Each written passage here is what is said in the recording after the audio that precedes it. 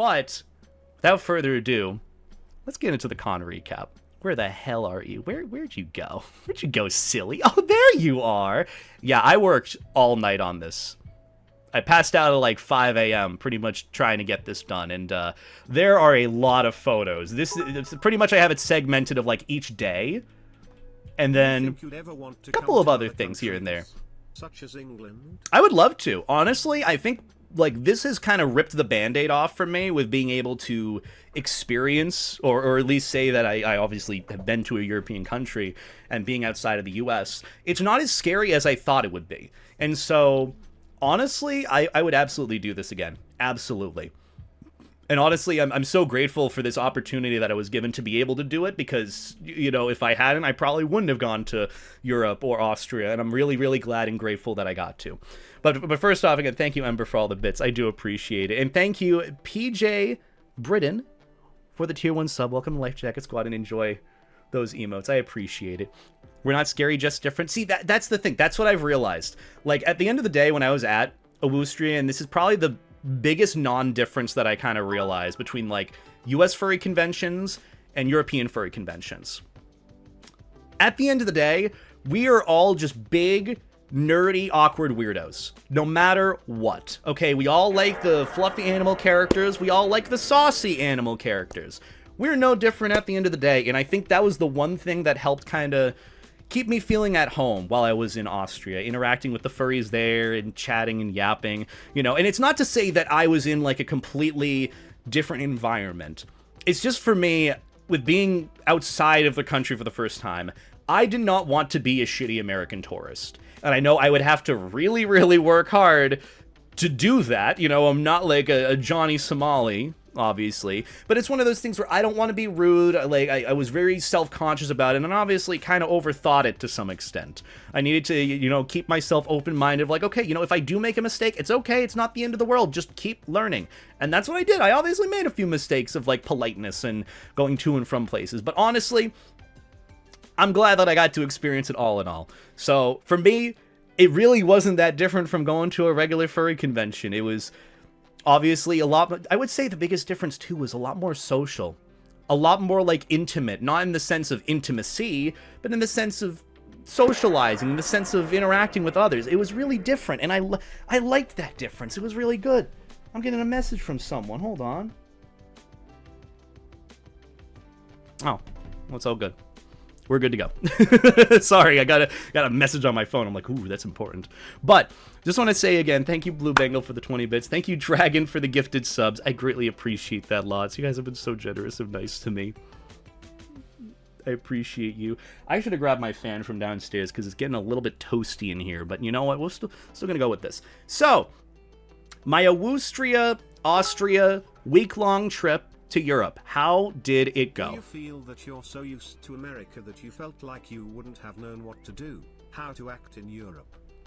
Kinda. I mean, specifically, I just know, like, at the end of the day, just, like, act like myself, act like a person. Obviously, just don't be too rambunctious, because it's very evident, you know, from what I've been told and what I could tell, that you could tell who's an American and who isn't. So, like, it's one of those where, you know, for me, that was the big worry going into it. But at the end of the day, it really wasn't that different. It really wasn't that different. And what I really needed to just keep doing, which was very much something that I practiced, was to ask for help if I'm unsure, or ask for assistance, or ask someone if I need directions, or I need to go somewhere, or if I want food, or if I want a seat. You know, just ask how it is. Nothing wrong with asking. That's what I've learned too. And if it's so much of an annoyance, then oh well, you know. But at least keep trying, keep being open to making mistakes. Obviously, depending on the mistake. But it's one of those things where I just kind of practiced that once I got into the rhythm of it, and it was so easy going on from there. And I think genuinely, I enjoyed every little experience I had to the fullest. I really used my time, my week of time in Europe, to the fullest. So, Awoostria 2025, guest of honor experience, let alone my first time being in Europe for a whole week in Austria. How did it go?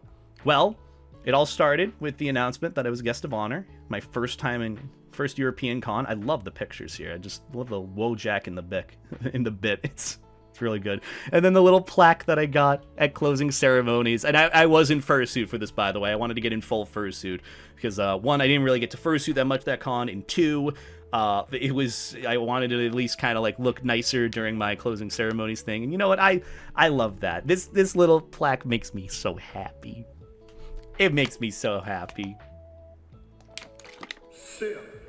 But how did it go? So, for my trip, basically the first 2 days, so a little TLDR on what my travel situation was. I left my home around like Sunday afternoon or so. Sunday at noon to 1 p.m. for my flight to Austria, which I had a layover in Switzerland in Zurich, and then I would have like an hour and a half flight layover into Austria. So I would be leaving Sunday, and I would get there Monday morning. So pretty much I had a whole day of travel going into starting Monday by going around Austria and seeing all the sights with Vex. So pretty much I would have to sleep through a whole day worth of travel, jet-lagged nonetheless, and continue on with the day, which, I'm going to be honest, I don't think I got much jet lag. I think I still did just fine at the end of the day. So keep that in mind. Going into from Sunday to Monday, it was all travel, but Monday was hit the ground running and keep going. So yeah. Also, Phil, this will be uploaded to YouTube. Pretty much how YouTube live streams work is it's archived on the channel. So this whole live stream should be available on my channel, so you should be able to watch the VOD. So don't worry about missing it. And same thing, if it's not available on YouTube, it'll obviously be available on Twitch. And I'll hopefully do, if it isn't available on here on live stream, I'll do like a stream recap, edit down portion of this stream for a video. But yeah, point being, blessed be. Anyways. Also, make beta thick again. I mean, I wouldn't be opposed to 50 chicken nuggets, okay? It would result in a tummy ache, but, yeah, you know, I wouldn't be opposed, just saying. But this should all be available later, so don't worry, it's on YouTube, so there's that. But going into Awoostria, my whole first day was give or take travel. So it went from traveling all day, being on flights, going to all the different sites and locations that Vex took me to. I'm not gonna lie, it was really fun to be able to do that. And then some food at the end, and then I passed out so hard that evening. So, keep in mind, I technically didn't get jet lagged. Like, I obviously was feeling sleepy, but going into the rest of the day and week, I was told, like, oh, you're gonna be exhausted going into, like, Tuesday or Wednesday with going around the city. You're gonna want to take a nap, you're gonna be exhausted. I'm gonna be honest, I didn't feel jet lagged at all. Like, the only tiredness that I had was, like, at the end of the day, like a long day of traveling, walking, seeing all these things, eating all these foods and meeting people. Like, I was tired and wanted to go to bed, but not like I was fatigued through the day, if that makes sense. It was really weird, honestly, from that perspective. But honestly, I'll take it. If I can avoid jet lag to be able to enjoy the full experience of a day, I'll take what I can get. And also thank you, Neon, for the tier 1 sub. I greatly appreciate it. We get some life jackets and beta 8 hearts in the chat. I appreciate the support. Thank you so much. Thank you for the sub. But how I started my day, technically on Monday, because I stayed up all night, I decided, you know what? I'm going to fight the jet lag by staying up all night and maybe nap on the plane. I tried napping on the plane, and I think I might have passed out for like maybe some power naps here and there. But a lot of times I just heard in my ear the Kingdom Hearts series lore, because I listened to that video twice over on my flight to Switzerland, because I forgot to download videos and I did not have internet access on my flight. But I'm getting ahead of myself. How did it go? So Saturday, I spent the whole day pretty much working, getting things together, did my live stream, did my packing. So Sunday, early morning, going into the day, I think I'm in front of my mic. Yeah, let's stay in front of my mic so you guys can hear me just fine. I had decided to treat myself with some late night canes, you know, having that be my last meal before I left to Europe. Then I did my packing. Obviously, it's a little bit disheveled. I don't think Finn would be too happy with my packing job on it, but I did better for my fursuit. I started using my little space saver bags, which actually came in pretty handy. Poopy oopy de loopy. Fway! Hi, Fway. Thank you for the 27 months, Fway. We're doing our stream recap for, or con recap for Awoostria for my travel to Europe and Austria. I'm so excited. And I get to see you in VR tonight. I'm so excited. Could we get a shout out for Frey in the chat if we have any...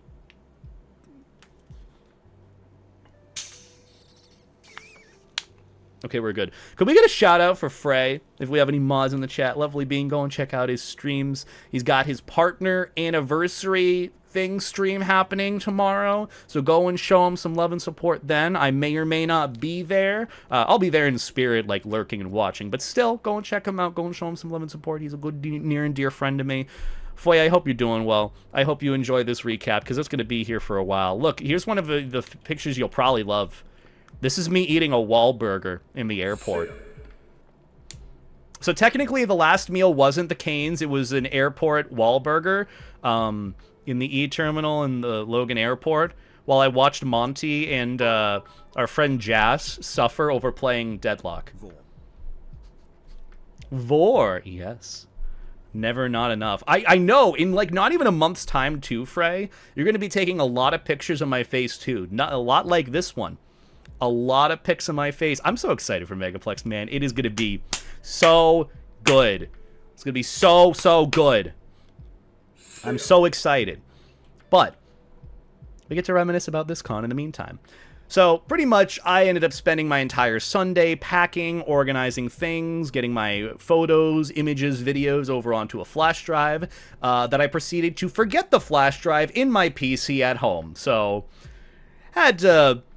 had to bank on using the internet and all my service data, my internet service through my phone, hotspot stuff to be able to get the stuff that I needed. But I ended up starting the day at around noon where my lovely friend Ryder drove me to the airport in Boston for my flight. There's me looking excited and energetic for the day.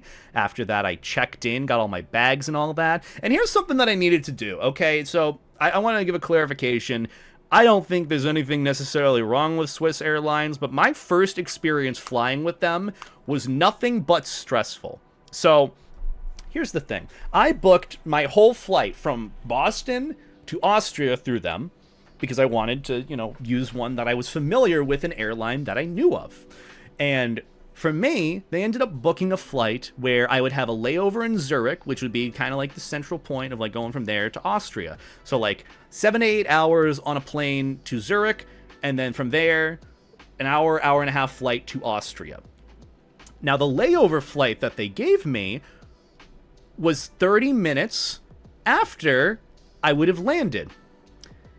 And that, for me, is not ample enough time to go through what would have been passport check, because, you know, I'm entering a new country, I'm going to get a passport check, going through the tram system, going through the airport to find my terminal and get on the flight before it leaves.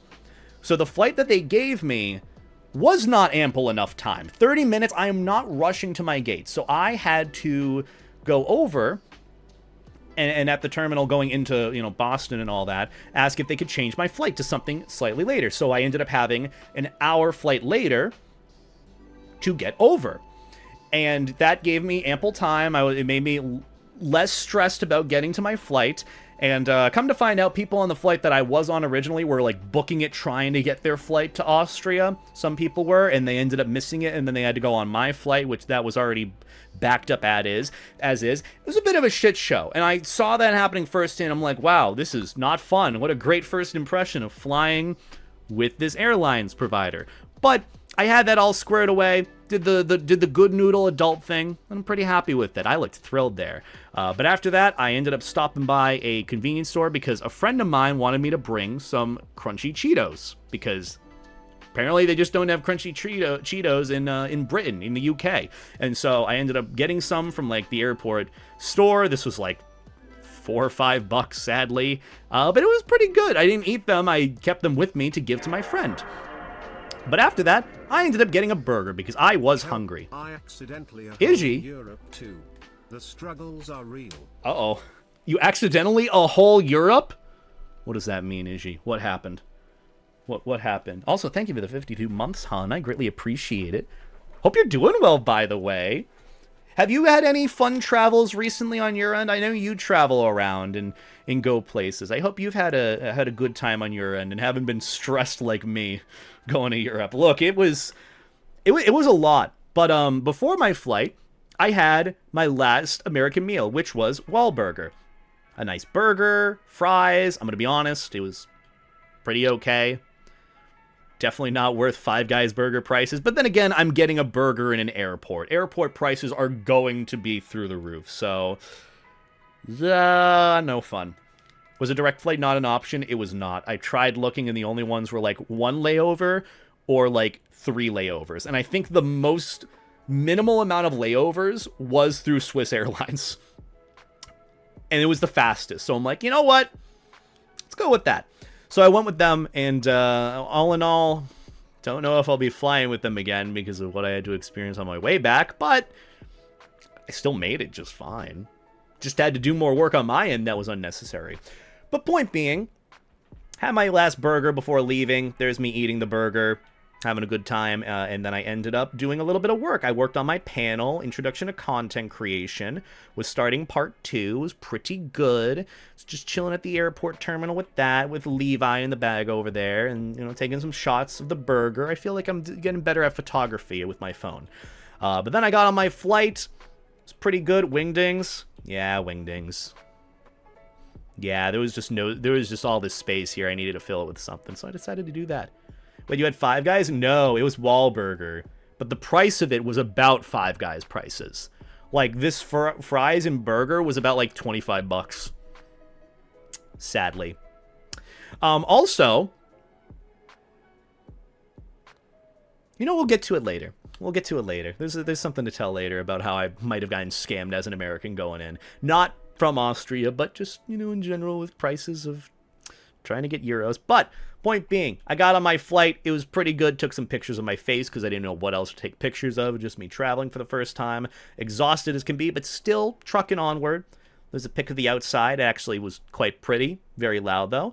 But they gave us in-flight meals, too. Was pretty happy about that. Got this, like, pasta with cheese. This coleslaw was ass. The bread was pretty okay, and I think that was cheesecake. The wine was pretty banging, too. It hit me like a truck, I will tell you that. And pretty much throughout this flight, since I had, give or take, 6 to 7 hours sitting in the spot that I was, I had to really figure out, like, okay, what am I going to do with my time? I could sit here and work this whole time with my legs cramped. I decided to throw on a Kingdom Hearts lore video twice over. So pretty much the entire story of Kingdom Hearts up until Kingdom Hearts 3, which is about like a 3 to 3.5 hour long video. Played that over twice just so I was very prepared for Kingdom Hearts in general. Not that I'm playing it immediately or anything like that, but just something to listen to while I'm in the air. And the main thing as well, I didn't have any internet. I tried connecting to the Wi-Fi on the plane, and it just would not work out. I could not get anything else, so I ended up listening to that, watching it, because it was the one downloaded video I had on YouTube on my phone at the time, and I fell asleep to that. I think I fell asleep. I think, keyword, because I would still hear it in my sleep. And usually when I'm out, I'm out. I don't really hear anything. So I might have had like power naps here and there. I might have had like a nap. I don't even know if I fell asleep or not. It all just kind of felt like I was going a little crazy being on that airplane. But I did it. I listened through Kingdom Hearts lore twice over. This is when I was landing in Switzerland, in Zurich. Great first impression of Europe with it being gray and rainy, but you know, that's another thing. There's me in the airport. Keep in mind, the airport to me kind of looked a little prison-like. The best way to describe what the inside of Zurich Airport looked like, have you guys ever seen the House on Haunted Hill sci-fi remake? You know, the one with all the flashy lights here and there? Which is actually pretty okay. I thought it was pretty good. I enjoyed it. Yeah, the airport looked like the inside of that house. With all, like, the asphalt high ceilings and then like the bright fluorescent lights. Yeah, it kind of reminded me of that, between like an insane asylum, hospital, prison. Yeah, it was surreal vibes to have when you hadn't slept at that point. So yeah, that was interesting. But I got a matcha latte. It was just okay. And I took a couple of photos outside. Like, look at how beautiful the landscape was outside of the airport. It was kind of nice. I liked it. But after that, had my flight to Austria. Ended up actually sleeping entirely on that flight there, which was like an hour or so. And then I landed outside. They just had us walk off the plane from there, which was actually really cool. I'm not used to that because most of the time you just kind of walk into like a little gate that goes into the terminals. Pretty nice. But I took a photo of that, and I was vibing. Latte? Pret is kinda mid. Is that a Pret latte? Wait, it is mid? Okay, I saw a bunch of people drinking from that. I thought that was kind of like the staple brand coffee to go to. Yeah, it was a Pret latte. Okay. I didn't know it was mid. I didn't know where else to go. So, yeah. It exists. Man, I really did make the worst choices when I was traveling. You're going to see that later, too. When it comes to, like, going to any sort of, like, airport food cafe thing, I made the worst fucking choices. I went to Pret thinking it was good. It was just okay. I went to another place before I was about to fly out to get, like, a sandwich. It was just okay. And then my friend went to, my friend went to this, like, one famous, chef's, like, restaurant that was in the airport. And it was, like, $20 at most for all this food. And all the food was awesome compared to mine. I felt ripped off. I felt ripped off. But, you know, despite that, it's airport travel food, okay? But yeah, flew there from Austrian Airlines. I finally arrived. I landed to my gate check. Saw this going around in the little bag pickup terminal. Latella, which apparently is some sort of like mango smoothie, milky drink thing. It actually sounded pretty good. Never tried it, but Vex told me about it and it seemed pretty neat. Austria in general is expensive, but I'm so happy for your adventure in Europe. Oh, I appreciate that, Balto. Hope you're doing well on your end. I'm just going over the whole trip and adventures. And honestly, we're only just getting started, because it's only, what, the Monday? Officially Monday as soon as I land, like 9 a.m. or so. I land, Vex picks me up, I give him a big hug, we take the bags to the car, and he hands me a Red Bull, and I'm ready to go. And little did I know that day, Vex had pretty much plans for us to go all over the place until the evening, where I'd finally be able to, like, head back, relax, and, like, basically pass out. Like, it got to the point where I think we got back at, like, 8 p.m., so we were out for give or take 12 hours during the day. Whether it was getting food or going and sightseeing, seeing all the locations. Vex took me around. He was an amazing host, by the way. Shout out again to Vex Wooski. Absolute sweetheart. I miss his face so much. Which you'll get to see his face soon, and he has a lovely face. Let me tell you that. But I was so exhausted as soon as I landed, but I'm like, you know what? No, we're not going back to sleep. We're not going to conk out. I am going to enjoy this day. Because keep in mind, there were only so many days before the con where I was in Europe just free to explore. And Vex was there as my lovely host and wanted to take me around places. Of course I'm going to do it. I'm going to power through it. Even if I did not have any sleep on that flight or beforehand, even if I was running off of 5 hours of sleep in a dream after 23 plus hours, I'm still going to do it. I'm still absolutely going to do it. And also, yes, that too, Pen. I don't think I could sleep on airplanes. I think it's just because I'm sitting up like this. I just can't do it. I need to be laying fully horizontally back. So next time I fly on an extended flight, I'm gonna save up for like first class or business class. Okay, I want that experience. But I got that experience. I powered through it, and I'm glad that I did because I got to see all sorts of lovely things. This was us driving around where he was taking me to this Roman architectural museum, which was basically like an outdoor Roman Empire city before Roman Empire fell. All like the resurrected buildings, bathhouses. It was basically like a big outdoor museum, and it was really cool. But we were on our way there, and I got to see all the different sites. I got to see the landscape. Honestly, you don't really get this in the US, at least near me. It was really nice to see that. And Vex told me, he's like, oh really? That's kind of like one of the least savory sights. And I'm like, no, this is great. I get to see land here. This is pretty cool. But we were driving along and it was just snapping some pics throughout. I really liked how you get like these little clusters of like houses, homes, and like shops and whatnot versus like open land. It was really nice to see like a big difference between that and the US. So that was really cool. There's me running off of like maybe a nap and a dream. Look at me go. And then like a few more pictures. I got to see the wind turbines. I ranted about how I had to calculate how those spun as part of one of my junior year projects in college for my mechanical engineering degree. And that wasn't fun. That was annoying. So whenever I see a turbine, I get a little bit of ick on the inside. Let me tell you that. It's not fun to that extent. But, you know, I got to see the landscapes. And honestly, it was pretty nice. It's pretty nice to see. You're going to get to see plenty of that throughout. But now, after travel, we get fully on to pretty much the sightseeing part. SMH, they turn with wind. They turn with wind. Yes, they do, but there is some force that goes into it to generate electricity, and that is a whole process to calculate entirely. Let me tell you that. No fun. And they're a lot bigger than you imagine. Let me tell you that in videos, and let me tell you, in the Teletubbies, they don't give it to you clear cut. You know, you just think, oh, that's just a random fan in the middle of the field. No, they're much bigger. Let me tell you that. I said that like 5 times. But for the first stop of sightseeing, we went to Rumerstadt, Carnuntum.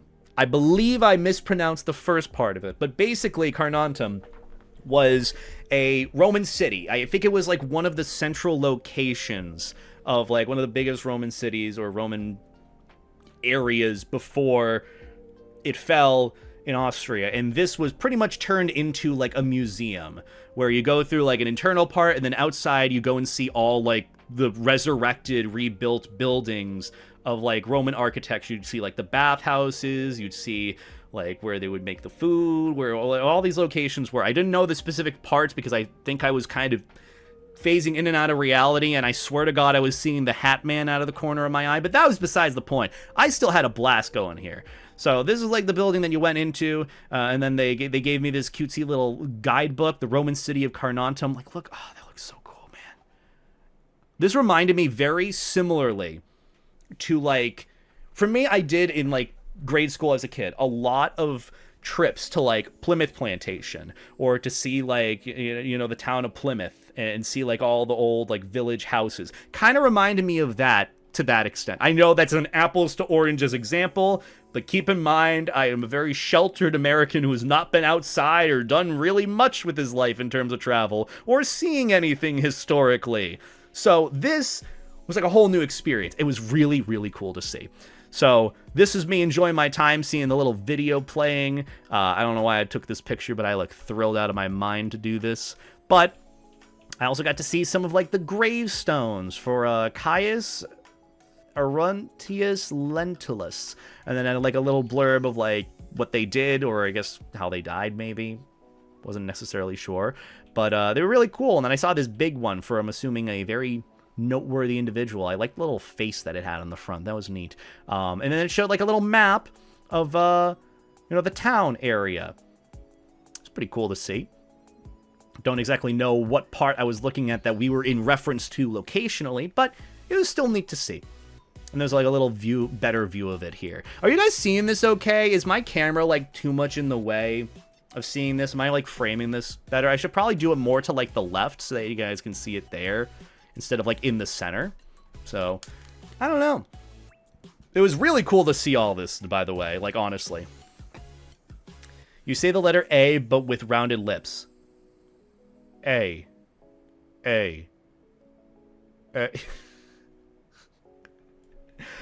I gotta, you know what, maybe I'll just use Google Translate to help me listen to it and hear it again. Because I will say, people were impressed with me knowing how to pronounce, like, Bluhai. They were like, whoa, Beta, you know how to pronounce that? Yeah, because I did a whole stream where I repeated it back, like, 20 times for 30 minutes. Slightly blocking, but you're okay? Okay, you know, I'll still link this whole thing somewhere where you guys can watch it, too. Say A with fish lips.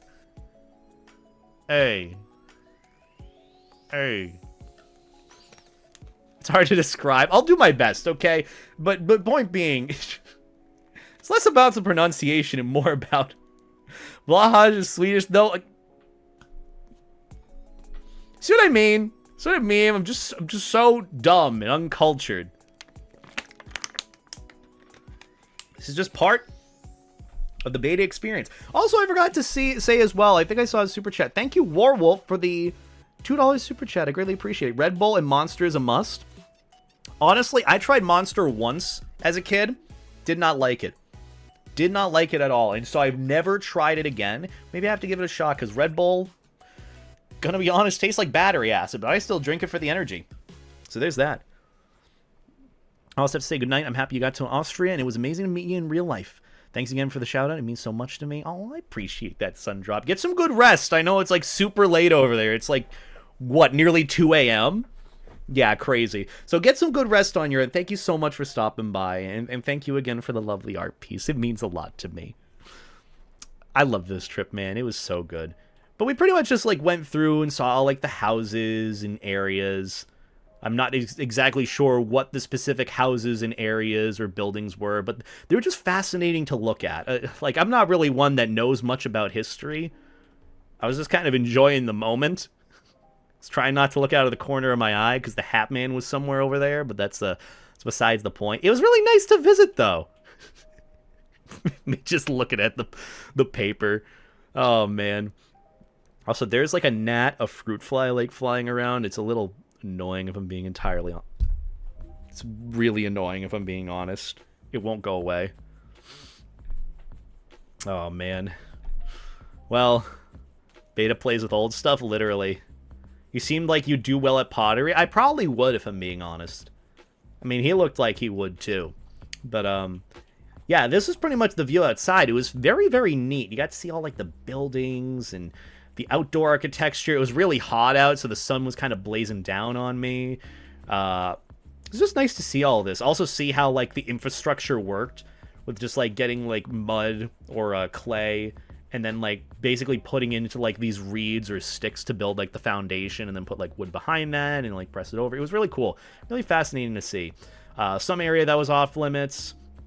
I know it was very beautiful. It was very pretty. I also took a very lovely pic. Or these are the pics. A couple of the pics at the bottom here, the bottom section of what I have up here are the pictures that Vex or other folks took for me throughout the con. Ones that I didn't take myself that are much, much, much better quality, I will say. So yeah, shout out to Vex for taking these lovely photos of me. Very, very spitting image of Beta there.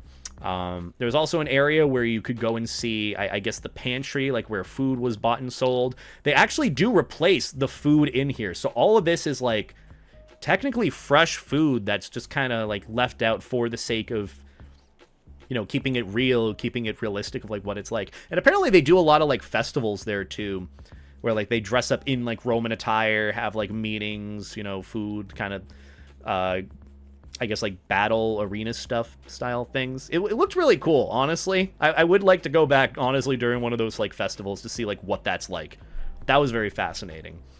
But yeah, just kind of seeing all like the different rooms. I believe this is how you made like flour or grain stuff. Yeah, you can tell history was my forte in school.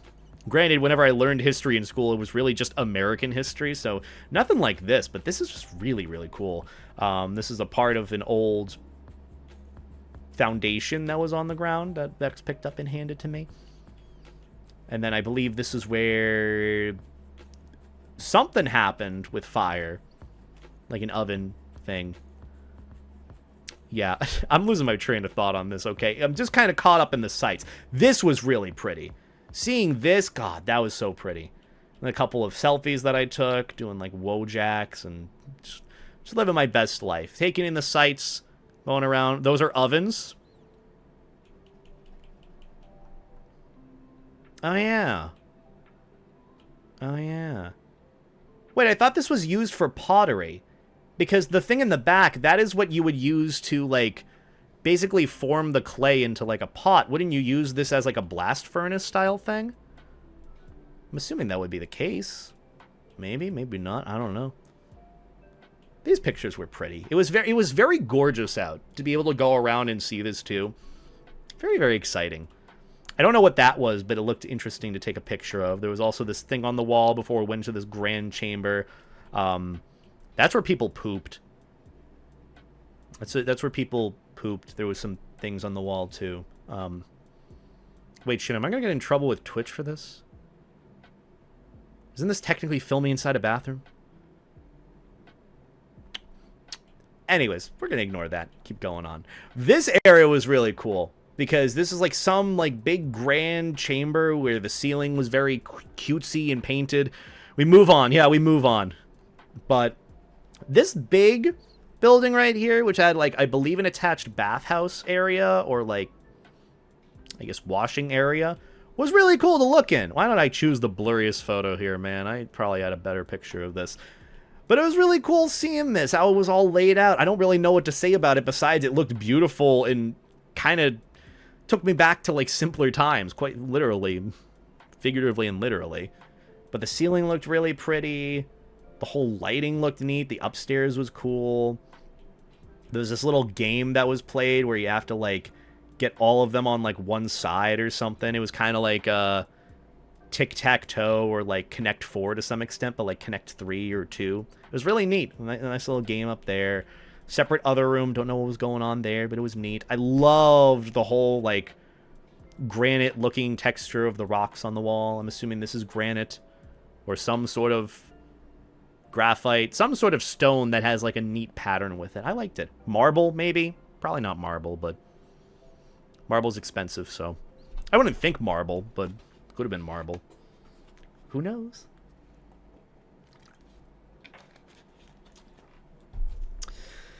But after that, random statue in the room. I really liked this like little bathhouse area. It gave off kind of like liminal backrooms vibes. But even then, it just looked really, really pretty with like the fish on the wall.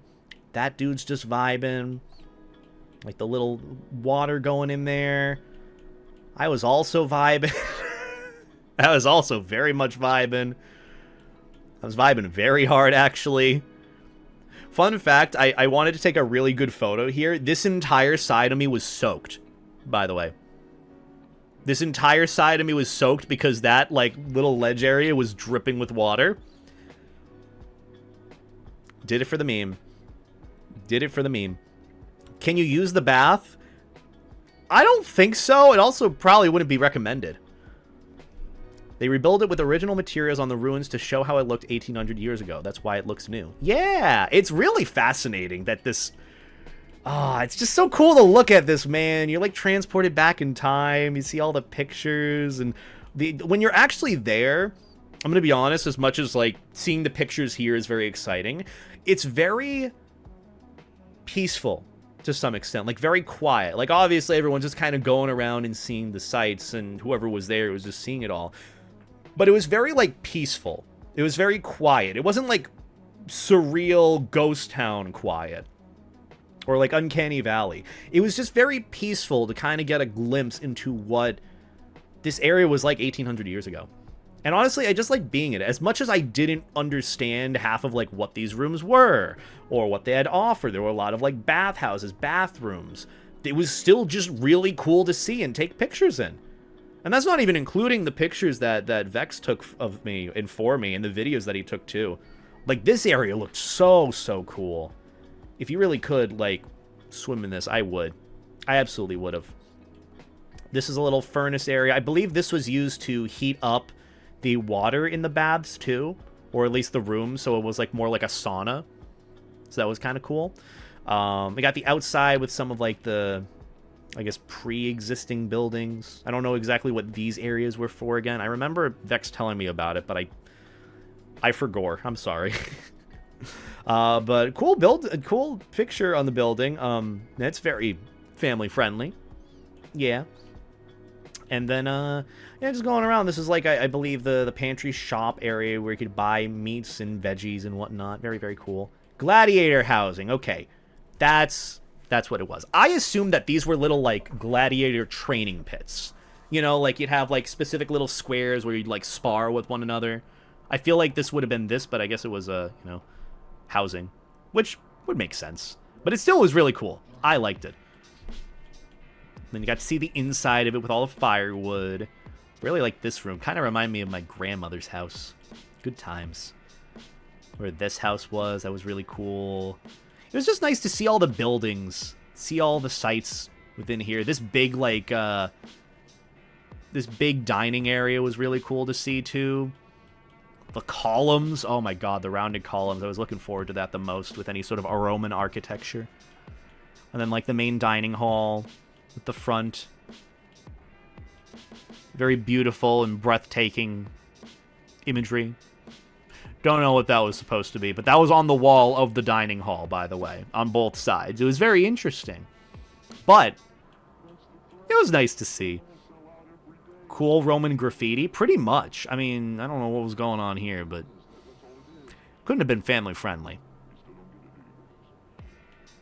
It depicts, I believe, the Romans winning versus someone not winning, or appears to be not winning. But regardless, it was just nice going around this old Roman city. And then after that, which that's pretty much it for the pictures here, I was taken a little bit up the road to, I believe this place was called the Death Gate. I don't remember what the name of this was, but there was some shorthand that Vex told me. It was just like these arches over here that you could take pictures in front of. It was really neat. I brought the boy. He looks happy. And then I got this lovely picture with Vex. Look at how cute he is. Oh, he's such a sweetie. Yeah, we got this nice pic together under the little arches. It was really, really nice. I loved this. I loved this. And then you could see the fields in the back. It was very nice. Also, hi, Amel. I loved my time outside the country. Heathen gates. Well, I mean, most of the time, heathenry would result in death. Sometimes, maybe. Don't quote me on that. I don't know. But, so, you know, technically, Death Gate, Heathen Gate, what's the difference? What are you talking about? I had it as Heathen Gate this whole time. Had it as this whole time. I knew that. I knew that. Come on, what do you take me for?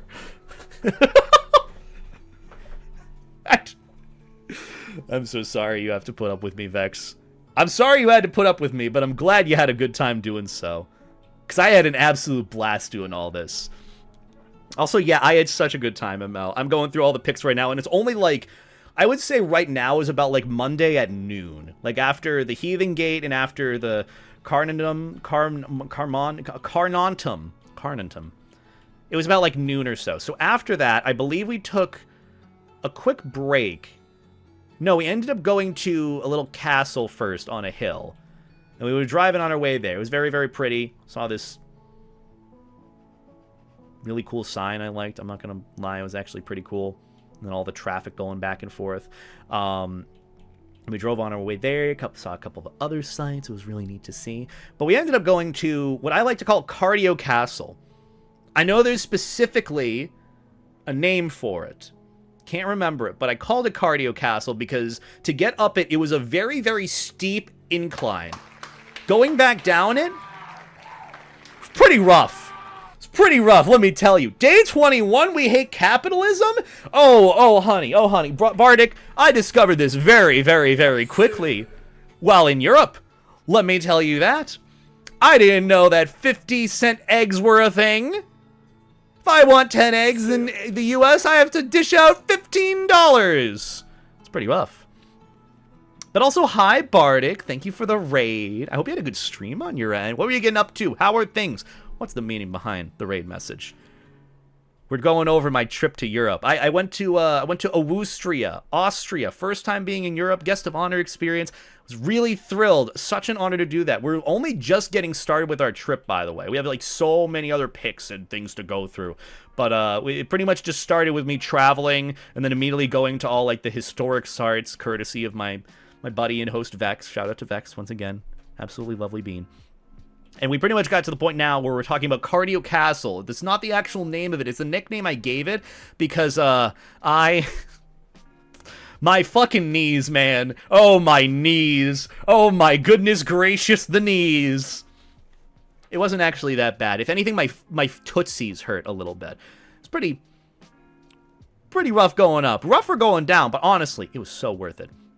Good, just tired. Had a minty break today, so took it easy and ranting about online safety laws and capitalism like any chill streamer does. Oh, yeah. I can imagine how much it's affecting you. I hope you're doing well, Bardic. Look, I know things are really looking bleak and dystopian for the internet. Let me tell you, we're next up, but I want you to know I'll drink to that. In all seriousness, I hope you're doing well. I hope you're doing well. I hope things get better, and with whatever I can do on my end to help, you know you can reach out to me. You're good soup. Can we get a shout out for Bardic if we haven't already? I believe we did in chat. I can't remember if we did or not, but please, big shout out to Bardic. Go and show him some love and support. Such a lovely bean. Love this stuff. I hope you had a good stream, and I hope you're able to relax a little bit on stream at the end of the day, okay? And I hope you have an amazing weekend on your end. You deserve it, my friend. I'm going to be definitely doing that as well. I need a good weekend to relax after all the travels and everything. If you guys know Bardic, go show them some love and support.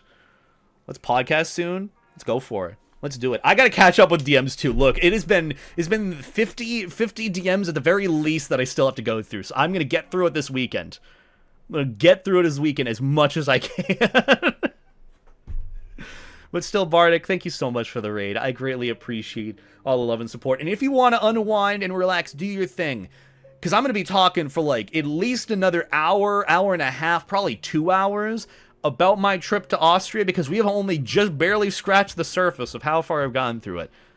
So far, gone through a couple of things. Now we're on Cardio Castle. I believe Vex had a name for it that he said just barely earlier. Let me see the message again. The castle is called Heinberg, by the way. So this is Heinberg Castle. And let me tell you, it's not the actual name of... Heinberg Castle is the actual name of it. Cardio Castle is not the name. That's the one that I kind of made up on the spot when putting together this presentation, because we had to go up a steep incline to get up to the castle. And let me tell you, it was absolutely worth it. The view and pictures, oh my goodness gracious. This, it might not look that daring. Going down it was harder than going up. It took a little, like, you know, I'm so used to doing like an incline whenever I'm going up on the treadmill at the gym, by the way. Pretty easy and straightforward. But, oh my goodness gracious. It was a tiring experience going down. You had to like swerve back and forth because you would keep getting momentum, and you had to basically like stop yourself from moving forward when going down this hill. Like, it got to the point where I was sliding in my shoes and the tips of my toes were like bracing me forward, and it was burning my feet more than it was or should have. So it was painful going down. Going up, it was just more cardio than anything. Get up there, it's definitely worth it. Going down is like a scary experience. You have to do the swerving experience going down. But when you get up, you get the most gorgeous view. This was like halfway up, by the way. This was halfway up. This wasn't even at the top, towards the castle. This was so gorgeous. It was so pretty up here. This is one of the moments where I realized, okay, if I'm going anywhere from now on, I'm bringing my fursuit with me for pics, because it was so beautiful. I regretted not bringing my fursuit with me up. And you know damn sure I did not go down to go up again to get that fursuit. Were you going slow? We were going slow both ways, but we had to take our time. We had to take our time. This is me on my way up, exhausted as can be. This was the view at the top. It was like this picture doesn't even do it credit.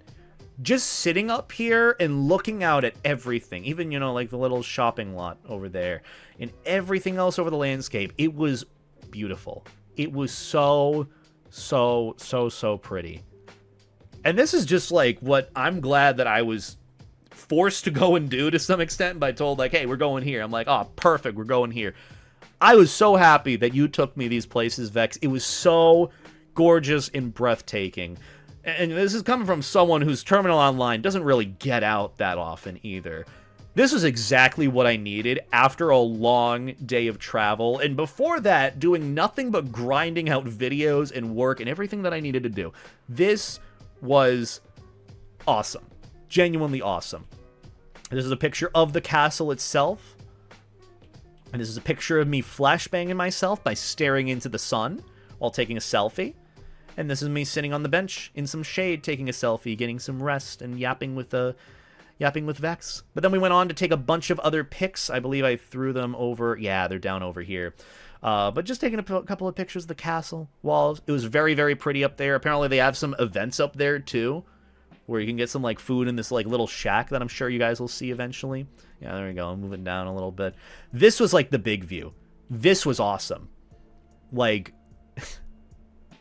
again, explaining it and taking a picture of it doesn't do it justice. You just have to be there. This was at the top of the castle walls, by the way.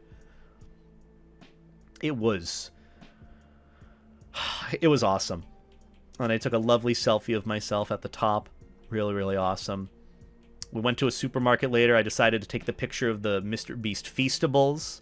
Not that I got them at all. Not that I would remotely want them at all. But I took a picture of them just to throw in the middle of this presentation. Not for any particular reason, just to have it here. But I took a selfie, and then I took a selfie with Vex. Look at it, it's Vex. Oh, he's so handsome. He's so cool. He's in the Always Tired Club like me. I loved his shirt. Oh, what a vibe. Vex, I miss that face of yours so bad. You're such a sweetie. Thank you for taking this lovely pic with me. Look at how happy he is to be there. I'm so happy to be there. He's happy to be there. I love this. Then I just took some more pics of like the, I guess, little history bits here and there. The worst of all the pics, not true. Chocolonely is so fucking good. Chocolonely is so... What is chocolonely? That's the first time I've heard of any of this. Now I'm curious. But Vex, I'm telling you right now, that was not the worst of all pics. I'm telling you right now, that was not. I did look for the best pics I could. There were some other ones where I'm like, he would not want me to show this one or put this one just because of like a random still frame of you blinking. We did take some good pics though, I'll tell you that. I was really happy with them. But we continued to explore throughout the other side of the castle with like the open yard. This is where they would have some like food occasionally too. But it was just, oh, it was so pretty. And you could see when you went to the other side, you got to see the other side of the view. So you got to see like the castle area here when you went out onto the bench. This is pretty much what you saw. Like, dude, this is so gorgeous. Oh my God.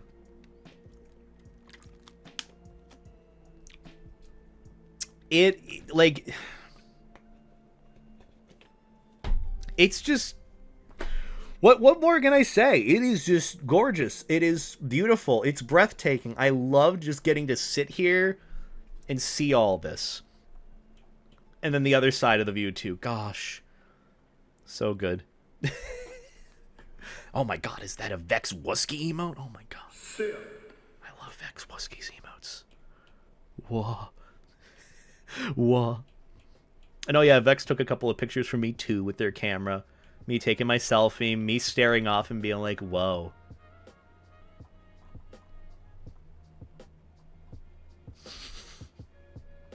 Don't worry about that. Don't worry about me. And then some like little info tidbit. Huh. I like the pictures that it shows. That was pretty cool. But yeah, took a couple more selfies under like the different areas above the cliffside of the mountain or the hill. Hill? Yeah, hill. Or the castle area. And it was really nice. This is like one of the nicer pictures that I took. And then the other side of the castle showing like a blown out view of it. It's a lot bigger than you would think too. But then after that, took a couple of pictures on the way back down. And then eventually we took a break to get a snack. I went to this, what is a grocery store called Bila, which is a chain out there. I'm not going to lie. It's pretty good. I ended up getting this like little energy drink with like, I think it was pomegranate and like cherries or strawberries. And it was like, the first thing is when I was about to take a sip of it, I was expecting, and this is the big thing that I recognized about a lot of drinks and a lot of things that you'd expect to be super sweet. It wasn't as sweet as you would think it would be. Especially in the US, if you saw anything that had like pomegranate on, you'd expect like a mouthful of sugar. I'm gonna be honest, it wasn't really that like super sweet. It actually tasted more like the juices and flavors from the fruit. Grape and archi, it was disgusting. What do you mean it was disgusting? It was really good. I'm gonna be honest, it was completely different from what I was expecting. Like if I got like vitamin water in the US, it would be so like sugary and sweet tasting, as much as it probably isn't naturally. It was just one of those where I'm like, oh, this is gonna be a mouthful of sugar. When I had that energy drink with the vitamin whatever water in it, it was actually really good. It didn't taste overly sugary. It tasted exactly what I would expect it to, like pomegranate or like grape, and are kind of like, oh, this tastes good. It tasted good to me. So you know what? At least, think about it that way. I made a good choice on my end. Might have been not good in perspective there, but you know. I mean, hey, look at the pictures that I took on the road back. I can't remember where we went next. I think we were on our way to another... Oh, yes. So, after our little pit stop at the grocery store, just for some, like, snacks. I got some good snacks. It was pretty yummy. After that, we ended up going to the next name location called Schloss Hoff. The Schloss Hoff Palace, which is, I'm not exactly sure what it was used for, but it was a very, very big and gorgeous palace. Like, if you thought the outdoor castles were breathtaking, all the paintings and murals and landscape at this palace, I think this was like the highlight of my day in terms of just seeing everything. It was beautiful. It was just downright beautiful. And also, I brought my fursuit with me and got some god tier pics. Oh my god. These are the selfies that I took too. They're pretty good. But the pictures that Vex took for me, even better. See, that was what I wish I got to do more of. I truthfully did not get to do much of that. Didn't get to do much of that at Awoostria. It was too busy. You know what? Next time. Next time. There's always an opportunity for next time. Ignore me. Ignore me. Don't pay attention to me. Don't pay attention to me. But ended up going to this palace area, and I'm gonna be honest, it was so fucking cool. It was so pretty, and I'm so glad I was taken to it. There's like the little courtyard area entering in. Going through the area, there's like a big landscape that you can go through. Took a couple of pics courtesy of Vex. There's Levi. I like this one. Look at how happy he is. Oh. And then in front of like the little fountain there too was nice. If you saw as well the YouTube short that I uploaded that day during my trip, I believe it was the Tuesday, or I think it was Wednesday. Yeah, Tuesday. This was the front of the palace that I ended up taking that little YouTube short, where Vex stuck his hand in my mouth and did the blah, blah, blah, blah thing with my fursuit. And that was pretty funny. Ended up uploading that YouTube short the day after. This was where I took it when I took it. In front of this gorgeous front palace area. Which I believe was where we went inside, where there was like all these different like paintings and room setups. It was so pretty. Okay, that's the next thing coming up too. You're gonna absolutely love the pics that I took after this. Also, thank you Ace and Use for the tier 1 sub. Welcome to Life Jacket Squad. Enjoy the emotes. Can we get some life jackets in the chat? I appreciate the support greatly. I hope you're doing well. We're going through our trip to Awoostria. It is so pretty. If you think the outside is pretty, just wait until we see the inside. But throughout, I ended up just taking a bunch of photos of the landscape in the area, this road area, selfie of me strangling you in fursuit, me carrying the dog. I ended up just carrying my IKEA bag with me for a lot of this when I was out and about.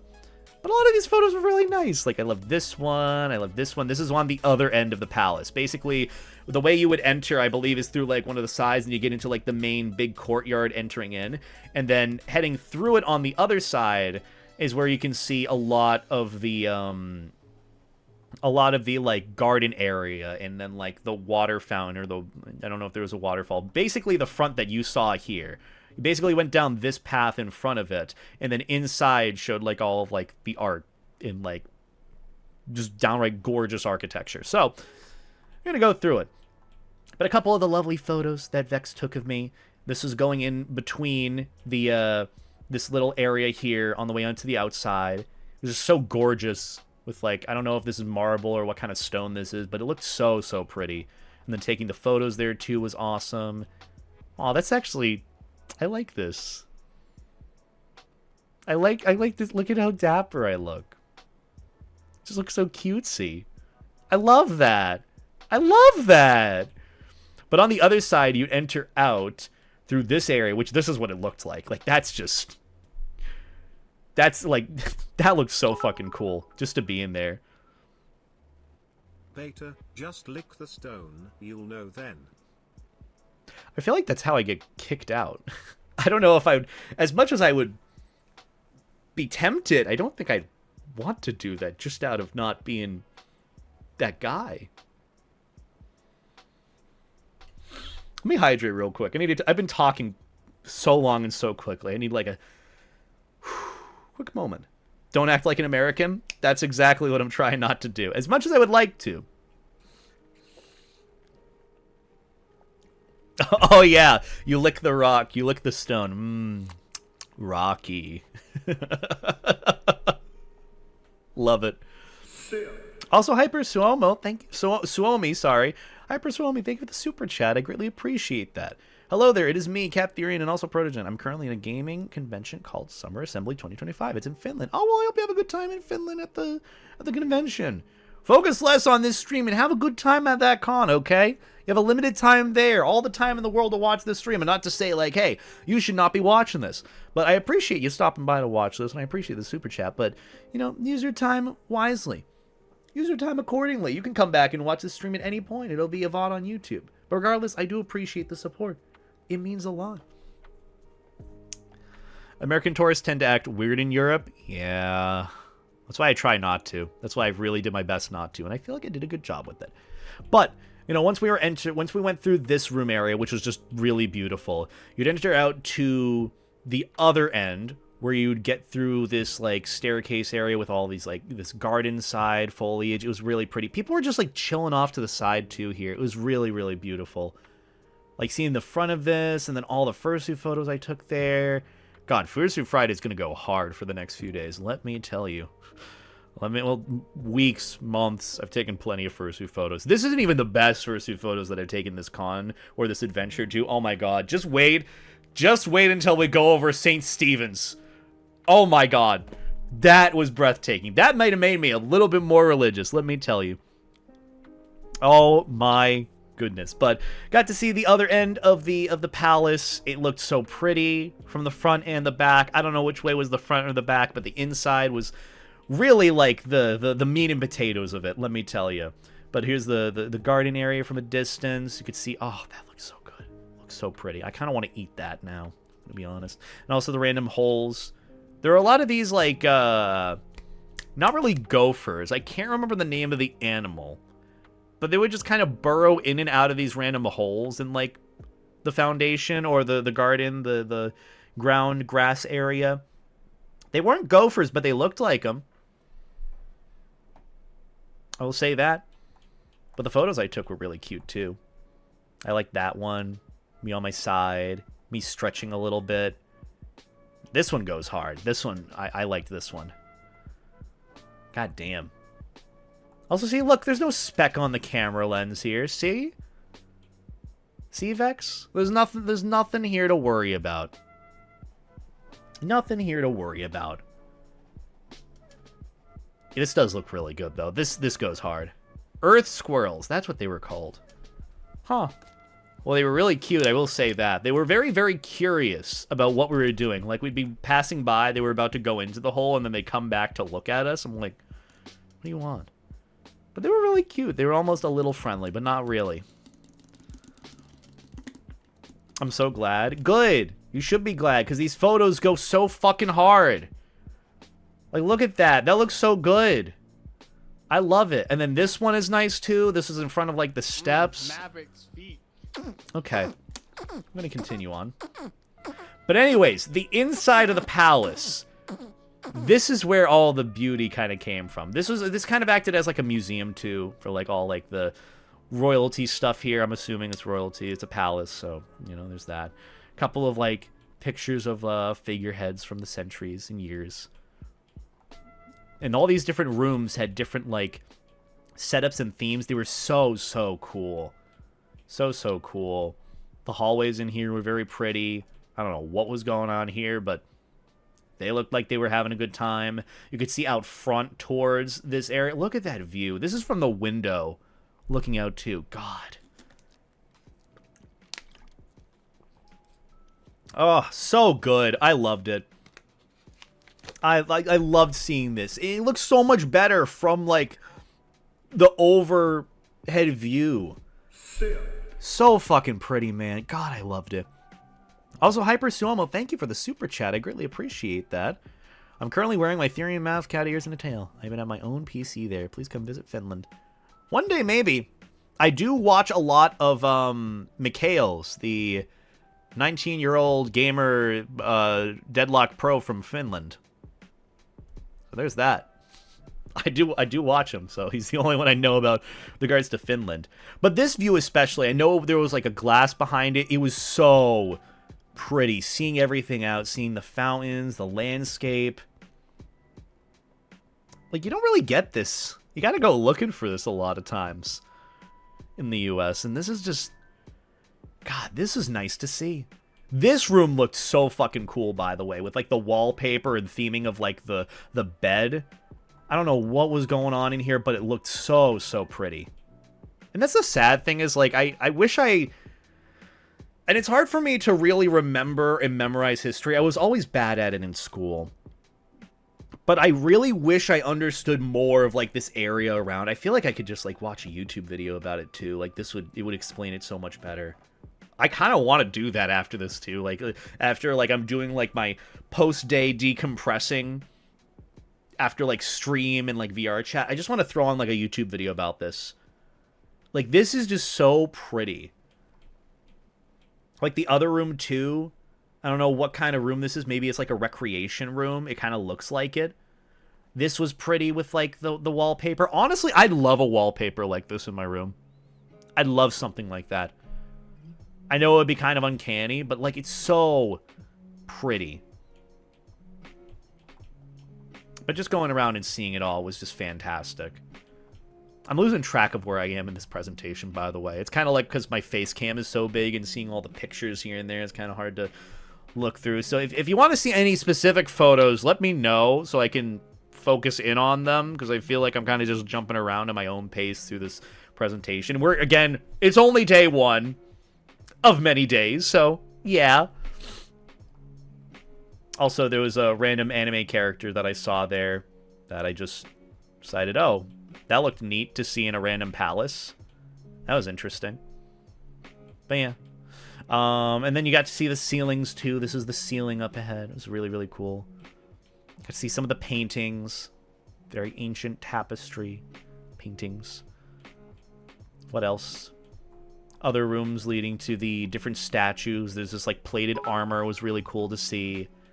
And then this statue was fascinating beyond belief. Before I start packing for a lap. Oh my god. I'd love to see a fursuiter in period accurate attire do a photo shoot there. Honestly, that would be pretty cool.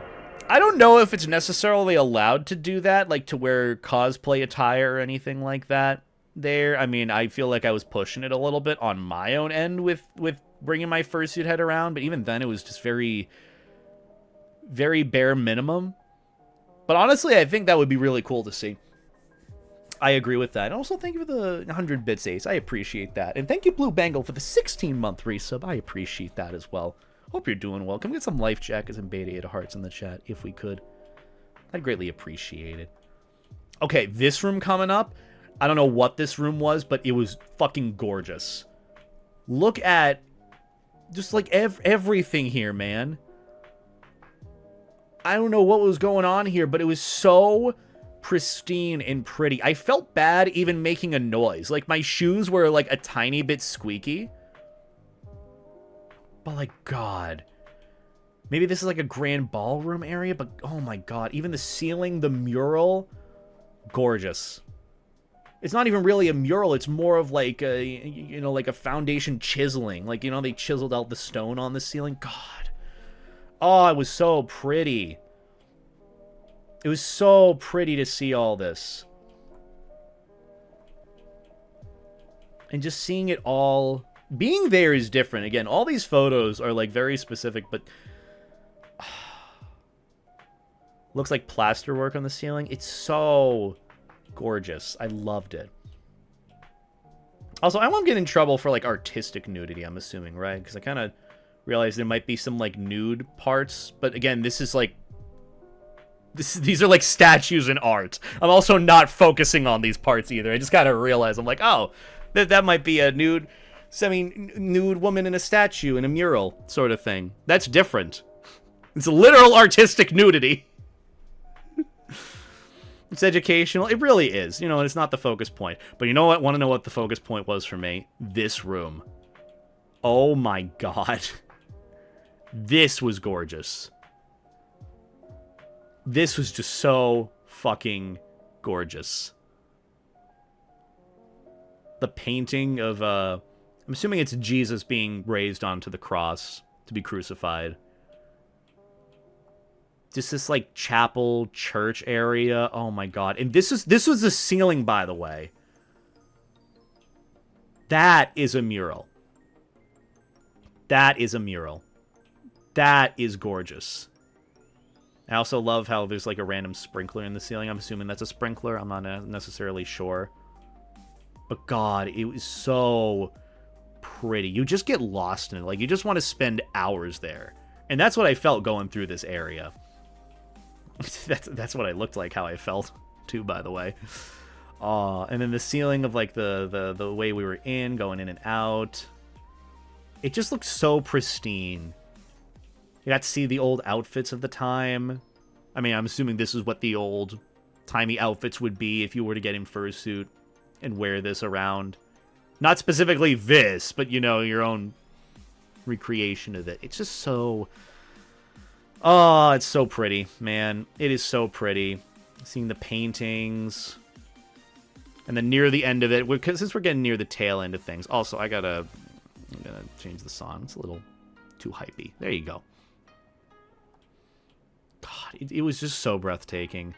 Then I saw this little fountain area before we were about to head out. I think this is the last leg of the trip on our journey. But God, it was so, so pretty.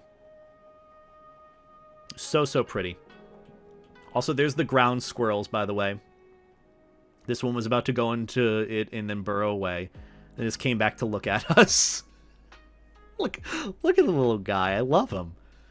He's so, like, pudgy. I love him. God, what an awesome trip this was, man. But after that, I finally went back. We went back to Vex's place. That's where I was staying with him for the few days before the con. Ended up getting this little onigiri.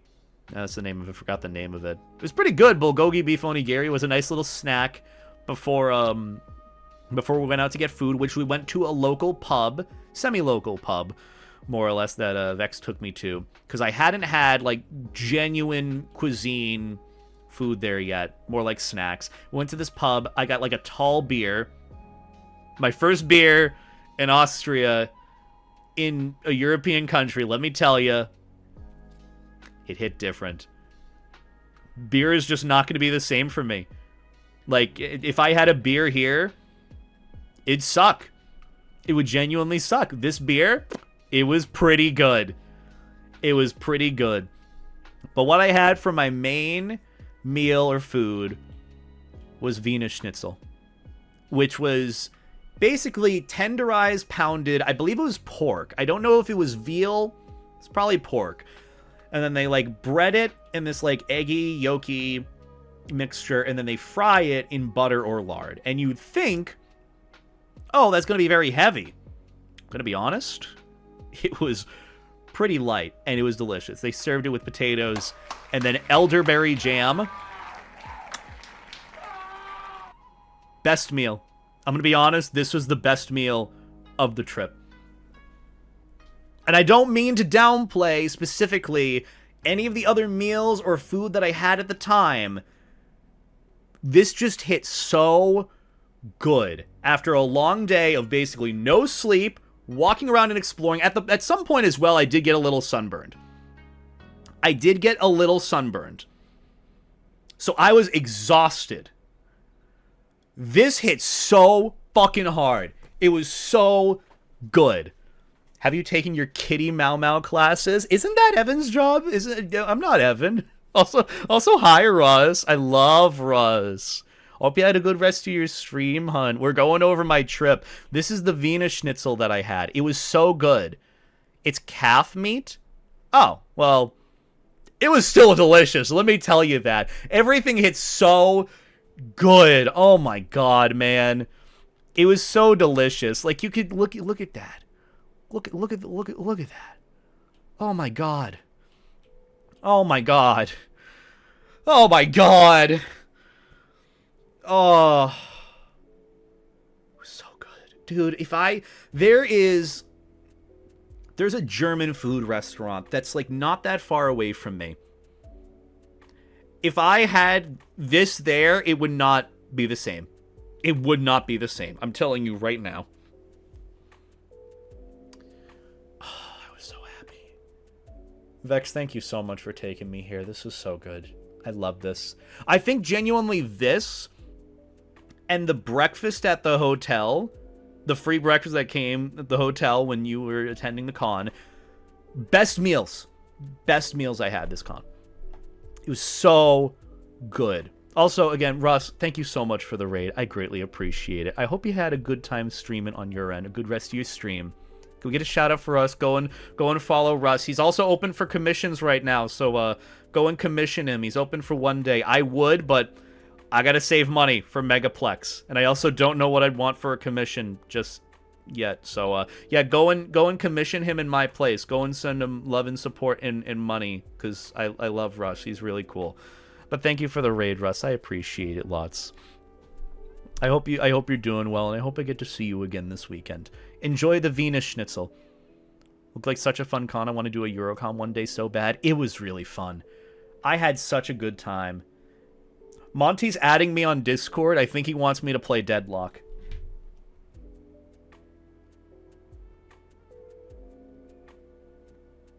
Why am I getting a notification that Monty joined a voice channel in his Discord server?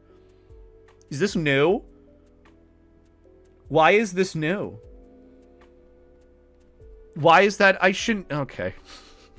I'm sure he's going to want me to play Deadlock now. But yes, Zero, this was a really, really fun con. And I will say, I think I hit, like, the perfect ratio of, like, exploration time, going around Austria and Vienna, and then going to the con and experiencing the con. It was just so fun, man. God, it was... This is so good. And then entering the restaurant, like, this is what it looked like, and then it just opened up into this, like, patio lounge area. God, it was so good, man. The food hit so hard. We ended up walking past, like, a park on the way back. This wouldn't exist in the U.S. because it'd be, like, a safety hazard or something.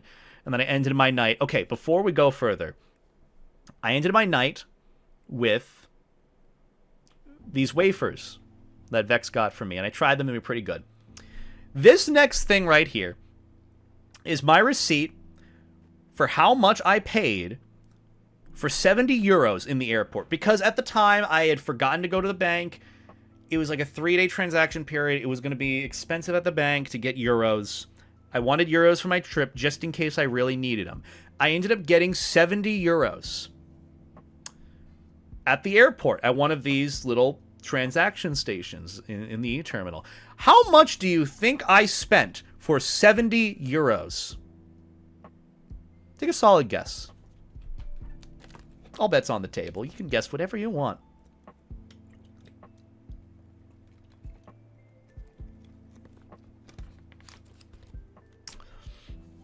$150, $85, $120, $196. You know, you guys are actually pretty spot on with it, to be honest. Paid $115 for 70 euros. I think the transaction of like 70 euros to US dollars, I think was around like 85, maybe 90 or so, probably 80, 83. Yeah, I got upcharged 30 fucking bucks for 70 euros. And you know what I realized? I probably didn't even need to make that transaction in the moment. I could have probably done a whole thing of, like, sending PayPal money and then, you know, friends there spotting me euros. Like, actual currency. And probably wouldn't have gotten paid out the ass for it. But you know what? Out of everything, I didn't get, like, tourist trap scammed throughout that con. If anything, I had a really good time. And I think at least once, you gotta have one time where it happens. Or you have some sort of moment where like, damn, I spent more on that than I probably should have. And I know that might be the case for everywhere you go, but this is the only time where it was very evident, very notable. Again, wasn't the worst in the world. Still ended up making use of the euros at the end of the day. Yeah, $34 fee. Crazy. Fucking bonkers. But, you know, at least to see that that was like my one and only big transaction that ended up being disproportionate. I feel like I was scammed to some extent. That one being one throughout the whole weekend or week, I'd say that that was pretty good. But that summarizes, after give or take an hour and a half, the first day of my trip in Austria. We move on to day 2, where I learned that eggs are 50 cents. Organic ones, too. I started my day waking up to pretty much a beautiful, like, outdoor breakfast that Vex treated me to. Woke up, so for the record, I went to bed at, like, 10 p.m., give or take. I passed out at 10 p.m. On the ride back home, or to Vex's place, it was about like an hour or so drive. I passed the fuck out in the car. I was like snoring full on. It was so funny. I felt really, really embarrassed. But Vex was chill about it. Again, amazing host. I really appreciate him. Went to bed at 10 p.m. Woke up at 8 a.m. Is this the face of a man who slept well? I was trying my absolute best, man. I was trying my absolute hardest. This is me waking up. I was so fucking dead to the world, but you know what? I continued on. Started my day with the most vibrant orange yolk eggs I've ever seen. Dude, I know they're eggs. I know eggs don't really change at the end of the day with how they taste. These hit different. It could be placebo, but I'm telling you, these hit different. They were so good. And this breakfast was like the highlight of my day so far. Let me tell you, it was so good. Vex, thank you again for the breakfast. He basically made a whole spread for me. Eggs with all these pastries. There's bread here. European bread, too. Oh, my God. All these, like, pastries. These had, like, poppy seeds in them. It's kind of like a cinnamon roll, but not a cinnamon roll. It fucked so hard. There's, like, orange juice. You had, like, slices of meat. Then you had that, and he made me iced coffee, too. Oh, my God, man. Oh, man, it was so good. And you know what the best part was? When I needed a glass of water, all I had to go over to was the sink, turn on the faucet, and I had some clear, filtered, delicious water. Didn't need to use a Brita filter, didn't need to use anything like that. Didn't need any of that. This is when I was realizing I was in another world, in a better world than where I currently live. But these eggs fucked so hard. They were so good. The juice was good. The rolls, oh my God, I wish I could have had more of them. I just had this one, but God, they were so good. That's what I treat my guests with. Vex, this is awesome. This was genuinely so good. This was like the best start to the day that I could have ever had. And I usually don't start my day off really well. I have like these egg bites that I make, which technically is, you know, still pretty good. And then like coffee. That's it. This was so good. It was so good. It was so good. Mixing like the bread with the eggs and the meat. Oh my. I'm not even over exaggerating it, okay? I really am not. It was just that good. It was just that good. I know it might not be special with eggs and meat and bread, but like, let me tell you, it just hits different. Maybe it was the jet lag. Maybe it was just because it's such a different quality and better quality than US, but God, it was good. And that poppy seed roll, oh, so good. So this is me eating it, by the way. I was doing the Mark Wiens bite, by the way, if you didn't know where he goes.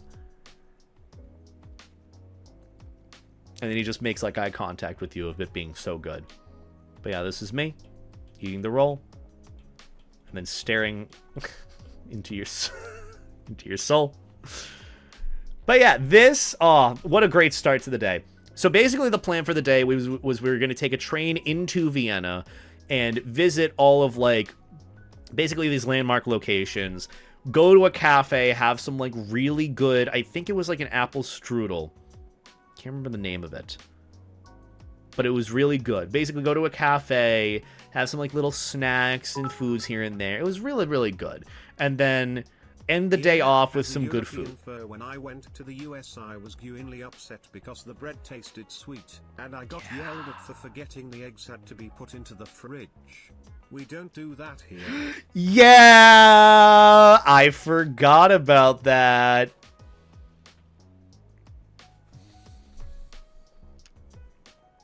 The eggs are that good, you don't need to refrigerate them. Yes, you need to put eggs in the fridge here. Okay? You need to refrigerate them. I get yelled at if I leave them out for more than 30 minutes because they'll go bad. And it's true. They will. You can just leave them out there.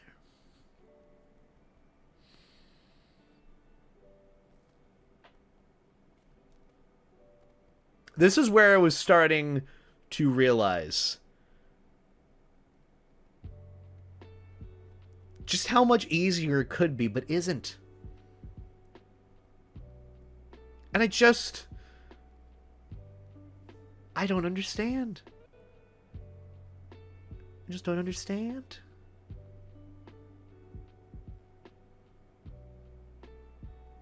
Just don't understand, man. I just don't get it.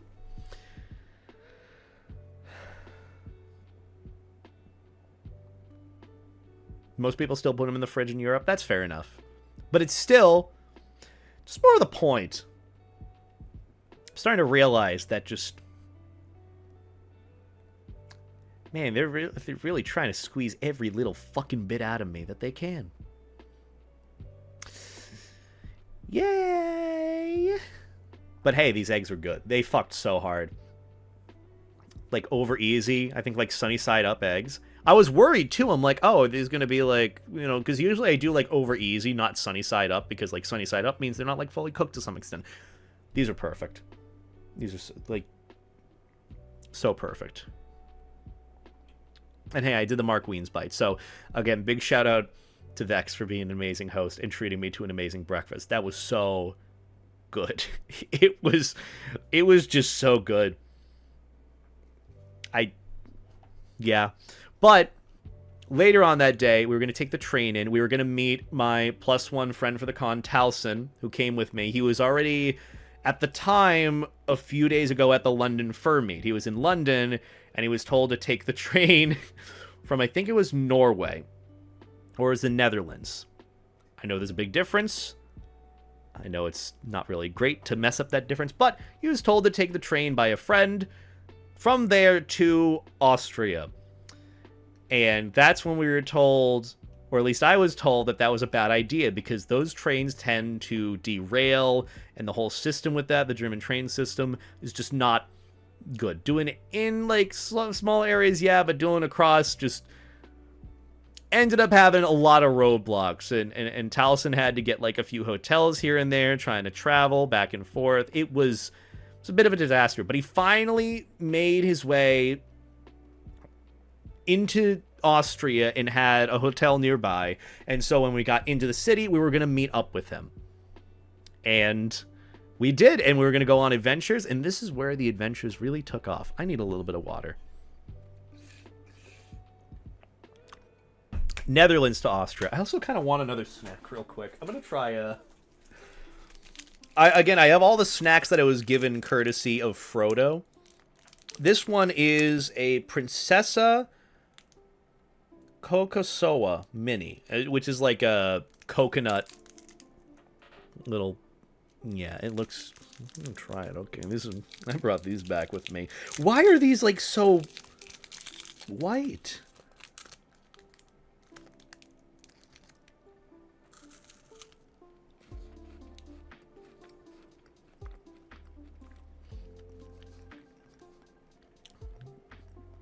Dude, that fucks. Oh, that's so good.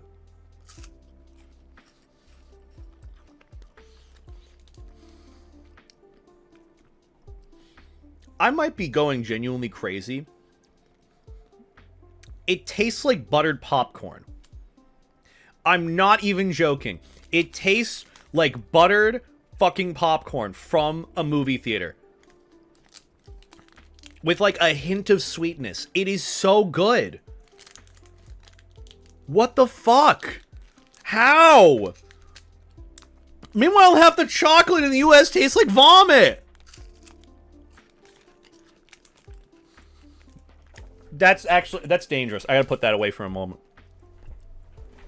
That literally tastes like buttered popcorn. Oh my god.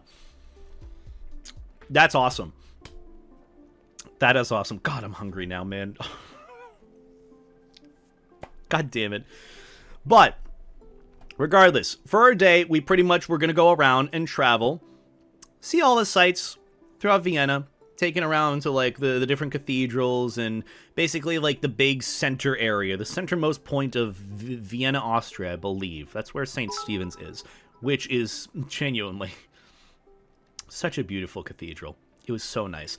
But we ended up taking the train in. It was very pretty, taking like this light train. I brought my fursuit with me.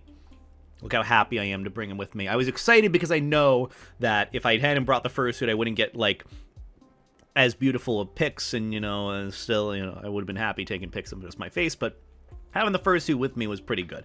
So I brought that around with me in a nice IKEA bag, could strap it to my back, pretty much good to go. There I am having the time of my life.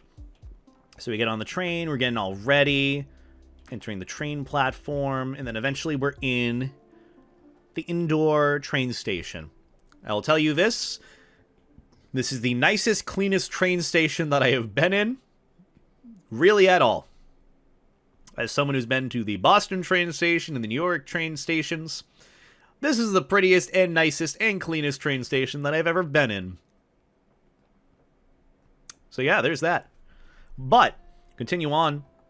I had to get a little sense of America real quick and got a Starbucks. I got a coffee. I was told that I paid out the ass for it. And because I got a water bottle or two from the Starbucks, even though I could have gotten it in another location for cheaper, supposedly. Again, probably made a bad decision with that, but I needed a water bottle because I realized I didn't have a refillable water bottle for any sort of water throughout my entire trip. And let me tell you, that one water bottle that I brought from Starbucks, I used that for like 5 days straight. It was the most go-to thing that I used for any sort of water source on me, to carry with me. So yeah, it was pretty useful. And that coffee, I'm going to be honest, was pretty okay. And here's me, looking in absolute awe at the sight to behold. St. Stephen's Cathedral, our first stop. This was probably the prettiest thing I had seen so far. And so far is the prettiest location that I have been to when sightseeing in Vienna. This was beautiful. And this is just the outside. Gothic Cathedral, St. Stephen's. Look at, like, everything here, man. Didn't this make you almost religious? A little bit. You know, here's the thing. I grew up with a little bit of religion experience through my youth, through childhood. I was like an altar server, went to some private Catholic schools, you know, and then eventually in time I became like agnostic. I'm more agnostic than anything, you know, scientific proof, you know, for God and all that. That's just realist for me, engineering basis, kind of makes sense. It's maybe a little bit religious, at least to pay respects, because it was gorgeous being in there. And on top of that, they were doing catacombs tours. So I got to tour the catacombs when going through St. Stephen's, which I was not allowed to take pictures or film in there. Even though I could have probably gotten away with it, I still didn't even test it at all. Just wanted to be respectful. I felt like, as is, taking pictures inside the cathedral was being a little bit disrespectful. Because, you know, it's supposed to be like a place of calm, of like religion. And, you know, I just don't want it to be like, I know it is a spectacle to some extent. I still didn't want to at least be disrespectful. So ended up seeing the outside of the cathedral. It was just gorgeous. Like, to say that it was pretty is an understatement. And this is just going around seeing it all. It was so, so gorgeous. That spire went so tall. Oh my god. And it zoomed out a little bit, and it's just casually all these, like, shops nearby. God. It was so good. And then I took a selfie of me going throughout.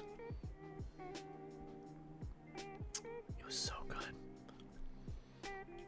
So good. And then me on the inside looking at it. I also did the funny thing where I put my bag, my little drawstring bag that had all my like wallet and like electronics and like charging cable in it. I put that bag on the front of me rather than on the back. And it was actually a pretty good smart move, especially going around in a city, just so I don't get like pickpocketed or get it stolen, because it's like plastered to my chest around my shoulder. And when going inside, this is what you saw. This is just so pretty, man. Look at all this. Like, come on. Come on. It looked so good. I was so happy to be there. This is what the ceiling looked like looking up. You can even see all, like, the additional architecture, the appendages, as I like to call them, of the area. The glass-stained windows. Looking around, it was so gorgeous. So, so gorgeous. Just see all like the statues and statuettes, the paintings. Like, I don't really know what to say or comment on about this, because I'm not one to comment on this when I am just as awestruck about all this in the first place. It's just so pretty. Everything was just so gorgeous. But when we did get inside and go around a little bit, I was just so awestruck. You could only go up to, like, a certain point, too. Like, after this, there was, like, a gated-off section where I think you could go around a little bit, around, like, the sides. You just couldn't enter in. But regardless, it was so, so pretty to just look at it, even from a distance. But that's because after this, we ended up doing the catacombs tour, which there was, like, a little tour group to the side where you could do, like, a tour of, like, the catacombs, like, the different... What are they? Like the coffins, the stone coffins, like the vases, or the urns of like the remains of some of the folks in Austria. It was just so pretty to go through. And it was very, obviously macabre, as it were, to go through the catacombs. And basically, to describe it, it's like there was a little bit of a description that the tour guide was leading us through, where like there were coffins to the left and right of us, obviously like barred off where we couldn't like touch it and go through. And it just kind of contained all like the different like bishops and holy figures of like the church there. And then you went further in, you'd see like the different urns, and the urns basically held like parts of the remains of like big figureheads, or like I guess big religious figures or royalty throughout Vienna. And I think, again, don't quote me on that, could be wrong about that, but what they ended up doing was they would divvy up the different body parts into different churches and areas. So like the urns held the organs, like the insides of people who had died, and they put it in like, I guess, formaldehyde or whatever alcohol concoction and put it in these urns. And when the urns would start to leak, they take those urns and put it in a bigger urn and hope that that one doesn't leak. It was really funny to see. And also, like, to some extent, in my opinion, with regards to, like, religion and all that, a bit hypocritical of, like, oh, yeah, you're supposed to be, like, kind of humble, but, like, oh, yeah, take my body and put it out to, like, different areas, like, this is where we celebrate death. And I'm like, I wouldn't care if you just, like, cremate me and throw me in the fire somewhere, It's just more of, like, I don't know, weird idea of, like, being humble and all that. But regardless, it was still really cool to go through those catacombs. We did see the room filled with bones, too. That was really neat to see. It was also very neat to see, like, the different lights on the wall, having, like, moss growing around the sides. That was very fascinating. And it was just very awe-inspiring, surreal to see just, like, the room of bones, to see all, like, the coffins that were originally stacked so high, and like, wooden coffins just all, like, kind of crumbled at the bottom and untouched. It was very, very fascinating to see. And definitely for being one of my first and only catacombs tour experiences, it was just unforgettable. It was so good. I wish I was able to take pictures, but again, they said don't take pictures. And as is, I felt a little weird with taking pictures here. But again, you know, it's a tourist area. And there's me and Taliesin taking a picture together. I was taking some selfies out front of the cathedral. And just kind of going through, and he joined me to take some pics with me as I was doing my thing. But after that, I ended up getting a few really good selfies and pictures in fursuit in front of the cathedral. This is a little bit blinding, but honestly goes a little bit hard. I took some really cutesy selfies. I love this one especially. Not only that, but because a guy who has like some very heavy Shane Gillis energy was looking at me, judging me, and you know what?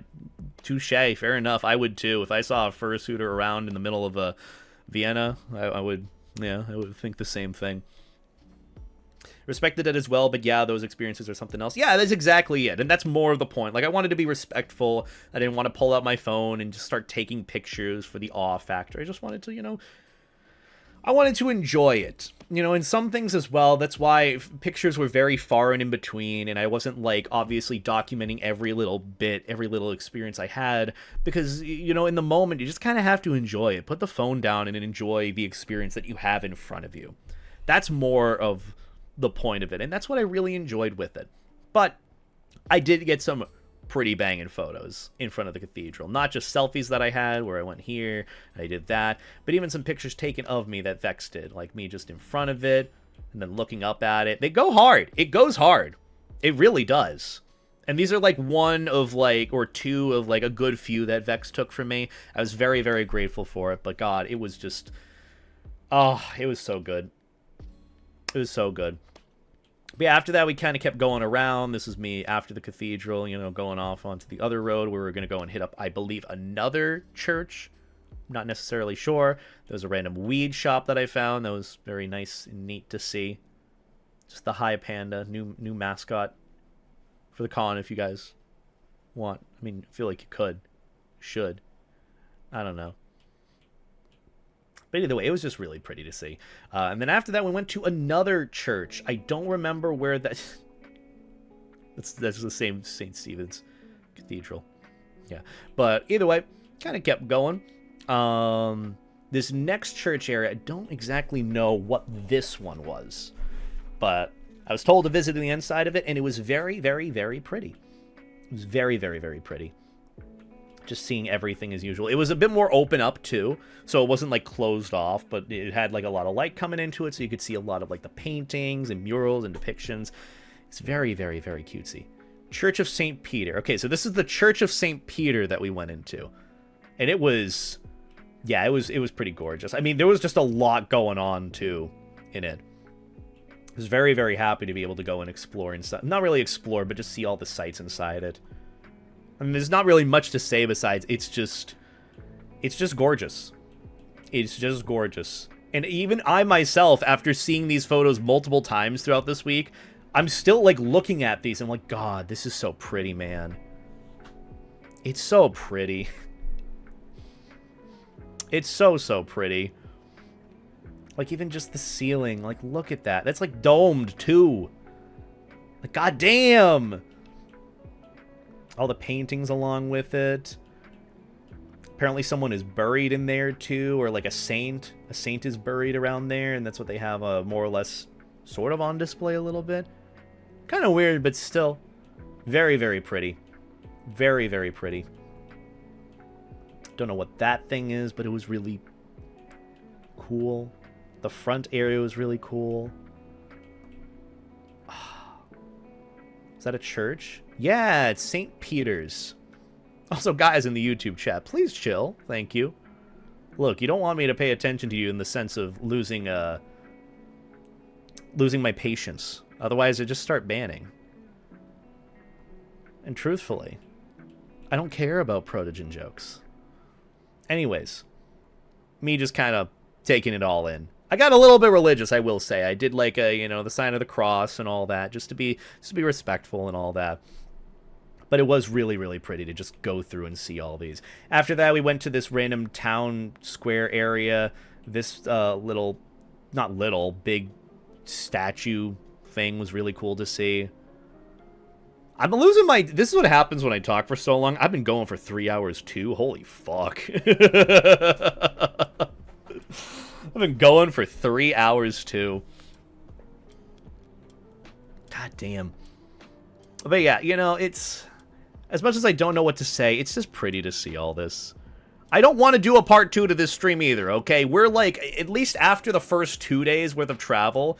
We're about more than halfway through, because a lot of these are just, like, the views and the sights to see.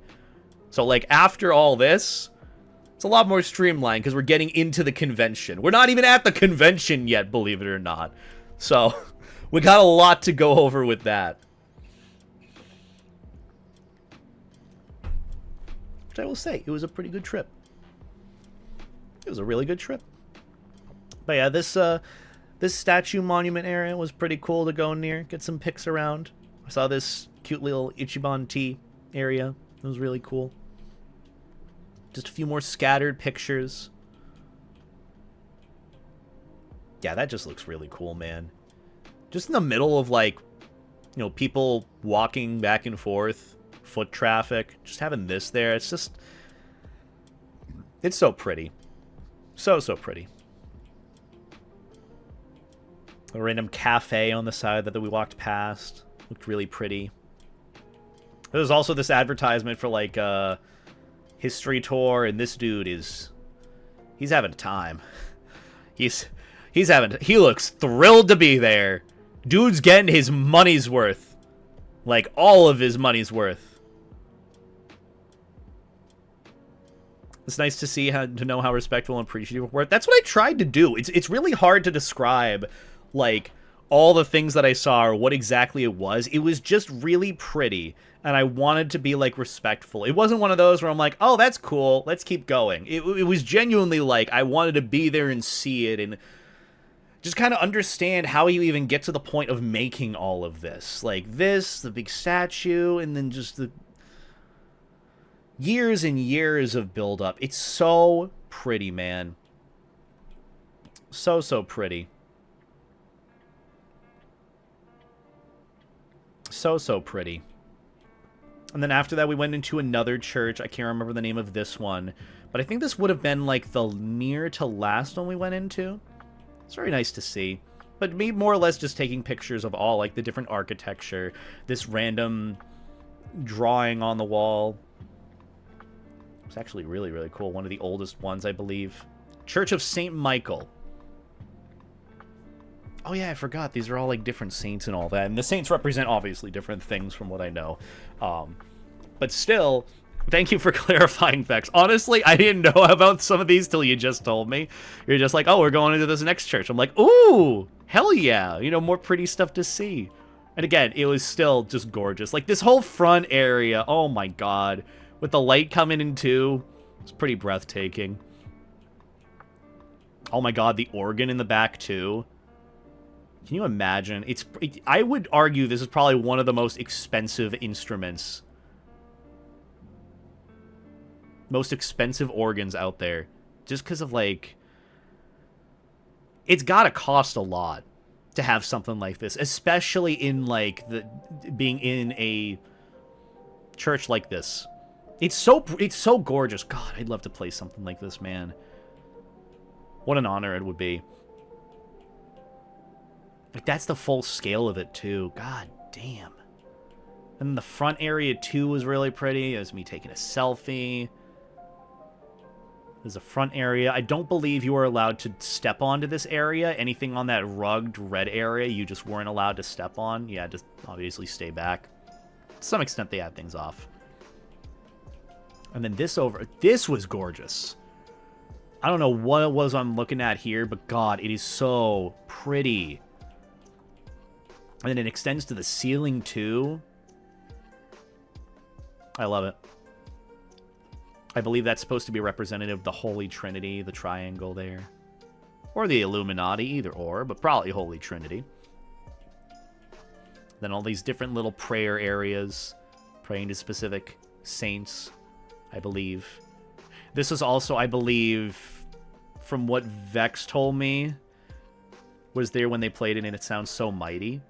Oh my god, I would love to be there to hear that. Maybe there's got to be some videos out there on YouTube I could listen to, but that also would not probably carry the magnitude of how it would be there.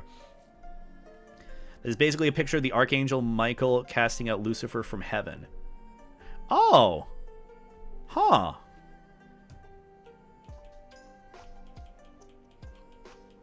Where was this?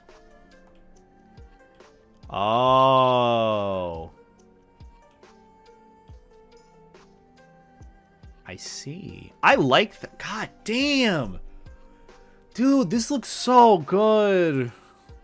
I'm so glad that I got to go here, man.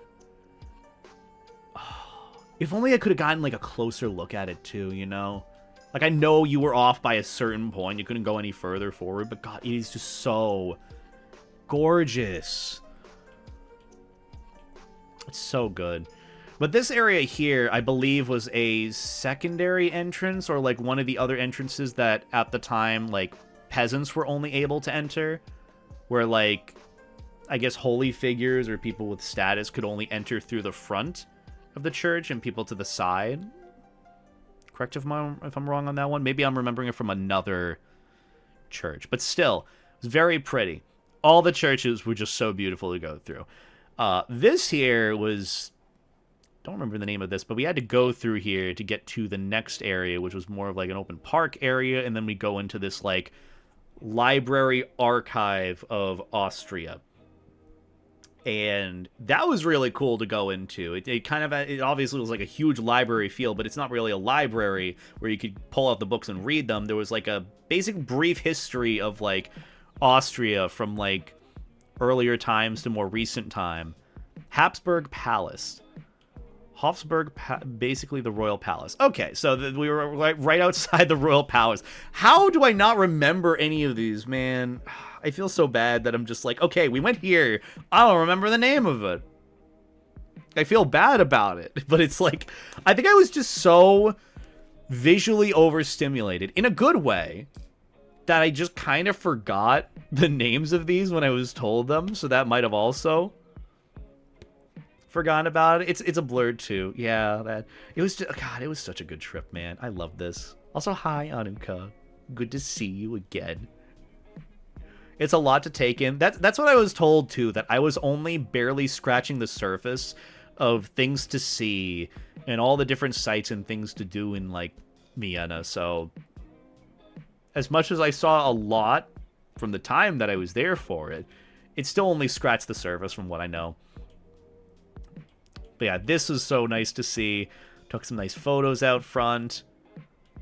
Casually just taking a selfie next to like this gorgeous statue next to me. Oh, it was so good. And then after that, just going into the Royal Palace and then just seeing this. That was gorgeous. And then this little statue over here. We ended up taking a little detour to this open area. And I got some cutesy fursuit photos in front of it. Nice, lovely selfie of me.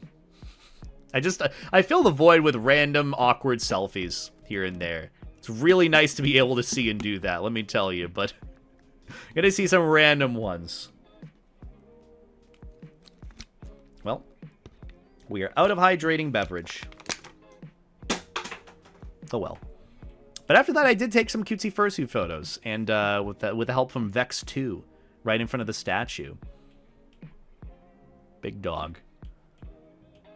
Big dog. Big statue. God, that's so cool, man. And then the pictures that Vex took from me. God, these are so good, man. This was so good. When I was sitting there, these pics look good. The only downside, though, is I got gum on my shirt from it.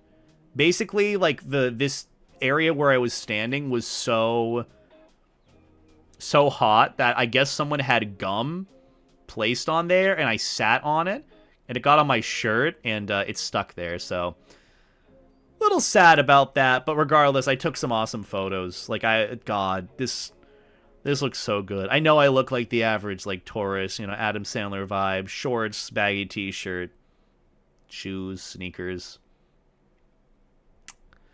Oh, it was so good. So good. But I love the pictures that I took. And the Labubu that we saw on the way there. I asked my sister if she wanted one. She's like, I already have like 5 of those. I'm like, okay. Moving on. And then after that, we went outside, I believe. I don't know if we went in here, if it was another building. Look, all this vacation was turning into a whole mesh of different things. I need to rest my jaw for a moment. It's getting a bit tight from talking so long for 3 hours on end.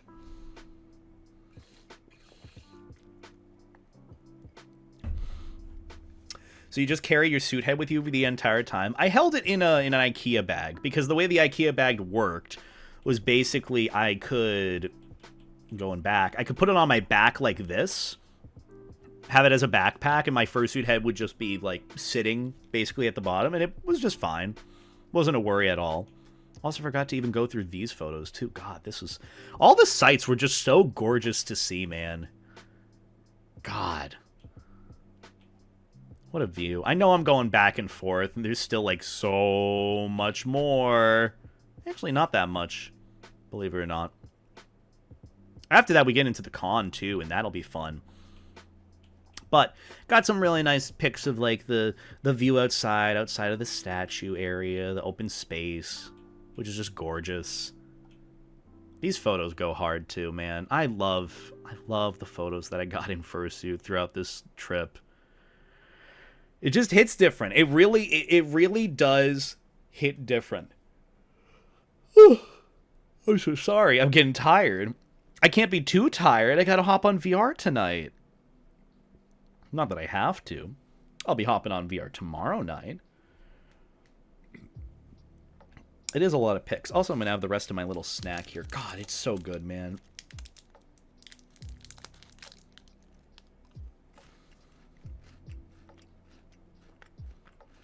You have to? Don't lie. I don't have to. I would be only getting on for Tink Tinks. Also, if I'm going this long for a stream, I'm probably going to be super exhausted come after stream.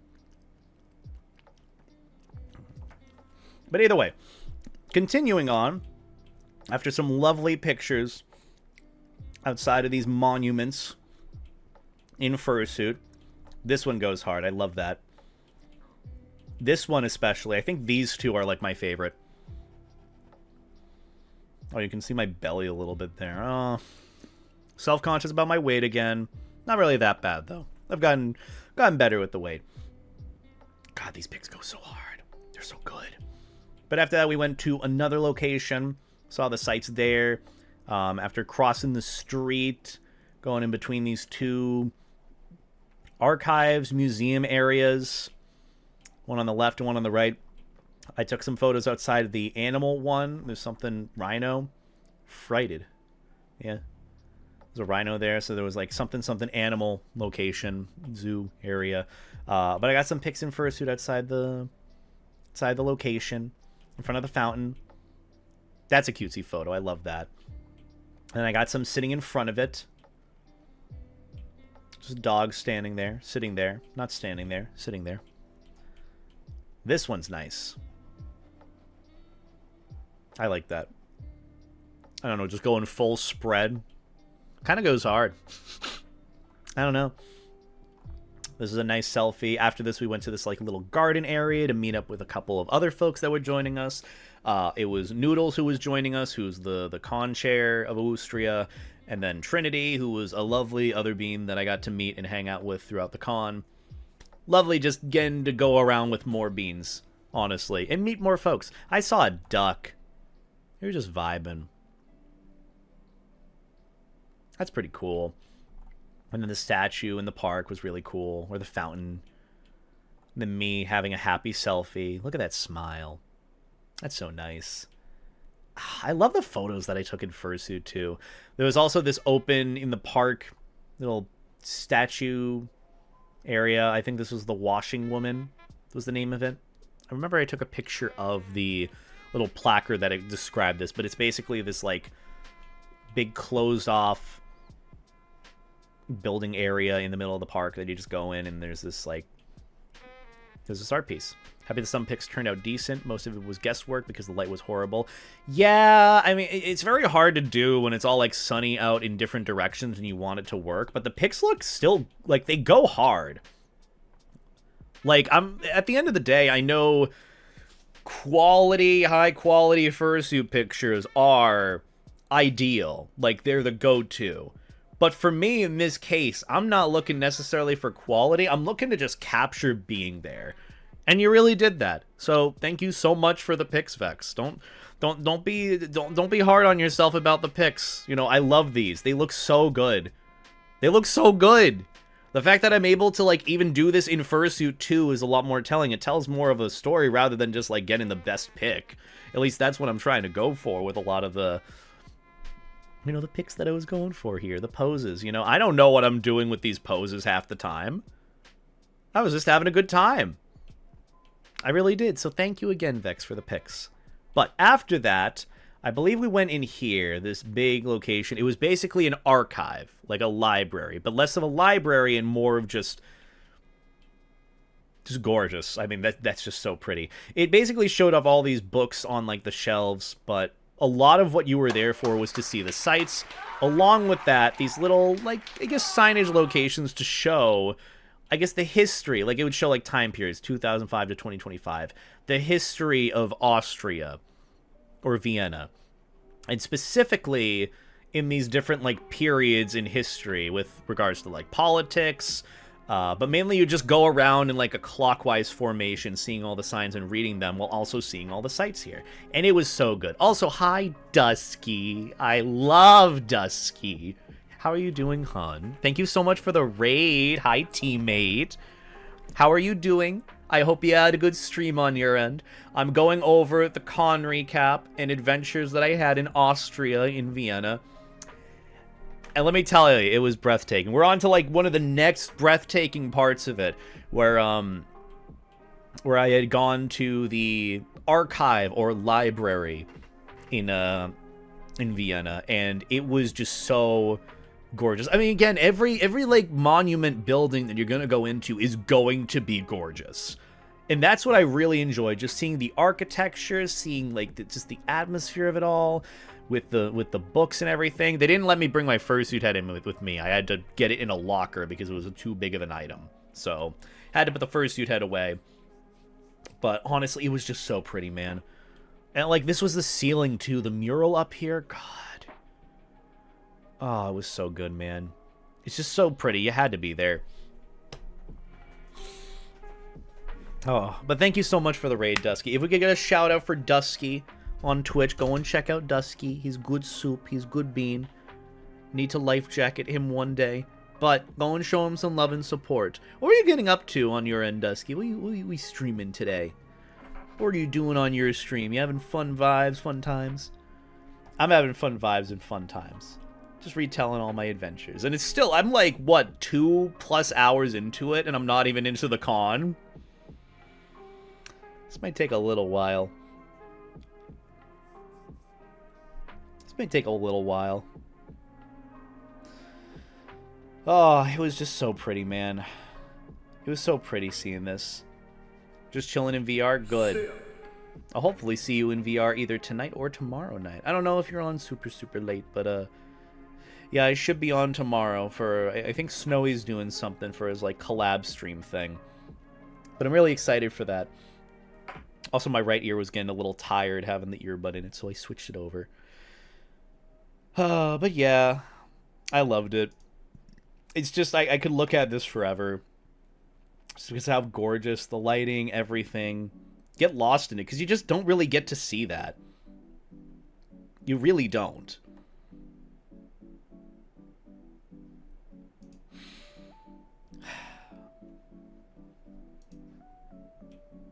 I mean, you know that some place was so memorable with the pictures if you're just looking back at it the same way you did when you were there. God, it was so pretty. But we just kept looking around this area. It was very, very nice to see, like, the history, to some extent, of Austria. There's me losing my mind with all the history, all the books on the shelves. The lighting was a bit weird, but I still took some great pics as much as I could. And just these little blurbs that would give a little bit of history to the country. Really, really neat. And then the statue in the center. That was nice to see. Also, anomalous probability. Thank you for the super chat. I greatly appreciate that.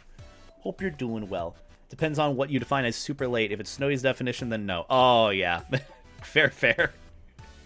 Fair enough. I mean, even I can't really do it that way. But the other thing, too, is we saw this little secret passage from the bookshelf that opened up. I'm sure there were some, like, much more ancient books in there. Just obviously behind closed doors so they don't get, you know... Not that anyone is going to yoink it. It's just more of, like, you know, keep it more secure and safe and preserved. Yeah, I love that, where, like, one of the bookshelf, like, opens up. That was really neat to see. And then there's me strangling you. Some people like that. I wish Jake would do that to me, but, you know... Beggars can't be choosers. There's the front of the archive that we went to, and then down another street that we went. We were on our way to this little cafe, because, Vex really wanted me to try apple strudel or Apfelstrudel, I think that's what it was called. But it's basically an apple hot pocket. I wouldn't even say that because it was so good. It was so good. It was so... I don't even know what else to say about it besides it was just delicious. It was so fucking good. But we were on our way there. They had this little cutout thing, and Taliesin wanted to take a picture in it, and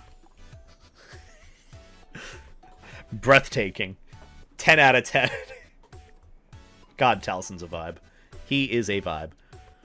Might be on VR tonight. I don't know yet. I got pieces that's got to be eaten. I need to eat some food, too. I forgot that I have not eaten today, and that's no good. So I should probably do that at some point. Thank you for reminding me. I love this pic. I took a pic in there too. I can't remember if I had taken it on my phone or on someone else's phone, but someone should have access to this photo at some point. I'll ask for it later, but still. Yeah, Taliesin took a picture in the cutout. Pretty cool. The place was called Conditori Sluka. I probably butchered the fuck out of it, but this was the little, like, cafe... dessert restaurant place we went to, and it was really good. Really good. It was very pretty in there too. This was the Apfelstrudel that we had. I was told I needed to get it, and I got that with an espresso martini, I believe. Can't remember if that's what I got it with, but oh my god, it was so good. It was so different. It wasn't overly sweet or anything either. And the inside was just fucking loaded, man. Oh my...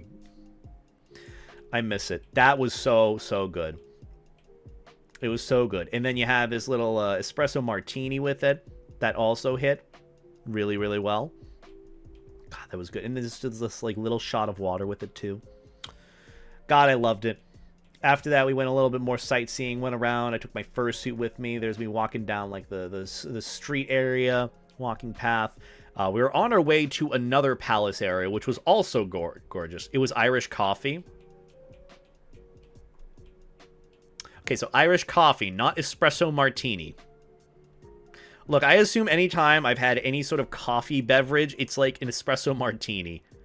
I don't know why I don't default to something else, but yes, Irish coffee. I don't know how you remember that better than I do. Is it just getting late for me? Have I been streaming for too long? Am I just going crazy? I'm probably going crazy. I mean, I'm always crazy. You know me. But this was really good. The Apfelstrudel was amazing. I'm so glad that I got to go here and have this. It was delicious. But after that, we went on a walk to this next palace area, which was also breathtaking and very open. I got some awesome fursuit photos there, courtesy of Vex. It's me standing there like a dummy, me peering over, and randos on the side just being like, oh, well, what are you doing? What's this random dog person doing? That was a really nice photo. Me peering over was nice. Me chilling on the side. That goes hard. That goes hard. This also goes hard. So did this. But yeah, basically you'd go through to the other side around the corner from where this palace was, and on the other side you have like the open garden area, and you just be able to walk around there. It was so pretty. You seem natural at posing. I look like I'm taken off guard every time I pose. I guess for me, a lot of the times it really relies on where you place your head. I've been told like the top of my nose is where you want the lens of the camera to be on top of, from your, I guess, focal point of where you're looking, just so it looks like you're staring directly at the camera. And that's how I base it here. Oh, but it was so pretty here, man. It was just nice being able to go around and walk around, get the pics that I did. I have so much like footage from the con too, or like my adventures that I haven't even gone over that will go towards whatever vlog that I do for this. Oh, it's just so good. It was so pretty. But yeah, got some nice pictures from a distance, took some selfies from all the different locations. It's very pretty looking at this from the little staircase in the front right here. Oh, so pretty. Also, Virgil was coming. The storm is approaching. Virgil. Yeah, that's all I got. And then we went down to the other side where it was a little bit more clear, and this is where I got a bunch of these pics, and this is where it opens up into the garden. And it was gorgeous, man. Apparently you can go up to this little area up here. They have like coffee and a couple other things where you can just like relax, chill, grab a drink. Very, very nice. Was not really expecting that, but hey, you know, it was also nice. Apparently there's like a zoo over there too, maybe. I don't know. But I did a Wojak, and that was pretty cool. And I got some god tier fursuit photos. And also, a lot of people wanted photos with me too. It was very, very sweet. Like some family wanted me to get photos with them, and I sat with them and got photos. And they were very, very kind. Everyone, like those that wanted to interact with me did, and you know, obviously people made faces. And I'm sure that's a question some of you have of like, how do you public fursuit beta? How do you do that?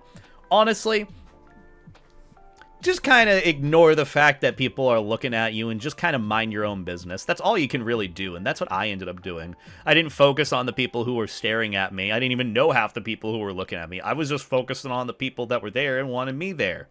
That was really it. And it was pretty fun. I had a great time, and it resulted in some pretty awesome fursuit photos, and a couple of people who wanted to get some photos with me. Like, look at that. That looks so good. It was about time this. Look at this. This was so good.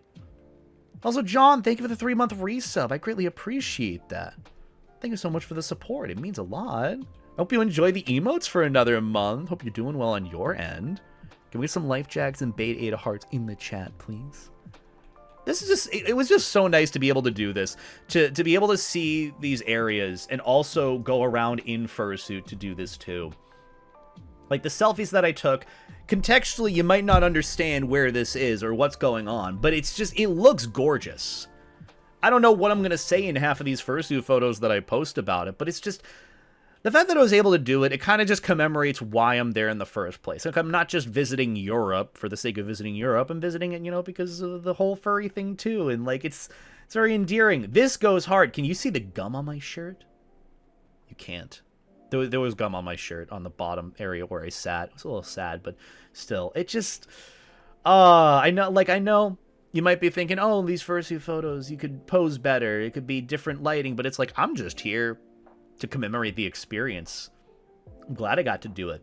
I look back at it a little. I'm like, man, I wish I didn't have thick thighs. Man, I wish I had like a nicer outfit rather than plain t-shirt and shorts. But it's like, I'm happy with what I got to do. This is me going around in fursuit, or how I would partial suit there. So you know what?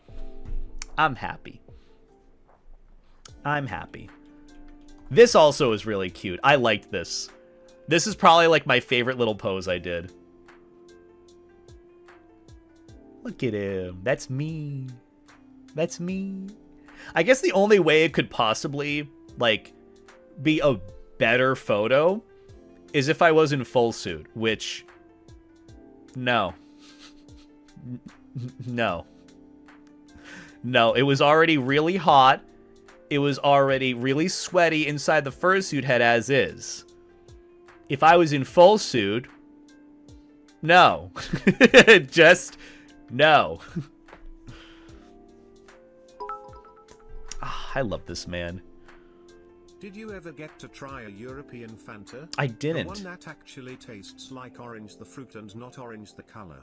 You know, I wish I had. I also kind of wish I got to try McDonald's in Austria. I had an opportunity, but I just was not hungry after getting, you know, all-you-can-eat sushi and food with friends, and that was really fun. But, like, I think that's the only thing that I would have done differently, trying some, like, fast food, which I did try KFC in Austria. And I will say, it was like slightly better quality than the usual, you know, KFC in the US. I'd take it. Also, Ace, thank you for the gifted sub. I greatly appreciate that. And thank you for the 100 bits as well, Ace. I appreciate that too. So is Fanta in Europe a lot better, genuinely, than like it is in the US? I want to try it at some point.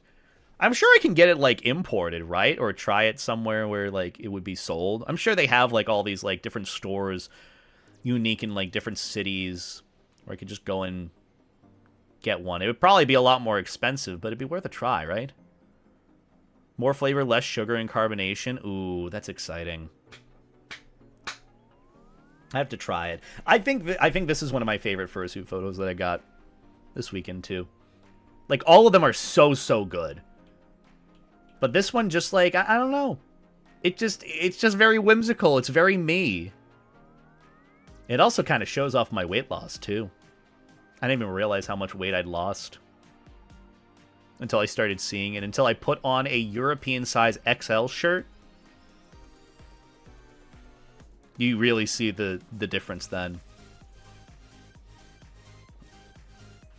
But hold on. Real quick. I am realizing I gotta pee real bad. And it would be a good time.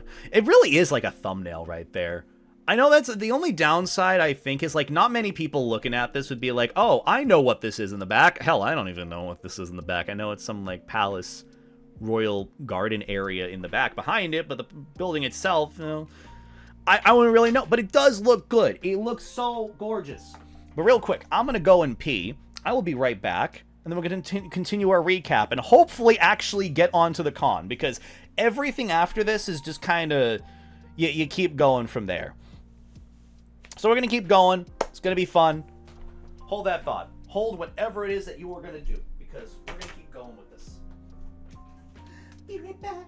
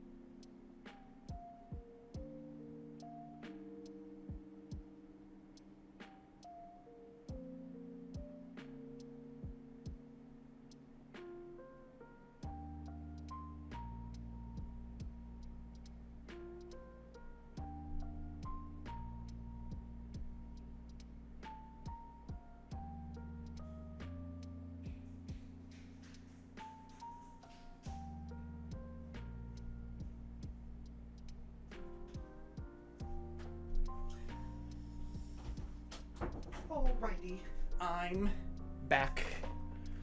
Oh, I'm gonna be honest, it was one of those where you didn't realize how much you had to pee until you started peeing.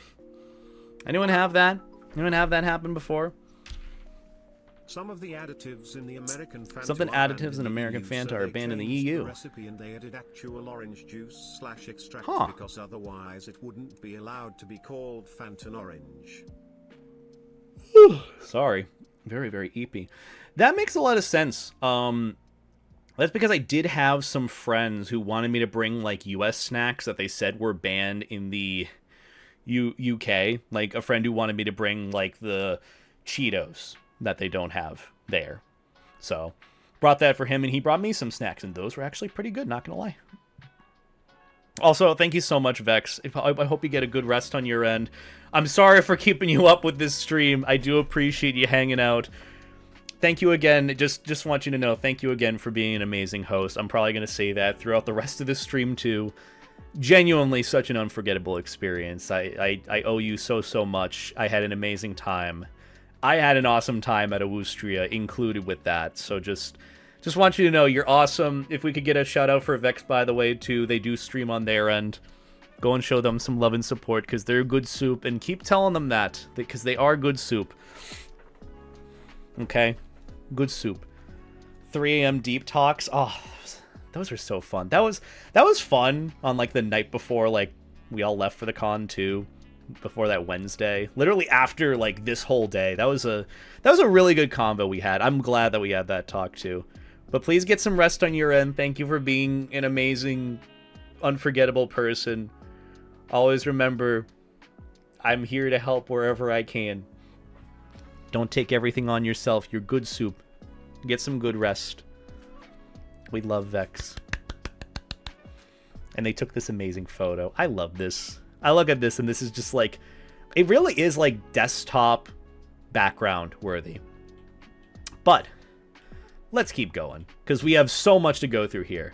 Saw the different garden areas, took a picture outside the fountain. Don't stay life jacket near the fountain. Just kept walking down the path to the left, and also this is the pic from the back. That also was really, really nice. God, there was so many places to go here. God, he was so pretty. This area here was really neat to take pictures around. This is like a view going back up. Oh, so good. There's Obelisk the Tormentor. Was this Obelisk the Tormentor? Yes, it was. There was some place where I was told, okay, this was the Obelisk. I'm like, Obelisk the Tormentor. So yeah, we saw that. That was really cool. Got some really neat pics in front of that. This goes hard, too. Wow. I like that one. Oh, look, there's Russ. There's Russ on my phone. Like, one of the only stickers to have survived the back of my phone. God, we love Russ. And then the picture that I got with Taliesin in front of the... I don't know what to call this here, but it was really, really pretty. And then the obelisk. Oh, I love that. And then after that, once we were done exploring, we would end up taking the train to the next location, which would be to go and get food with a bunch of the friends, a couple of people who were, I believe, on staff for the con, and a couple of people that would be involved in the con in some way, shape, or form, because we were with Noodles and Vex, and they were like, oh, let's go and get some food. So we went to this sushi bar and grill area called Otoyami, and it was basically, you could get a la carte, or you could get all you can eat. And I definitely went with all you can eat and fucked up all sorts of sushi and drinks. Let me tell you, it was delicious.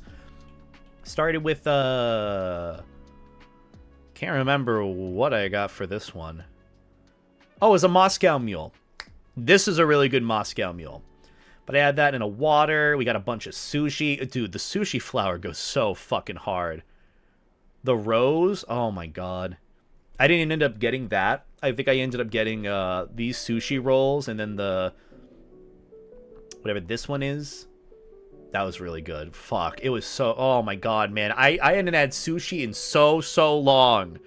So long. And this fucked so hard. I had that with a beer after, too. That hit like a truck. But god, it was so good. This, like, spicy chicken with beef. Or spicy chicken with beef. Beta... please speak. Spicy beef with like onions and peppers hit so fucking hard. The fried noodles were delicious. Random sushi pieces were good. Next sushi plate, I think I ended up getting like these two. And then a rainbow roll after. Yeah, rainbow roll. I just kept like going like plate after plate. I think I got my technically money's worth, because I did end up paying for it on this one, which I think Vex was mad at me for doing that too. But I did end up doing it just because, you know, just courtesy and all that. But this is where I had sat and met with Kai, who was the other lovely bean who I spent most of the con with, and their partner Larry, and I sat with Noodles throughout the con. Pretty much our table ended up having a couple of our things yoinked because the tables got disorganized with who ordered what. But at the end of the day, we just ordered more, and God, it was so good. I think I had like at least 50 individual pieces of sushi, and I was so hungry too. But ended that off night, well, had a bao bun. It was pretty okay. I think bao buns, these rolls are pretty overhyped, in my honest opinion. But yeah, then we ended the night heading back to the train station and then headed home. So that is officially the end of the touristy exploration parts of my Austria trip. And now we get on to enjoying the con and enjoying the space there. And this is where I ended up meshing the 2 days together, Wednesday and Thursday, because Wednesday was more or less a travel day of getting to the hotel space, the convention space, doing a little bit of work on my end, making sure I have my panels ready, exploring just a little bit with my +1 friend Talson, who joined me at the con, just doing a little bit of work. And then Thursday was like register for the con, get started, opening ceremonies, do a little bit of exploring beforehand. But most of that was just getting acquainted with the con. So to start things off, Wednesday, woke up bright and early at like 8, 9 a.m. or so. Started the day with an energy drink, clever energy drink. And I was taken pretty much an hour away to the hotel with a bunch of my stuff and a couple of Vex's things. And just to get my room, which luckily I did have my room available for the day. Ended up being in a pretty good one. The space was pretty nice. This was our view outside. Yeah, but not bad. Still pretty good. Ended up doing some unpacking. There's the dog on the bed. There's the dog on the bed again. After that, Talson ended up showing up, so we came by and did that. I saw this meme on Twitter. I don't know why people are talking about fingering the crack, but it's happening a lot. But yeah, that was the meme that I saw on Twitter. Then I continued on my day. We decided to get some food. We were recommended this place called Dönermeister, which was what everyone was looking forward to with the con, like the kebab place across the street from the main hotel or the main convention space. And wanted to try it for the first time because I was really excited. Got this like canned peach tea. The peach tea actually went hard. It was really good. And I ended up getting a wrap, which basically was filled with chicken, shaved chicken, these pickled veggies. I'm gonna be honest, it went hard. It was pretty good. It definitely wasn't, I will say this, it was not the best kebab place that I've been to. But it was pretty good. It was pretty good. It was one of those where, like, it was so hyped and everyone was like, oh, I can't wait for it. Oh, I can't wait for kebab. Oh, it's going to be so good. I'm like, you know what? It's definitely not. The hype isn't really there. It's a little overhyped, but it is still pretty solid. I enjoyed it. And then it came with fries as well. The fries, honestly, were like the star. The fries were the best part about it. Genuinely. Oh, so good. But then after that, I tried doing some panel work on my PC, and it went pretty well. My troubleshooter crashed, for the record. If you were wondering how it was trying to get any of my panels and presentations together, yeah. It was a rough day. It was a rough day trying to get work done, but I did my best with it. After that, Talson and I decided to go out and grab some drinks and just like explore the city a little bit, since we were kind of just sitting in our room, not really doing anything. So we ended up going around. This is like one of the intersections we walked through. We ended up going to this little cafe slash bar area called Espresso.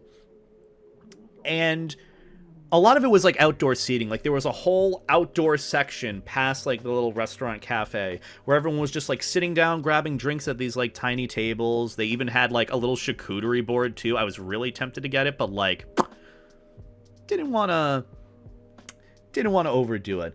But the menu didn't really understand it. I had to use like Google Translate for it, and I ended up getting tonic water, which I realized was not what the menu said of espresso something. I'm like, oh, espresso tonic water thing. That sounds good. It's just the house's tonic water that they serve there. So, learned that the hard way. But after that, I got an espresso martini, and that was pretty fucking good. It was pretty good. But we ended up just chilling and chatting. That's what Taliesin and I did. Caught up. Had some actual, like, quality chill time in between, like, the con and the traveling that we were doing. So it was really nice to just be able to unwind and kind of do our own thing for a bit. But I really enjoyed it. We pretty much just sat there for, like, an hour and a half, like, grabbing drinks and just chatting. And honestly, this was the vibe we needed. Like, sitting out here above, like, like, underneath the trees with, like, the little patio that they had. It was nice. And then after that, we walked back. We saw a bunch of, like, the architecture, the buildings. We saw the Duna place, and across the street is where we went because we were hungry. There's also a lot of graffiti in the street, too. That's what I noticed. Like, it was heavily, heavily graffitied. Like, out of every city I've been to, this is, like, the most graffiti that I'd seen. I also like this. The truth is near, and it smells like coffee. I kind of want some coffee now. I feel like I need it if I'm going to stay up late and be on VR, too. But, even still, this, if you were wondering, this is the front of the old hotel, the old venue, the Wimberger Ark Hotel. And, across the street from here, to the right, was where the Dünenmeister place was. But we didn't want to try that. We saw this Spacecomer place, which was a smash burger place. They sold smash burgers. We really wanted to try that out. We already tried the Duna place. We wanted some, like, really good post-drink munchies food. Dude.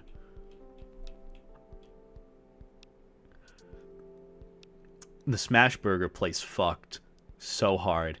It was so good. We ended up getting these, like, loaded truffle fries. Loaded truffle Parmesan fries, which is just a ton of, like, truffle mayo. It was loaded with that, with Parmesan and cilantro. And then this burger, man. Like, it was so good. And then I introduced my friend to K-pop Demon Hunters. This is my 5th time watching it. I sat through it again. I loved the fucking movie so much. But we put it on because I wanted to see it. And I wanted to show it to him, and he enjoyed it. And we enjoyed our burgers and fries with this movie. So good. So good. What a great way to actually end off an evening. And that's pretty much what we did. Well, minus me, I ended up continuing my panel presentation yet together. I was able to connect my iPad to the internet, was watching some, like, Naruto videos, because I've just been on a Naruto kick recently. And then I worked on my panel, which, yeah, as you can tell, connecting to the internet hasn't exactly been the easiest thing in the world while I'm over there. But I did get my content creator panel done, and I stayed up till 4 a.m. trying to complete it. So, if you liked it, I did work hard on it. Thank you so much. And also, if you do want to watch it, both the part 1 and part 2, I'll be uploading those onto my Bootles channel at some point. When I get to it. I don't know when I'm going to get to it. I still have a million other things to do. But the panel itself, I feel like I did a really good job with. But either way, that was Wednesday. Pretty simple day. Kind of a day to relax before the storm that was going to be Thursday of the con. We woke up bright and early. It was actually really pretty out. Me just processing waking up. Yeah, that's me. And then I went to register for the con. This is the Awoostria banner at the front. It was actually really, really cute. I loved that. But they had registration. Got ready for the con. Me taking a picture of the space around. It was pretty nice. There's my badge. My super sponsor ticket, Beta Ada Delota. Number 696, pretty happy about that. A bit of the con merch that I ended up getting. It's not all just this. There's so much more they ended up giving me, by the way. So, yeah, they loaded me up with stuff. I was very, very grateful for it. But the con book was really cool because I had this little section in there for me. It looks so cute. And you know what I'm happy and proud about? I didn't use ChatGPT to help me write this. I wrote this all by myself. Which means I'm still somewhat competent.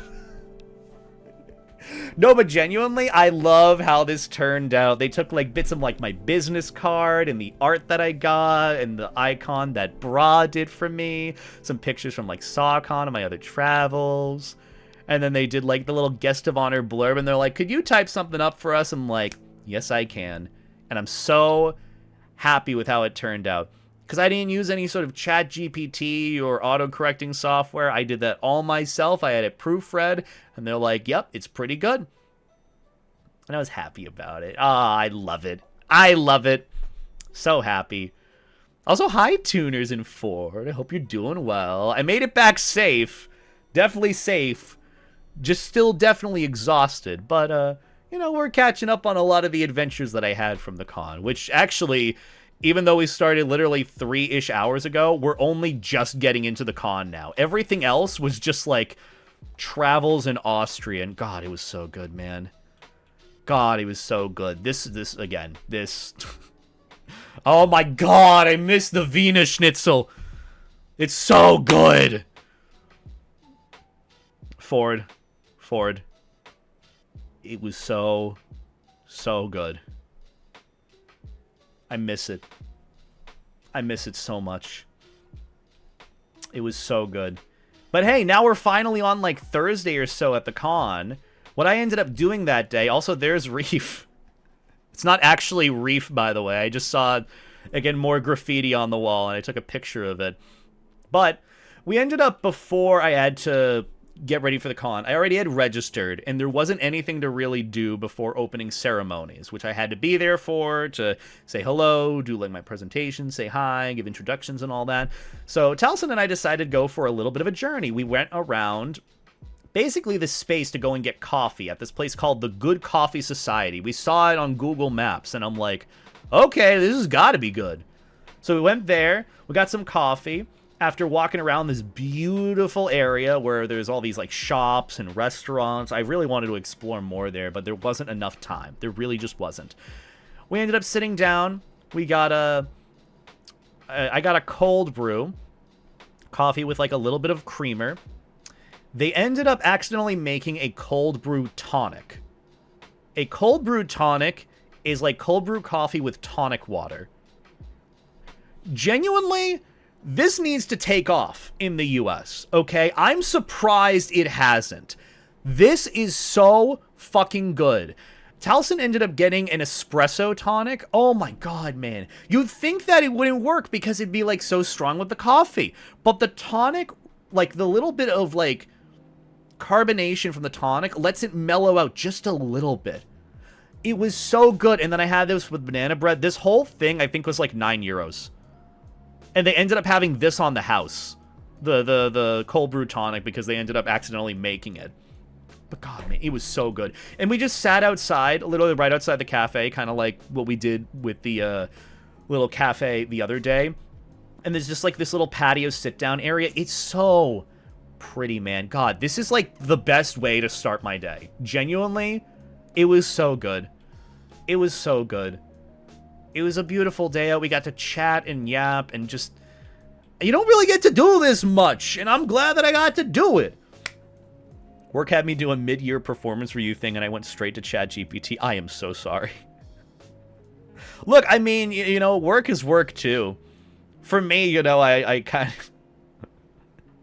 For me, work is more like my passion project, too, so it's kind of hard for me to use ChatGPT in it. Oh... God, man, this was so good. Literally getting to explore before the con, too, on our own end was also really nice. But after that, I ended up going into this little, like, sweets and treats shop. I could have gotten all these, like, little chocolates and desserts. I ended up getting these little wafers. I got, like, a hazelnut wafer and then a cappuccino wafer. I had, like, half of the cappuccino wafers last night. Dude, they were so fucking good. They were so good. Still haven't had these yet, the chocolate-covered bananas. I have them. I want to try them, but I also would like to share some with Ryder, who I said I would bring back some chocolates and some snacks for him to try. So I got to save some for him. He gets first dibs on those, okay? But these were really good. It was so nice to be able to explore this. I really wanted to go into this bakery, too. There was just this, patisserie or boulangerie, which basically is just like a little bread store. It looked so good. I really wanted to go in there and buy something, man. Imagine it wasn't an accident, but the waiter is a fan of you. I'd be surprised. I'd genuinely be surprised. I feel like I was very out of my element here, but this is, you know, I feel like they just kind of gave it because they accidentally made it. Because in most places in the U.S., they would end up being like, oh, sorry, I'll make the new one, and then not even bother with the other one, just pitch it. But the old one that they made, they just, like, gave it to us on the house to try.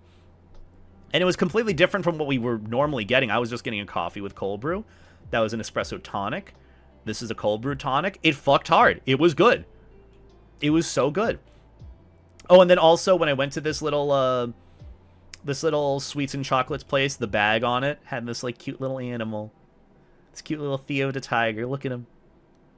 He's so cute. I love that. I loved the amount of like cutesy animal mascots at like the different places we went. It was like so cutesy, but this little guy was adorable. But that was like the little baggie that I took back with me from the sweets place that I ended up getting some stuff from. But here we are just kind of going around, walking across the streets. Like, it's just everyone's out and vibing, having a good time, getting like coffee, getting drinks. There was all sorts of like coffee stands around here, all these different shopping areas that we popped into a little bit. Ended up popping into this little church that we saw, and it's like, oh, this looks cool. Why not? Little detour. And you know what? It was beautiful. Yet again, I know we had seen like so many different churches and cathedrals and all these like religious monuments, but it's like, you know what? Why not? If only I had more small cafes in America, kind of starting seeing Starbucks everywhere. Yeah. I mean, that's the thing too. The first thing that I ended up seeing as soon as I like entered like Europe was like a Starbucks, and I'm like, I am not starting my experience in Europe with Starbucks. I get it. It's fine coffee. I drink it. I like it. But it's one of those that I would rather try something genuine and new. And unfortunately, I ended up getting another shitty chain coffee while I was in Switzerland. But still, ended up exploring here. And it's so goddamn gorgeous. Again, like I wanted to go in to see it. Like, look at all the fucking murals. The individual murals on the ceiling. God, man, there were 4 different ones. It was so pretty. And we got to go at our own pace, too. It was really, really nice. Not that we were being rushed or pushed or anything by when Vex took us around. It was just more like, oh, you know, let's just pop in here and see. Instead of like, oh, we're going here. It's like, oh, this looks neat. Let's go in and see. See. So we did, and it was so good. Pedestrian-centric streets. That's what I like, Ford. That's what I like. I didn't know that there was a term for it, but you put it into words that I could not. God, it was so good, man. Look at the little man. I love him. I love that. He's so cute. But yeah, we ended up going into this church. We saw all these murals and statues, these little praying areas. It was really just nice to be able to explore. God. And it was just right in like the center of where we were walking to. So we got to explore that. While, like, outside, you had, like, Bila and all these, like, different shopping areas. I'm assuming that's, like, an indoor mall-ish area. I like that ceiling, man. God. That is so beautiful. So beautiful. There's also these, like, cups or mugs that when we went into this, like, tourist trap store... Talson wanted one of them, but he wants like a genuine one. You need like a certificate to know that it was like genuinely made. Otherwise, these are like knockoffs, which luckily these are probably knockoffs, so we didn't get one. But I ended up getting that little magnet of like no kangaroos in Austria in here for like €2. Not really. Pretty okay. I also ended up popping into this little bookstore to see what was in there, mainly because I wanted one of these rings up here, like the inflatable ring. It looked really cutesy. I wanted to bring one home with me, but they didn't have one for sale. So I was sad. But we still popped into the bookstore real quick. Saw these little like knickknacks and whatnot. Look at the cat plushies and also the cat mug. I wanted to get this for Evan so bad.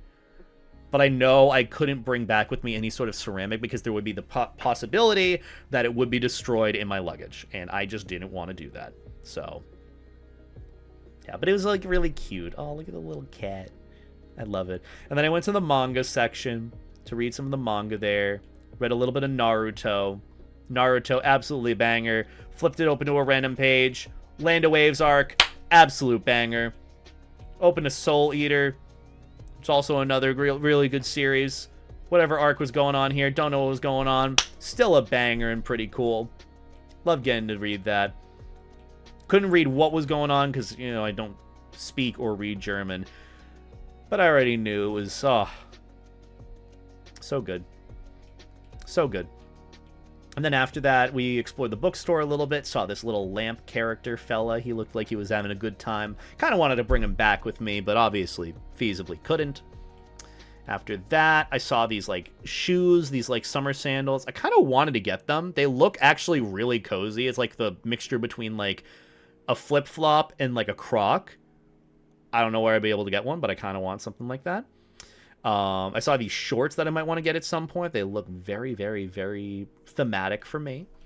And then I got this random espresso from this little coffee shop, and it hit pretty well. Just a shot of coffee with, or a shot of espresso with a little bit of coffee or milk. Coffee. This is what happens when I talk for so long. We're gonna have to wrap up stream soon, but you know I got to get through the con part too. But yeah, just an espresso with a little bit of milk, pretty good. Cappuccino. Then we went to KFC. It actually was pretty good, I'm not gonna lie. Like the usual KFC, but it was like non-Americanized, so it was like a little bit better than just like a chain that you get in the US. Just a little bit better quality. Did a Wojak in front of the KFC. Then after that, I got back in time to prep for opening ceremonies, which I was told I would be brought out on stage to give a little bit of an introduction, say who I am, ask for some pictures, said hi, you know, usual stuff. Not pictures, sorry. Just ask some, like, questions, give an introduction to myself. I think I'm at the point where after 4 hours of streaming, my brain is not working. This is no good, since I still have so much left to go through for this con recap. We're going to keep going. We'll keep going. So, made it back in time to prep for opening ceremonies. I was told to just kind of wait around. They give, like, introductions to what I would be doing out on stage. This is where I met Spray Kitty, and I also met Kai, who were both the voices of Austria, which is a whole other, I guess, sort of guest of honor-esque position, where basically they try to highlight members of the Austrian furry community, and Spray Kitty was one of them, and Kai was another one. They're an artist, fursuit maker. Kai is such a sweetie. I'm so glad I got to spend time with them. They're just, God, I love them so much. They're so, so cool. They were just like, I'll even go into it a little bit later. But, they were hanging out. I was getting to know them and hang with them because I had gotten dinner with them previously the night prior, or I think the night prior. Yeah, Tuesday night after the travels and all that. But we were left to hang around and chill for a little bit, you know, give some introductions, give the usual spiel. I kind of already knew what I was going to say on stage since it's not my first rodeo with doing it, so I kind of helped in a little bit of a sense, like give some reassurance to like Kai and Spray, who were kind of new to this, and you know would be on stage to give introductions of like, hey, you know, here's what you should say, you know, a little brief spiel. I'll give you like how, you know, I would say it or how I would do it, and just like it was kind of nice being able to help out in that sense of like, I know I was put on the spot with being on stage, and that is also nerve-wracking for me, but being able to like help out in that sense of just like give guidance or take the lead with it, that also really like was a good confidence booster for me. It really was nice to be able to help others kind of the way I had been helped in years past with other guest of honor responsibilities.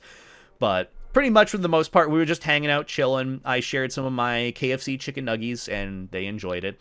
And I got to see what like the main panel room was, or the main stage room was, and honestly it was pretty cool. This is where opening ceremonies, closing ceremonies was, dance comp and all that. It's really nice to see. Got to get a picture of the chair. I don't know what the chair meme was about, but it's a meme with the con. Apparently there's a chair in the logo of Awoostria, so that's kind of cool. So yeah, chairman, I think that's the meme of it. There's me on stage looking flabbergasted before the opening ceremonies. There's me seeing everyone get ready for opening ceremonies. That was pretty neat. I'm just pretty neat in general. That sounds weird to say. I need to take a quick second break. Apologies. Whew. Yeah, definitely. I will say I should have probably split this up into like a 2-parter stream now that I'm thinking about it. Coming back after not streaming for a bit and going immediately into like a 4 plus 5 hour stream. It's a lot. It's a lot. I would not recommend that. But I am having a good time, I will say. It's just, there's been a lot of talking. My throat and voice is kind of hurting a bit. But, you know, we continue on. But regardless, opening ceremonies usually isn't, at other cons, like a big thing. It's usually just like introductions to the con, officially getting it to start. And most people, you know, have already gotten acquainted and started with it. With Awoostria, and at least at like European furry conventions, from what I know, it's a bit bigger of a deal because there's like more of a show to it. And that's what I saw very evidently going into opening ceremonies in here, was like the theme of the con actually played a little bit more than just having like a few different cardboard cutouts here and there. Like they actually dedicated a good portion of like the storytelling to the theme of the con. Where specifically in the opening they had like a parody play on I don't know the song in Wicked, but it's like the Defying Gravity portion. Not that song. That's a different song. Thank you, lamppost. But like they did a whole take on that with like the opening musical part 2, like the con. So they have like the con mascot Rain and hey, that's I forgot their name. I feel so bad. I called them Palace, and they were not a fan of that. I'm like, oh my god, you look like Palace. I felt really bad. They're such a sweetie, by the way. They actually had like a bouncy castle, like a bounce house in their room, and they wanted me to come up in my life jacket and fursuit and try it out, and it was really nice. Cody! It's Cody. I keep forgetting there's so many Codys. For some reason, I thought Corey. Cody is such a sweetie. They were really, really cool to meet.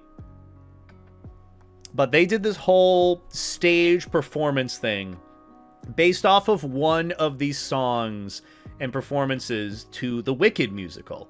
And that was what started out opening ceremonies, obviously with also putting the chair on stage. But this was them trying out and doing it as a practice run in the beginning. And then while everyone was getting seated and the opening ceremonies was getting started, you know, with 2 minutes to spare, Kana Mao came by, got to say hi to him and hang out with him a bit.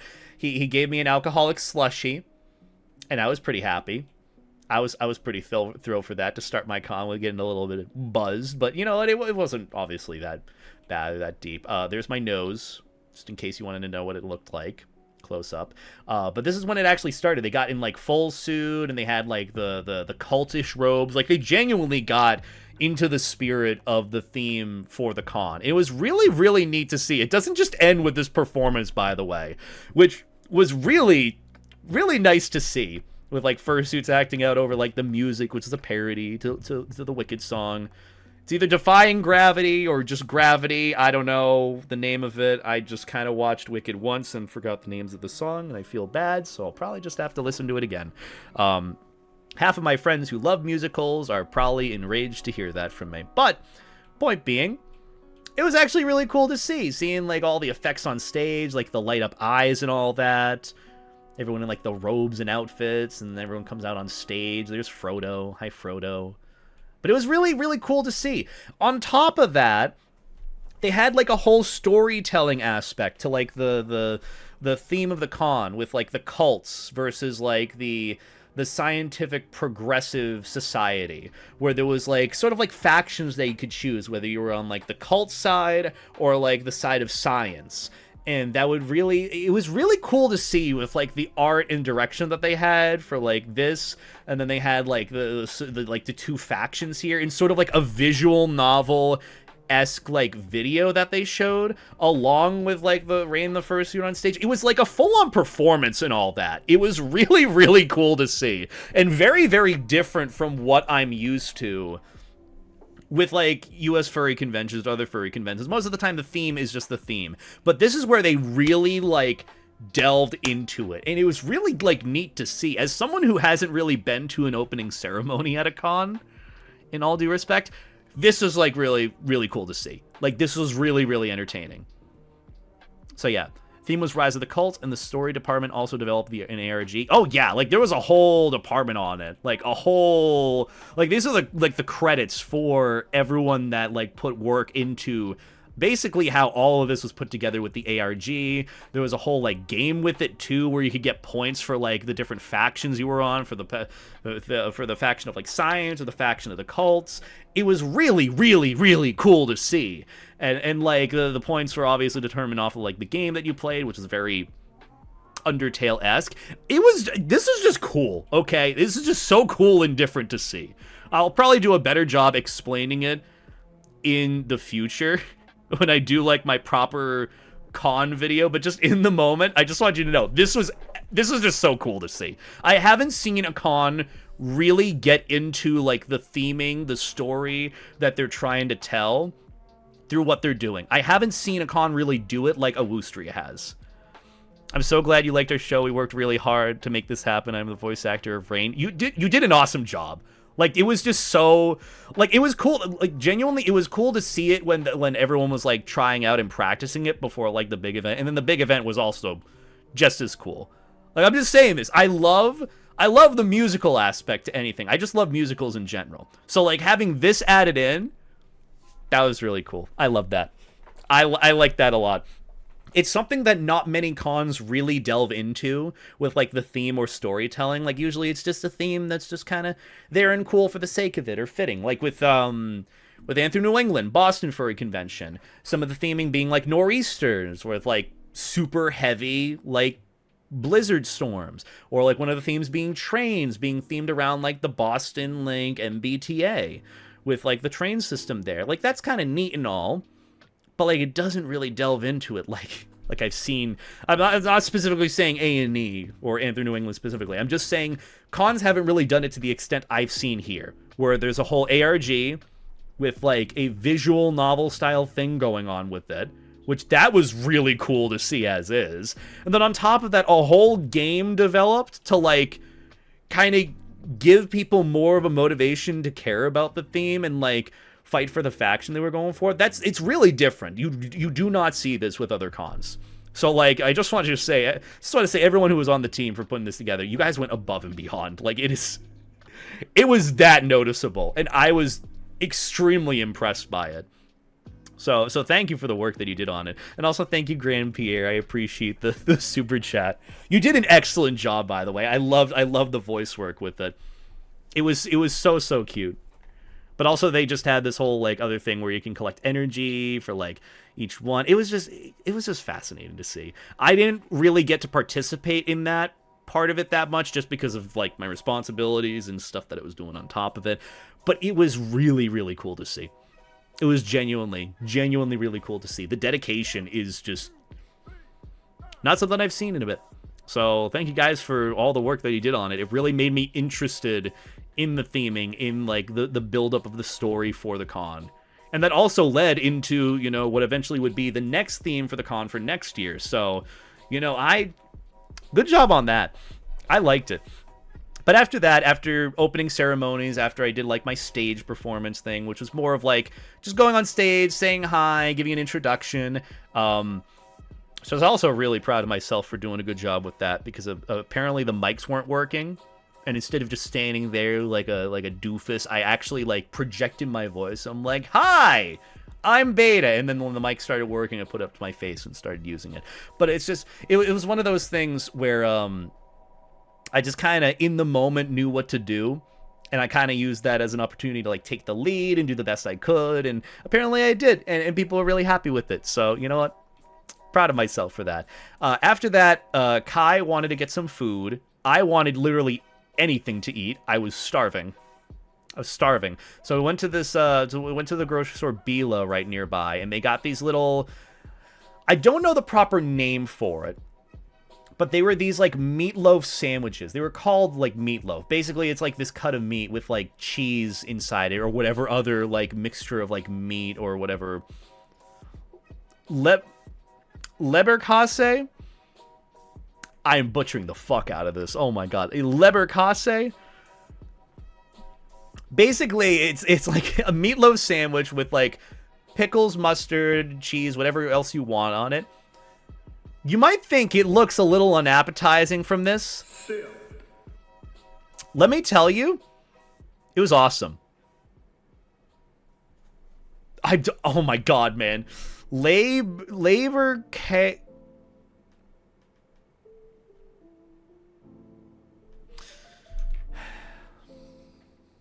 I'm not even going to be able to spell it in Google Translate, man.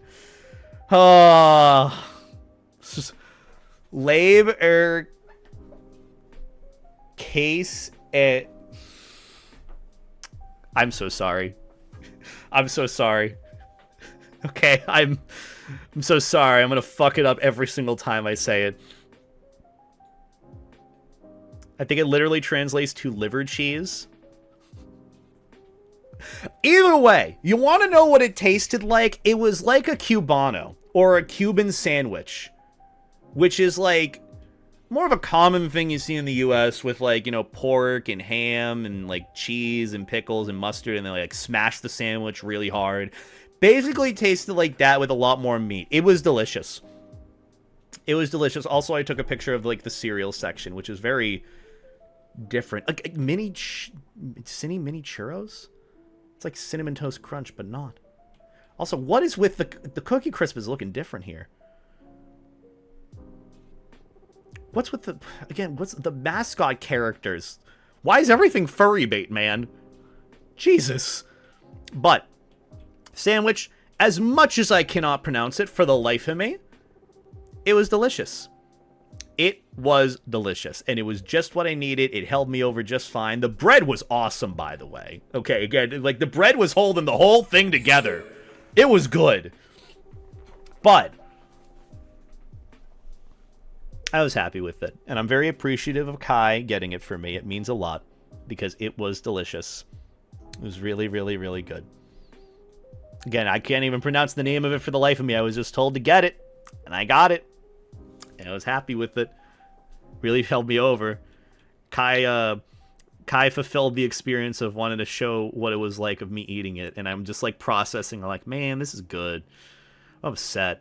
But after that, like not long after opening ceremonies, I had to rush over for a quick meeting at the Fleming's Hotel cafe restaurant area, because there was a meeting for the maid cafe for like directions on what to do, because literally the day after I was doing the maid cafe, like one of my first shifts being like the first ones to open, and then directly after that, not even 30 minutes after, would be my first panel for the con.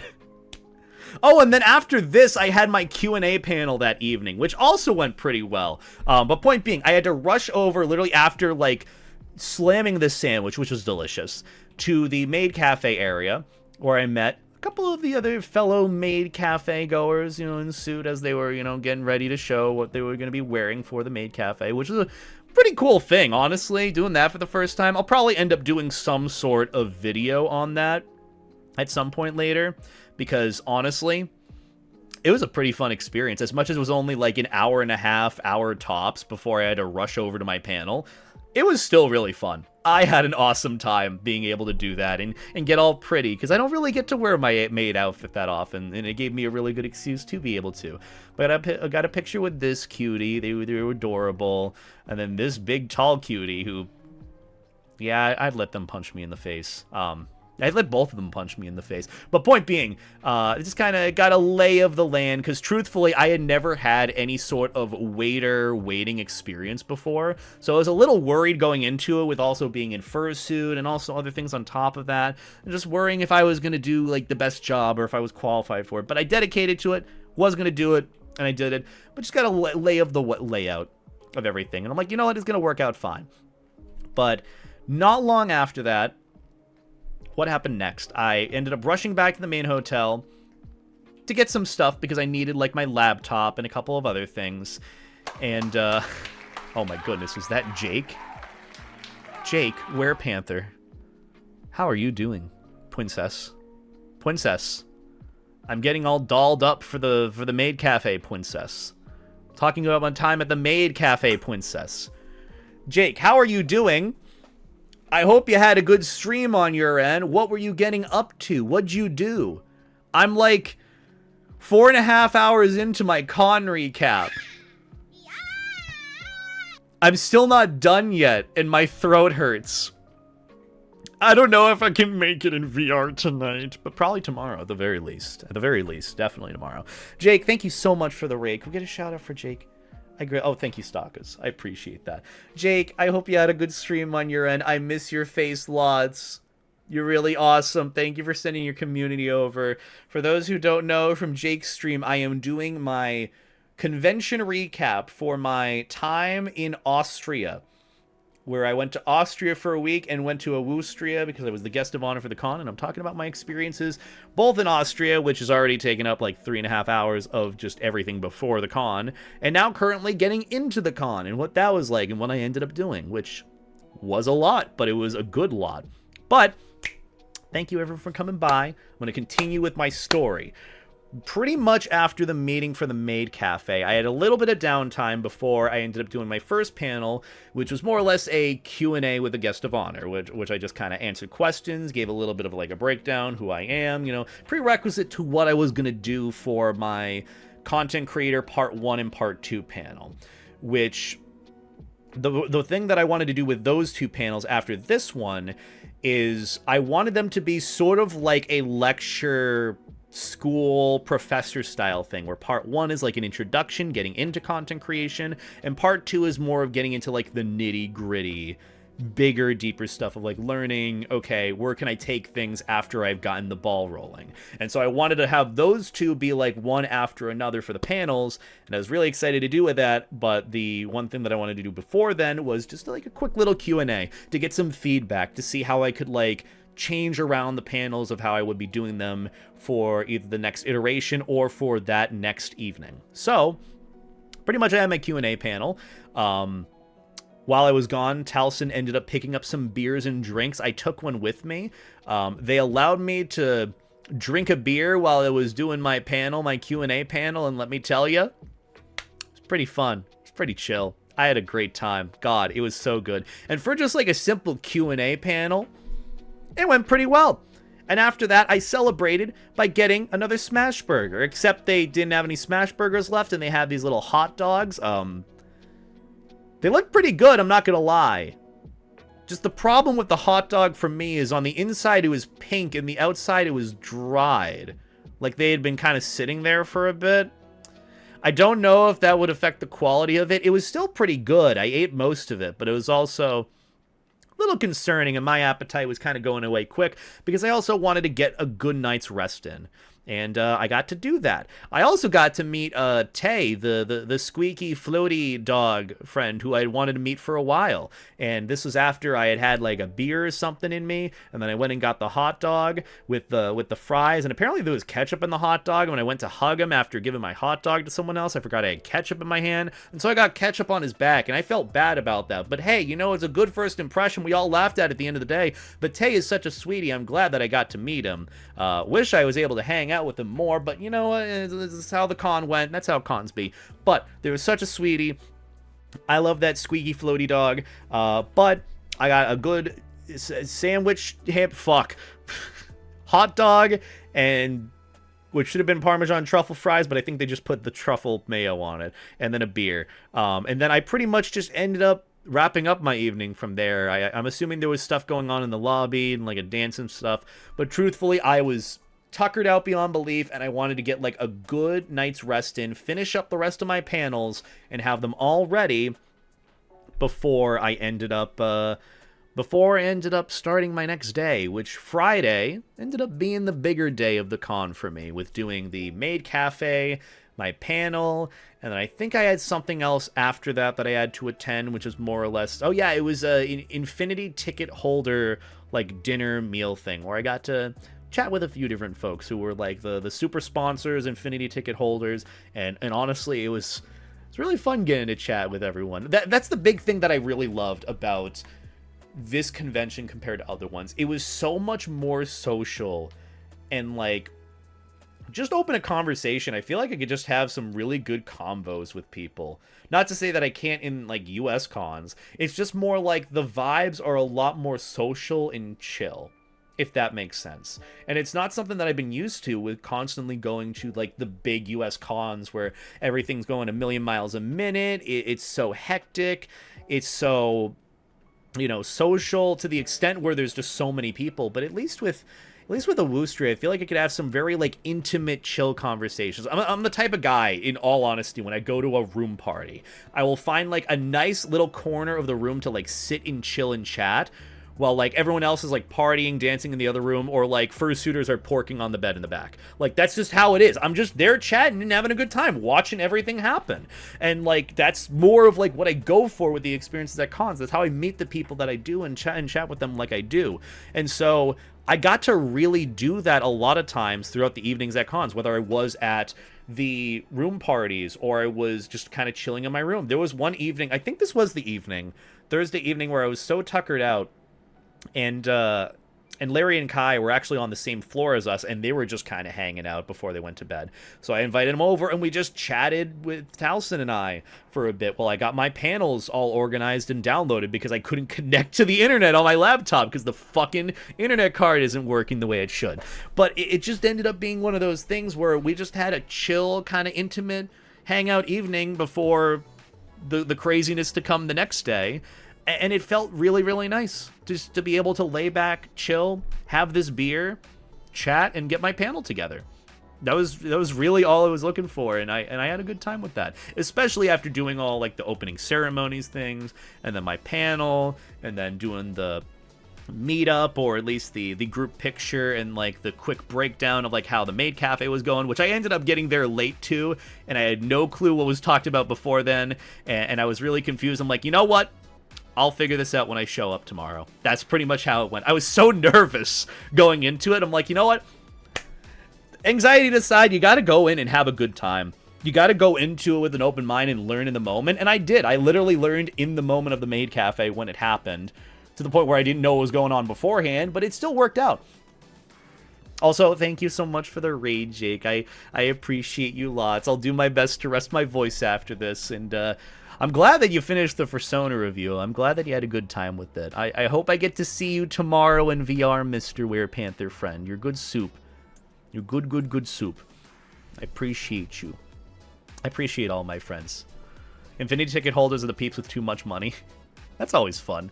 Love having one or two short combos of you. Oh yeah, that's what I really kind of go for at cons. So that's why I really enjoyed the vibe of like Awoostria, and specifically, I guess, European furry conventions by proxy. I don't know if it's just that's how European furry conventions are, or if it's just specifically how Awoostria was. But it was very just chill and intimate conversations. It didn't feel like I constantly had to be going around. Like, it was just a lot more laid back. I liked it. But yeah, I pretty much ended the evening by eating a bunch of the fries and food that I ended up getting. And I ended up finalizing my panel and plans for the next day, because pretty much Friday and Saturday ended up being like the most hectic days for me for responsibilities for like guest of honor stuff. Not to say that it was like over the top, over challenging for me to do. It was just more like I had one thing after another, and that was just how it be. But going into it, I know these are a little bit shorter for the rest of the evenings that we have, but Friday, 80%. Why is this 80%? Why do you think it says 80%?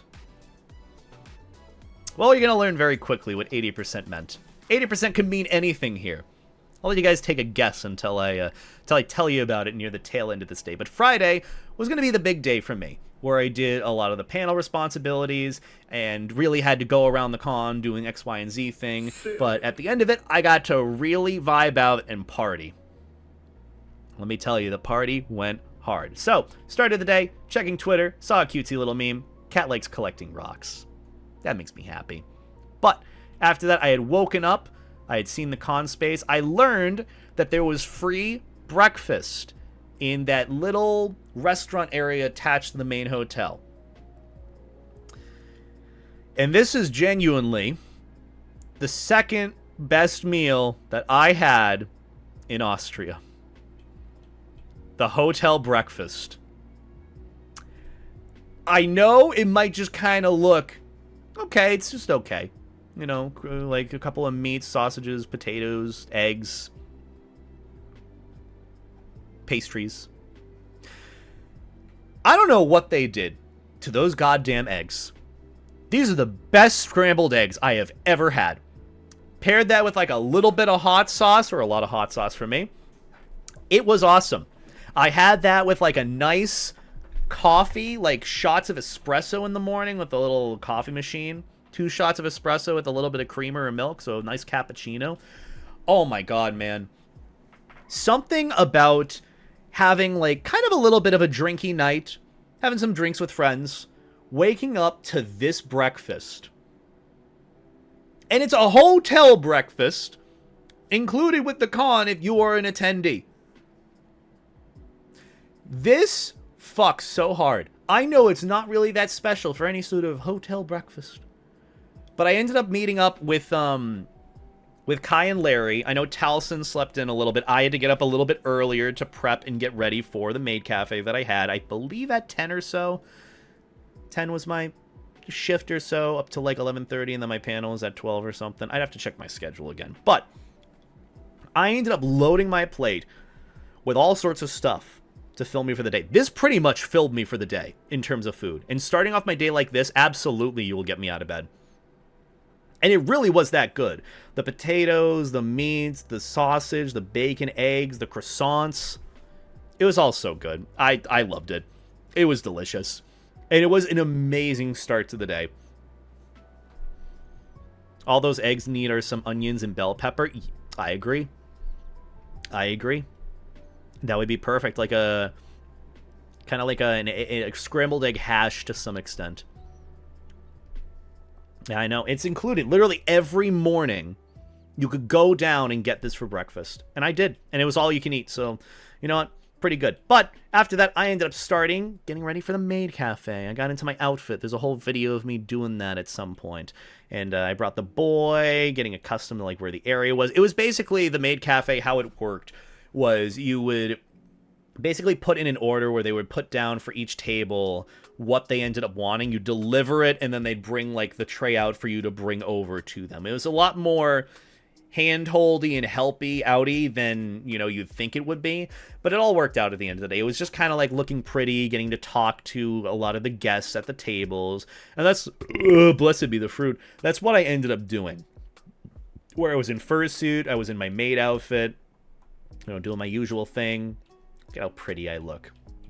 And these are some of the pictures that I took, and the pictures taken of me. Like, look at how pretty I look. I ended up wearing my arm warmers and thigh highs just to get a little bit more in character, just to look a little bit better with it. And I can't remember who it was that took these photos, which big shout out to them. I love these so much. I should probably try to properly credit them. But they took these amazing photos of me while I was at the maid cafe. I absolutely love how they turned out. I mean, it's just me, just me, like, holding the menus, or the little, like, order sheets. It's so good. I love this. I love these pics. I'm just having, like, casual conversations with the, with the guests. I know I'm not really supposed to sit down and chat, but I really was, like, doing that. And it was really nice just to, like, get to know peeps, and also to kind of, like, initiate conversation. Which was being like, hey, how you guys doing? How's your con? How are things? Tell me about yourself. And, you know, really, like, it helped me get out of my comfort zone a little bit with, like, initiating conversation and just being, like, a lot more social. Instead of having the socializing coming to me, I go to the socializing and kind of create it. It was a really nice way for me to get out of my comfort zone with that and really push myself to be a lot more social. Also, yeah, Vex in the back. So Vex was like one of the prettiest maids that I saw in that cafe. Let me tell you, they went above and beyond with their outfit. I just kind of threw on some fucking Angie Paws arm warmers and called it a day. Oh, man. But I'm really happy with how I ended up getting to do this. It was a really nice opportunity, just going around and gonna try something new. But literally after that, I had to rush over to the main hotel to get my outfit off, grab my laptop, maybe get like a shot of coffee if I could, and then immediately book it back over to Fleming's for my first panel, for my introduction to content creation panel, which that one actually ended up going very, very well. It was really, really well received. It was the one that I spent the most effort on because I really wanted the introduction and motivation with getting into content creation to be like the best thing, because that's the hardest part about getting into it, I've found, is really just doing it. Like, you might have this idea, this passion for it, but you might not be able to get into it of like, oh, I'm not really feeling it, oh, this excuse, that excuse, and like, that's okay and all, but like, there's got to be that drive that got into it, kind of like I had when I got into it. So I tried to tell that story and really improve upon the panel that I did at TFF in 2022 for my guest of honor introduction to content creation panel. So I think I blew it out of the water. So if you want to see that, at some point on my Bootles secondary channel, I'll have the full recording of the panel that I ended up doing for that uploaded there with the audio quality and everything that you could want with it there. So feel free to check that out if you want to see how I did, and hopefully I'll have the slides downloaded at some point there if you guys want to check that out too. So yeah, I'll try and get that out hopefully by next week too. I just have to find where my DJI microphone went, because that's part of the problem. I don't know where the mic went, and it has all my audio data on it, which I need. But this is me on my way to the panel and losing my mind.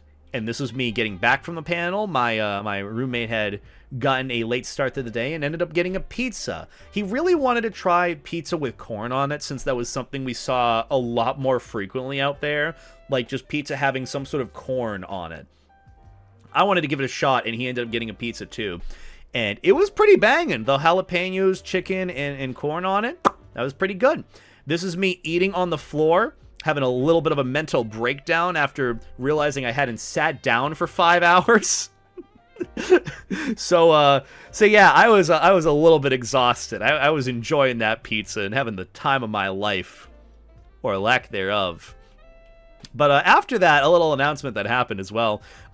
After my first panel that I ended up doing, Sundrop Fox, who's the artist of this art piece, surprised me with this absolutely gorgeous fan art. And I loved it. Basically, the context of this was during my opening ceremonies little spiel that I was giving, I mentioned how, like, a carton of eggs, a 10 carton of eggs was like $15 in the US, and I was so mad.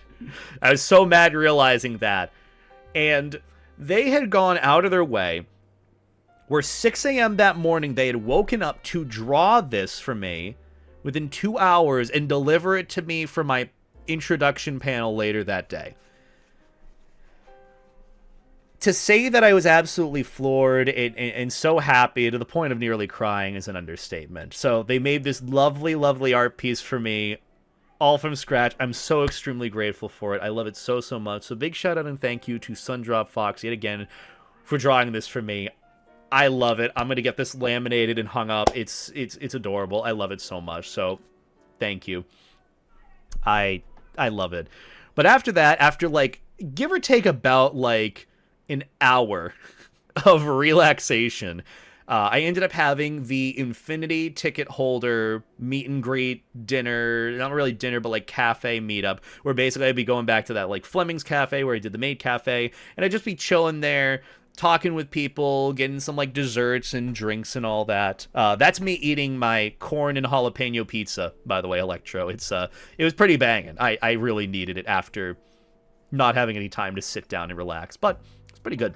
But after that, we went to the cafe. I had a little bit of this dessert that Kai ended up getting. This was awesome. Absolutely awesome. I don't know what it was, but God, it looked delicious and amazing. And it was. So yeah, I ended up getting basically a donut. And instead of it being like a Boston cream pie filled donut, it was filled with, I think it's nectarine. It's filled with some sort of citrus fruit. It was so good. It was a mouthful of powdered sugar at first, but God, it was so good. It was called a Kropfen. It was far from crap, let me tell you. It was delicious. I can't remember what the fruit... Apricots! That's what it was. Not nectarines. Apricots. It was filled with like an apricot jam. Oh my god, it was so good, man. It was so good, and then I had that with, like, a nice coffee, too. I needed that. I needed that as, like, a pick-me-up for the day. Let me tell you. But, yeah, the crop fin and the coffee and whatever little dessert that Kai let me try a little bit of bite of was so good. I loved it so much. I think this was probably, like, one of my favorite desserts outside of the Apfelstrudel. Like, the apricot filling on a donut, you don't really get that often. So this was different, and it was delicious. So really happy for that. After that, I ended up going back to the room and realized I wanted a fursuit for a little bit. So my friend gave me a shot of, like, a tequila sunrise. That was the most pulpy orange juice I've ever had. But it was still good. And then I decided to get in fursuit. And this is where I realized I hadn't tried on my new life jacket yet that I got from Candy Coated Squeak. The full body, full torso life jacket that I waited so hard, so long to get. I ended up getting in suit for it. So I got full suit. I ended up putting on the life jacket over it. There's a whole life jacket suit up video that I'll have for some point discussing, you know, my new life jacket outfit for my fursuit, which I really want to do a video on because it looks really good. And look at him! It's the boy! I love him. I love how it looks. So the whole thing ends up inflating from the front and back. So you can see, like, the lower portion inflates as well, and it goes underneath the leg. So you step into it like a full-body life jacket. And honestly, it was really cozy. The only downside, though, is any part here between the fursuit and the vest was insulated. There is no airflow in between the life jacket and the fursuit, so all of the air that's emanating off the fursuit from my body is just retaining heat and moisture, too. So to kind of give some spoilers for it, the entire bodysuit from this portion here was soaked. It was soaked in my sweat. I had to spray it down a bunch, and I had to hang it to dry. But I will tell you, it was absolutely worth it, because I looked fantastic. Look at him! Look at the safety puppo. Look at the safety puppo. I love that. I love him. God, he looks so good. I need to wear this more. I'm absolutely going to be wearing this at Megaplex, by the way. But I wanted to test it out at Awoostria just because, you know, with it being an inflatable vest, I didn't want anyone to, like, pop it or anything. Or, like, be too handsy. And, you know, I trust, you know, attendees at Awoostria and Austria to be a bit more, you know, conscientious of that, and they very much were. People were nice to me with it. So I got to wear my new floaty vest about in the con space, and so if you got any pictures with me in my floaty vest at Awoostria, be sure to send me those pics, please and thanks. I haven't seen many of them yet, besides the ones that I was tagged in on Twitter, or the one that that Frodo sent me, which these as is are just super adorable. He looks so cutesy. He looks ready to be a floaty dog. The only thing that's missing is the pool. And it was really cozy, by the way. It was, like, very puffy and cozy against my body. It made me really happy. It's like a big constant hug. And then I was getting swifty before heading down to the con space. Setting a good example as the GOH, you know. Having a little bit of a beer. But I also wanted this for the pick, too, by the way. I was having a good time. But yeah, I pretty much went out and about, went there. What I wanted to pretty much end up doing was, I know Kai and Spray were having their panel. For like an artist, you know, drawing panel, introduction to drawing panel. So I wanted to stop by, show support, say hi in fursuit. And so that's where I ended up going. Oh my god. So the sweat made it to other places, I see. Good thing I nuked my fursuit, as in washed the whole goddamn thing when I got home. So yeah. But actually, no, it was raining out. Okay, that wasn't sweat. That was from the rain outside. Never mind. But, yeah, I ended up chilling, wearing my life jacket while I was at my friend's panel. Got a few more pics throughout the space, which actually, they should be actually around here. Yeah, near the end. A little bit of a spoiler of where things come after. But, yeah, I ended up getting some nice pics in Awoostria. Pretty good. I loved it. Right in front of the whole banner and all that. The lighting was a little bit off-putting, but it still fit very well. And then me doing my little doggy dance. Really cute. Aw. I love that. But after the fursuiting session, this is how my fursuit looked. You can visibly see the moisture coming off of the outside of the fursuit. And the moisture is supposed to be kept inside. Yes, I was wearing Under Armour, by the way. It was bad. It was bad. All of this was drenched, like from the top down, all throughout. I sprayed the whole thing down. These are my leg pads, by the way. This is how much they sweat through. You can see the darker marks on the legs. That's how much it sweat through. Yeah, it was bad. It was bad. But hey, you know, I sprayed it down, took care of it, had a nice shower, had a bit of an existential crisis.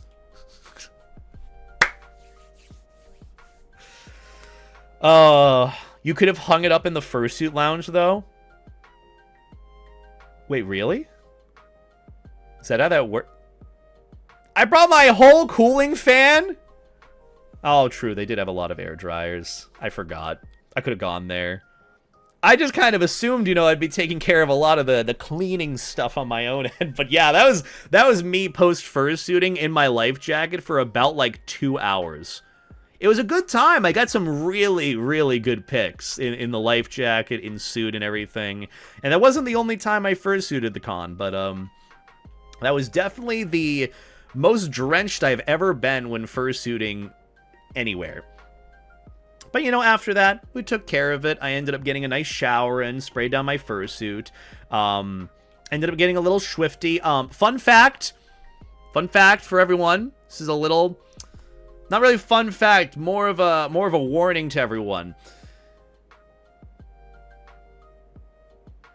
If you have bottles you need to open, like bottle cap wise, and you don't have a bottle opener, do not use nail clippers as a bottle opener. It did not end well for Beta. I'm still a little scarred. You can barely see it a little bit there. And like, maybe like there. Do not use nail clippers as a bottle opener. It will not end well. Granted, I did have a few shots in me at the time, so that might have added to it. But pretty much after fursuiting and hydrating, and I think I had like I actually don't think I ended up eating because I wasn't that hungry. Basically, it was like party time, party night. I was invited to like a room party to hang out and chill, and I wanted to, you know, come by and swing by, say hi to everyone. So I did that, went by with my own beer, just in case, you know, bring your own beer was a thing, and, you know, I did that, and, yeah, it didn't end well. But hey, the beer was pretty good. After that, I ended up going to the room party, and it was a pretty fun time. I got to hang out with Kai, and Taliesin came by. This is Kai and Taliesin together. Aw, I love that. That makes me happy. But overall, it was a really fun experience being able to like say hi to everyone and kind of like decompress. Like the party was banging. Like there was a lot of people like hanging around, chatting. There were like bartenders. It was a really, really good time. Got to meet a bunch of sweet people and have some really, really nice conversations. A lot of people like were really complimenting towards me. Like some people were like, "Oh yeah, hi, you're Beta. I saw you on like front stage. At first, you know, you looked like a sweet, lovable dork, but as soon as you started speaking, you just had that like stage charisma. And I wanted you to know that." And people were like making me like internally cry and blush with the nice things they were saying to me. It meant a lot. It really meant a lot. Because like I didn't expect that I was doing a good job. I don't know if I was doing a good job or not with what I was doing. But, you know, it ended up being where, you know, I heard it from people. I'm like, oh, I did. That means a lot to me. It really, really did. It meant so much. So from the bottom of my heart, thank you everyone who was so nice to me that con. And also just like everyone who was like wanted me to try drinks. I got to try Stro for the first time. You want to know where the 80% comes into play? Yeah. Yeah, basically I was sipping, give or take, Everclear. I was given like a shot of it, like a little shot to sip on. I wasn't going to drink the full thing because I was already very tipsy and very, not even tipsy, I was very drunk at the time. I was floored. I was full on B2 at that point. Oh my Christ. So when I was sipping at that drink, and I had to stop myself because I realized, okay, it's like 1 a.m., 2 a.m. now. I have to be up at 11 a.m. for a panel tomorrow. I'm not doing this. Beta drink, hospital floor cleaner. Beta drink, hospital floor cleaner. Where's Maverick? Russ, Maverick was sleeping. He's still sleeping. But yeah, I sipped at it a little bit. It pretty much was the evening of, here, Beta, drink this. So, Jake, if you're here listening, don't you worry. Your role had been fulfilled very, very quickly at the party I was at. And it was all for the better, too. I had a great time. But yeah, I was, like, taking little sips to taste it. I got about, like, 3/4 of the way down where I tapped out. But after that, it was around like 2 a.m. where we decided, you know, let's just like head back, hang out, chillax a little bit. I took a little bit of some pictures of myself. I met up with Kana in the hallway, who was wearing their, you know, meatloaf sandwich thing. Ah, I love Kana. They're such a sweetie. And this is the view from like right outside the party on like, I think this is the presidential suite. I think.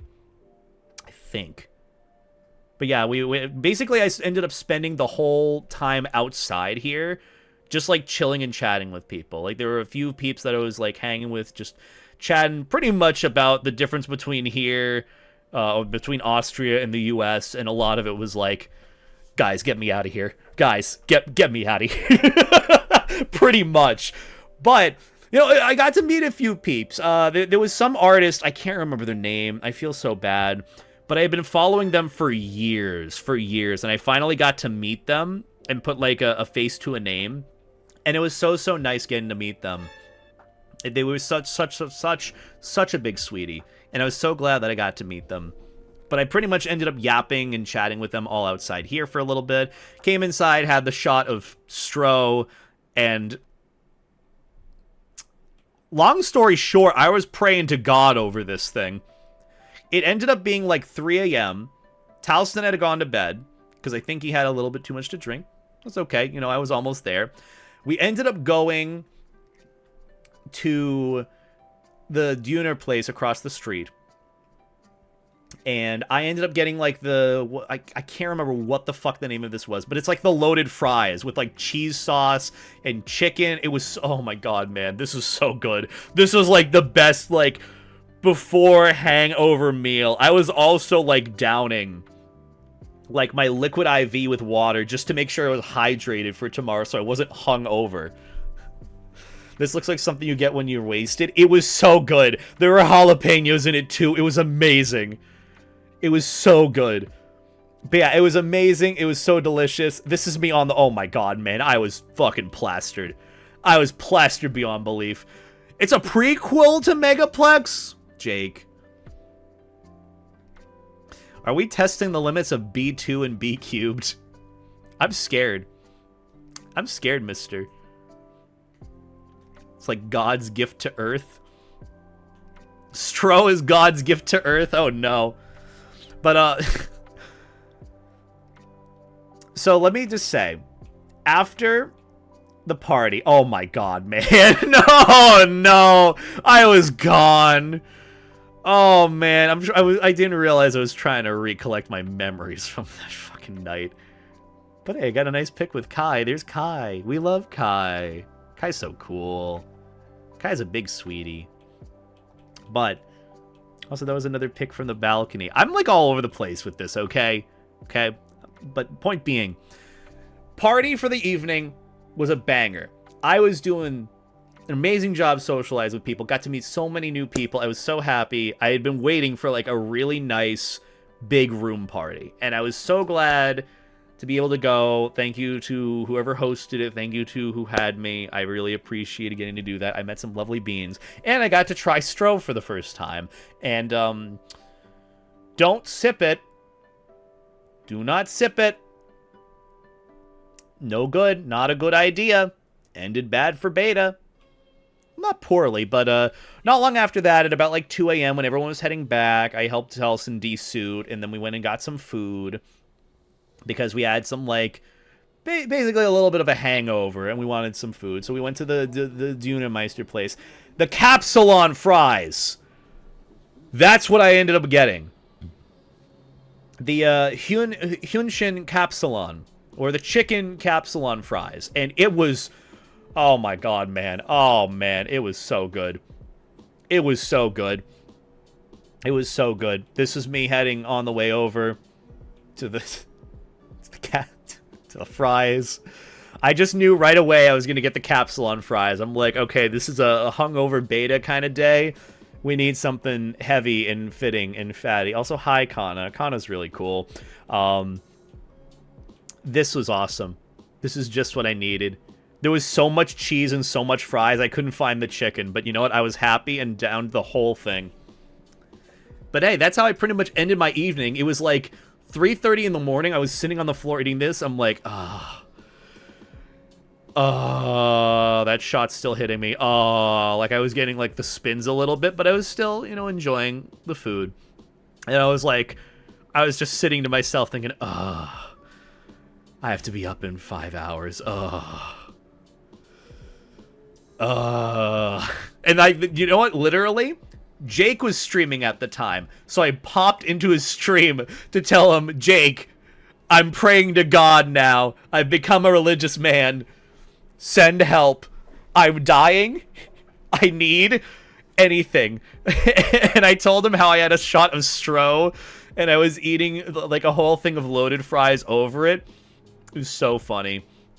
So funny. But yeah, that's how my evening ended. And it was pretty good nonetheless. You know, I got these lovely pics after, courtesy of Kai, courtesy of friends who helped me get pics, and I was really happy. I love being a fluidy dog, a life jacket dog. But yeah, that ended up being my Friday of Awoostria. Not gonna lie, it was a pretty banging con evening. For a Friday evening of a con, no different than US cons. You get a nice big party with like everyone drinking, having a good time, socializing. You get drunk and you end up getting some bomb food, some absolute god tier food. And you know what? It hit pretty well. We expect you at Eurofurns next year. I cannot afford a European furry convention, okay? Unless all of a sudden I start like making like moist critical money. I'm not even joking. It is not cheap. I would absolutely love to do another European con. I would love to come back to Awoostria, but it is just not cheap in the slightest. It is not cheap. And I even planned so far ahead of time too. It was a lot, but I would love to at some point. I will save for it. But Friday's in the books. How's Beta doing on Saturday of the con after everything's said and done and waking up? Well, he started his day in the best way he could. The good old-fashioned free breakfast from the hotel. Again, best meal that I had. Absolutely needed. Had coffee with it too. Look at that. I had to get all these different shots of it too. Like, it was just... Nothing hits better for me than like a full breakfast platter. Like an all-you-can-eat buffet-style breakfast. It's so good. Like, I had to get all the different angles here. Oh my god, man. Like, come on. Come on. So good. And pair that with the coffee too. I was fighting for my life, man. I was fighting for my life here. I really was. But not long after this photo and breakfast, literally like a few minutes, I had to head over for my panel, for my part 2 to Introduction to Content Creation, which was more along the lines of like, okay, you've gotten started, you got the ball rolling with what you're doing. What do you do from there? How do you find a niche? How do you collaborate? How do you meet people, interact with people? Where should you take things to kind of maybe grow things, even though there's no guarantee? It's all about kind of the mentality of continuing things onward. And I genuinely, this is like the panel that I ended up doing when I was guest of honor at TFF in 2022, the part 2, like the intermediate, advanced content creation introduction panel. I'm going to be honest, I didn't know what I was doing for that panel when I did it. So that's why for Awoostria and doing it this year, I wanted to do the best job I could and really genuinely try to bring something to the table. Not to say that I didn't at TFF, but I know I wanted to do better than I did the first time. And so despite being hungover, I did ask if someone could bring me like a Red Bull or some sort of energy drink to my panel. And shout out to the staff member who did. I appreciate it so much. You saved my life. You saved my life, that panel, because I needed that energy. Especially knowing more people showed up to that panel than the first one.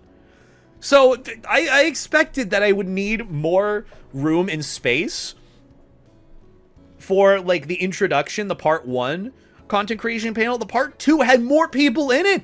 I'm like, what? Huh? So, needless to say, I did the absolute best I could. And let me tell you, based on my presentation and the impromptu nature of everything that I needed to do and answer with questions and really guiding the way of like kind of how I break down the analytical process with YouTube videos or with content creation, I did an awesome job with that. So, again, my part 2 to the Introduction to Content Creation panel should be out on my Bootles channel, the secondary channel, at some point when I can get access to my audio recording and find my microphone. But yeah, point being, I was really proud of myself with that. I got pretty much the big thing out of the way for the day, and the only thing that I had to do after that was judge a dance comp, or judge the dance competition, which I was told wouldn't be like super stressful, and it really wasn't. But I will admit I wanted to do a good job with it. I didn't know what I was doing. So with that, let's see the couple of photos after that. Oh yeah, my fursuit head still wasn't dry after the previous night, so I learned a little life hack because I didn't have a fursuit head fan. I could take the reverse side of my fursuit fan hanger thing, turn it upside down, put my fursuit head on top of it, and it would create airflow to come out of the front. Glad you had fun in Europe. Also, hi, Medley. You'll eventually come to Fantastic or FBL cons in France. Be to et a heart. I wouldn't be opposed one day. Thank you so much for the 13-month resub, though. I greatly appreciate that. Can we get some life jackets and beta hearts in the chat? I greatly appreciate the support. Thank you for the 13 months. And yeah, I had a good time. I would absolutely love to do more Europe cons in the future, but it's just so not cheap by any means. I mean, cons in general aren't cheap, but, still, I would absolutely love to. Thank you so much for the support, though. But I had figured out a life hack to get my fursuit head dry when my bodysuit is done drying, where I basically take the fursuit bodysuit hanger fan thingy that I got, turning it upside down, putting the fursuit head on top of it, plugging it in, and it creates airflow going through the front. It was an ingenious idea that actually worked so much better than letting it just hang to dry, or just letting it sit there and hoping that it did dry eventually. Also, Levi Vore moment. But yeah, it was a little impromptu thing that I ended up doing before I went to the dance comp and got ready for that. So it ended up being where my fursuit head was dry directly after when I got back. So after this, little fun fact. This is the water bottle I had been taking around with me from my Starbucks trip on that Tuesday for pretty much most of the con, because I did not have a reusable, refillable water bottle because I just wanted something to carry water on me, have my liquid IV as well, just for more hydration. And I ended up reusing this one from like 5 days till this point, and let me tell you, it was a lifesaver. Me just drinking up, getting some hydration in me before heading to the dance comp, which I pretty much did. They gave me an outline of what I needed to do where I would sit, which was pretty much at like the front right area, right where I was sitting there. And pretty much how it worked was, I could probably give a breakdown of it later. I don't know how much of a breakdown I'm allowed to say, per se. But I had done a little bit of research ahead of time, because I was told I would be judging a dance comp, and I had no experience with that.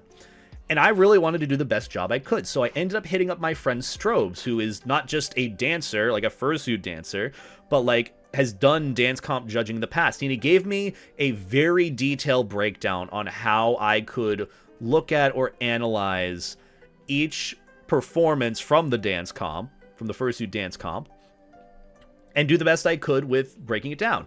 Granted, the breakdown for what they ended up giving me for like a rubric to go through was a little bit different, but at the end of the day, you know, I wanted to do my best, and I think me asking Strobes was really good guidance in what I needed to do the best I could for it. So pretty much it was all everyone getting together. I was getting to the front of the stage. They gave me like a little rubric and whatnot. Don't know how much I can go through that, so I'm just gonna gloss over it briefly. And then like the little plaque they were given to the whoever won the dance comp. They got the floor together and ready. People were like filing in, and this is just me kind of like getting ready there. And what I'd have to say, they'd basically pass over each individual judge, which was me, Spray, and Kai, who were like the judges for the dance comp. And I'm not gonna lie, it was pretty fun. It was actually really fun. There was a point as well where they hadn't figured out, let me just go over to the first submission. I don't know who this fursuiter is, but I loved their suit and I loved their performance, first off. So, little funny thing I was thinking of.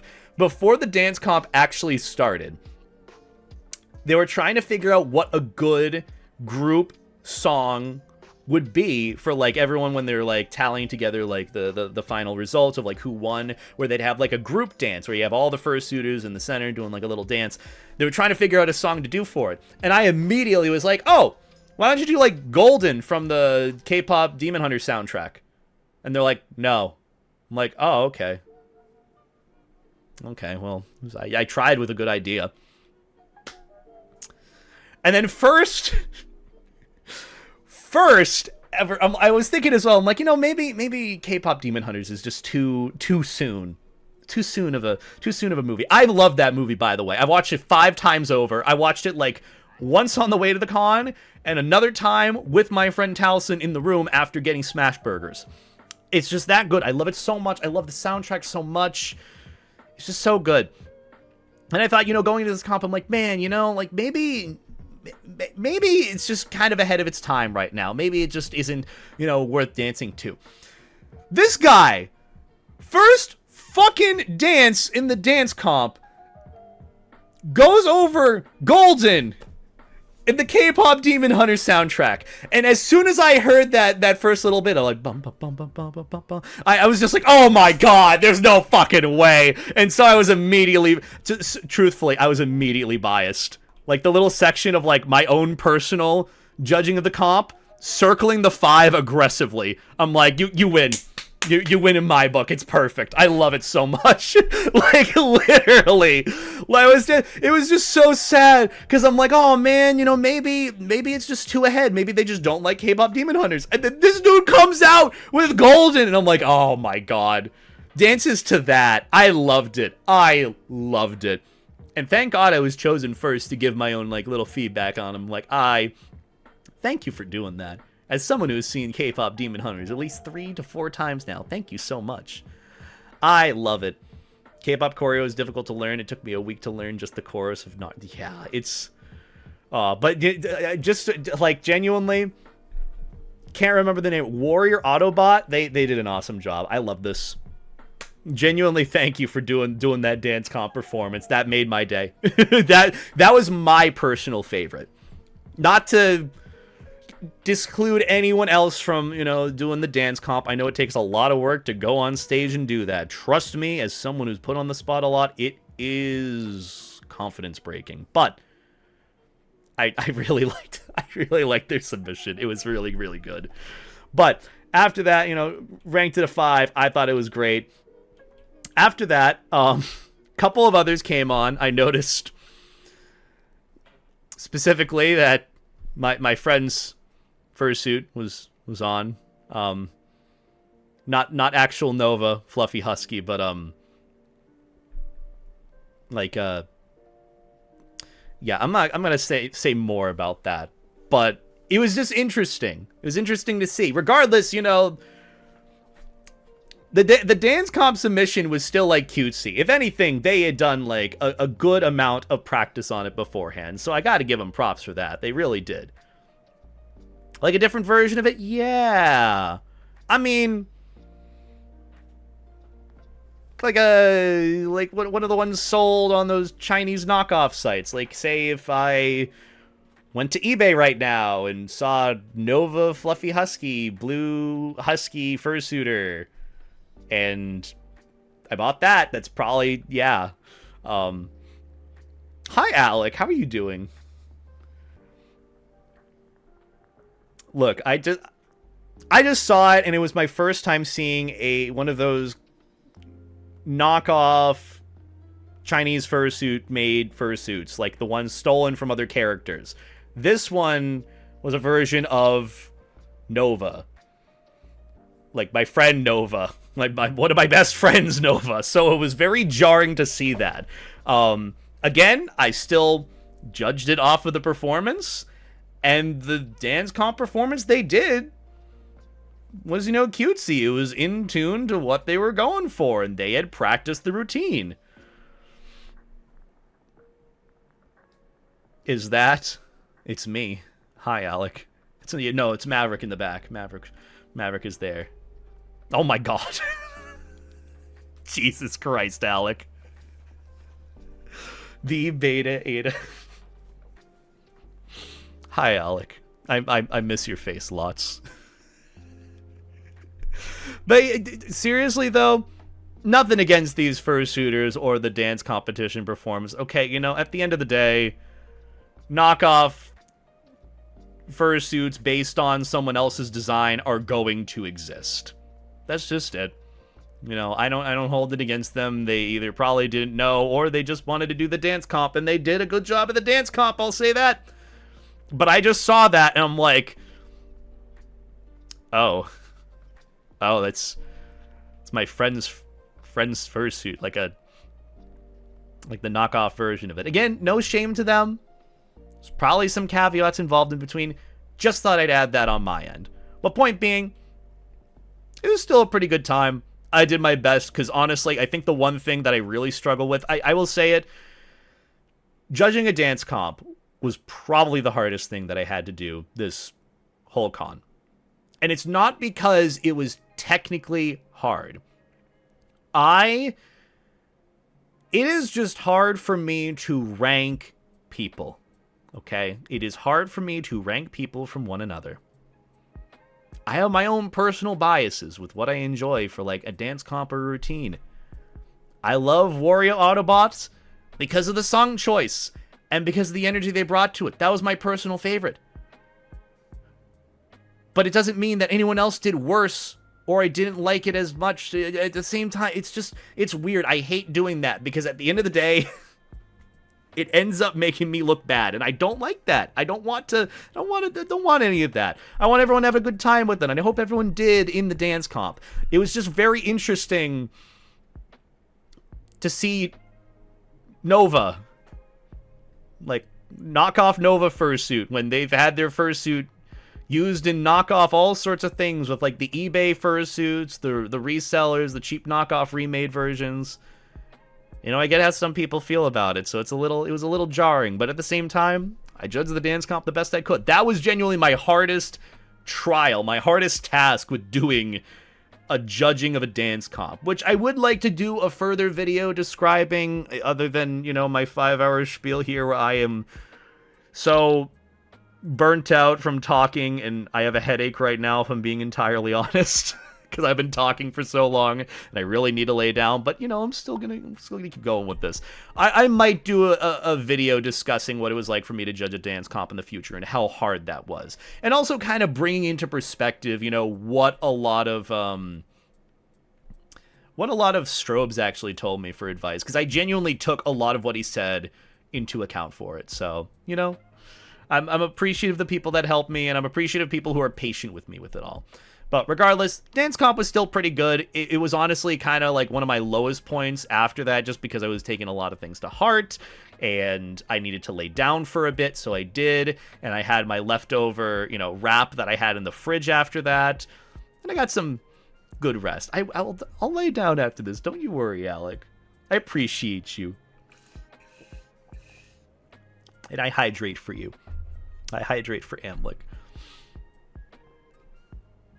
Oh, but after that, I got some food in me. I laid down for a little bit, and I just want to say, I want to reiterate how awesome people like Kai and Larry are. It's not just, it's the people that make the experience for me. So, like, I was supposed to have some plans to go out and get, like, sushi and food with Kai. He was organizing a whole thing for like 20 people, and they were like, I want you to come.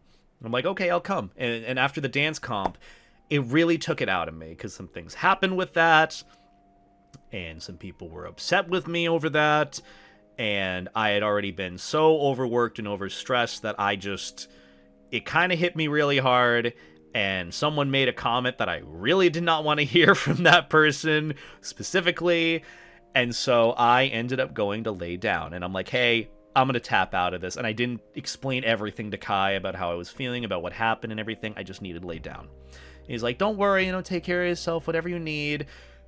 And, I just laid down for a bit. I ate my leftovers a little bit too. And then I was going to be up and about, going to like parties, hanging out with Kai after and everyone. And like, when they had got there, Kai had like called me and asked like, hey, we're at the thing. Do you want me to like pick you up any food to bring back for you? Are you like fed? Like, do you have everything you need? I can pick you up something on the way back. And that just meant so much to me, man. I'm like the same way with a lot of my friends too. Like, I really genuinely do try to like make sure they're okay and take care of them, like not go above and beyond for the sake of it, but just like do like shit like that. That to me meant so fucking much. Kai is genuinely certified sweetheart. I want that to be known. I hope they can make it to a US con one day. God, they were so fucking sweet. Genuinely, even that notion that they had done like made my evening, and that really like turned things around for me. So like, big shout out and thank you to them. They are so cool and so sweet. But I ended up having my leftover floor wrap, my kebab wrap, and it was pretty good. Ended up getting ready for the evening, and I actually went out for drinks with Taliesin for a bit, just to kind of get a little bit of an escape, with the con going on, and do some other things. He had ended up finding this little bar called Habit, and he had been there the past few nights, and even the owner who was bartending there was like so friendly and like knew him by his name and was trying to, get Taliesin to bring people by, and I was brought by, and I ended up walking over. It was just like a nice little walk, and then I ended up getting probably the best Long Island iced tea I have ever had. Ever. The vibes in that little bar were immaculate. They were so good. And we were just like chatting it up with people that were coming and going in the bar. Like someone who had like a whole Gurren Lagann like tattoo I recognized, and he's like, dude, no one recognized it. I'm like, it's such a good show. It's a good series. And then like we bonded over that, just complete random person in like at that bar in Austria. And same with another person who came by who was like originally from Hong Kong. And like it was like, I feel like I was really thriving socially, if that makes sense. And it's genuinely what I kind of needed a little bit. I'm glad that I went and did it. But yeah, genuinely, best Long Island iced tea I've had so far. But after that, I ended up heading back, and was hanging out for a little bit before Kai invited me to, that room for a party, to the party and to hang out. And that's where I ended up like yapping and chatting with people. This is like our walk back, me and Taliesin. Would buy like that little train station with the smash burger. They didn't end up having anything, so bit of a bummer. I went to the party and there was a wasp on the table, just a dead wasp. It's just one of the pictures that I took. I mean, there are a couple of other pictures that I took, but I can't show those. But the party was pretty good. This is a pretty good vibe, I'll be entirely honest. It went a bit harder than it did the previous night, and got a lot of compliments.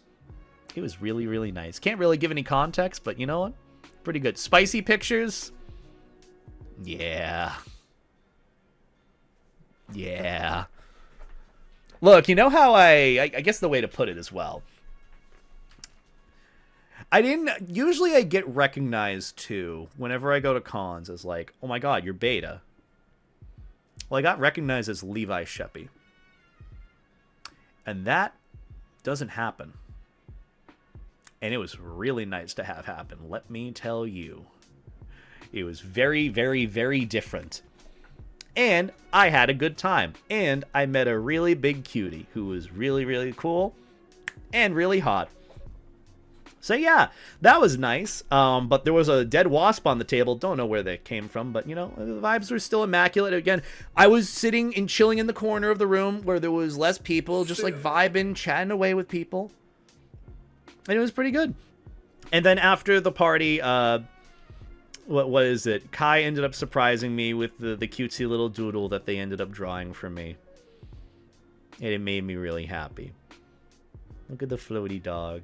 Look at him just floating away. He was sitting at his, Kai was just sitting at his dealer's den table, just like kind of vibing and wanted to doodle this for me. And it, oh, I love it.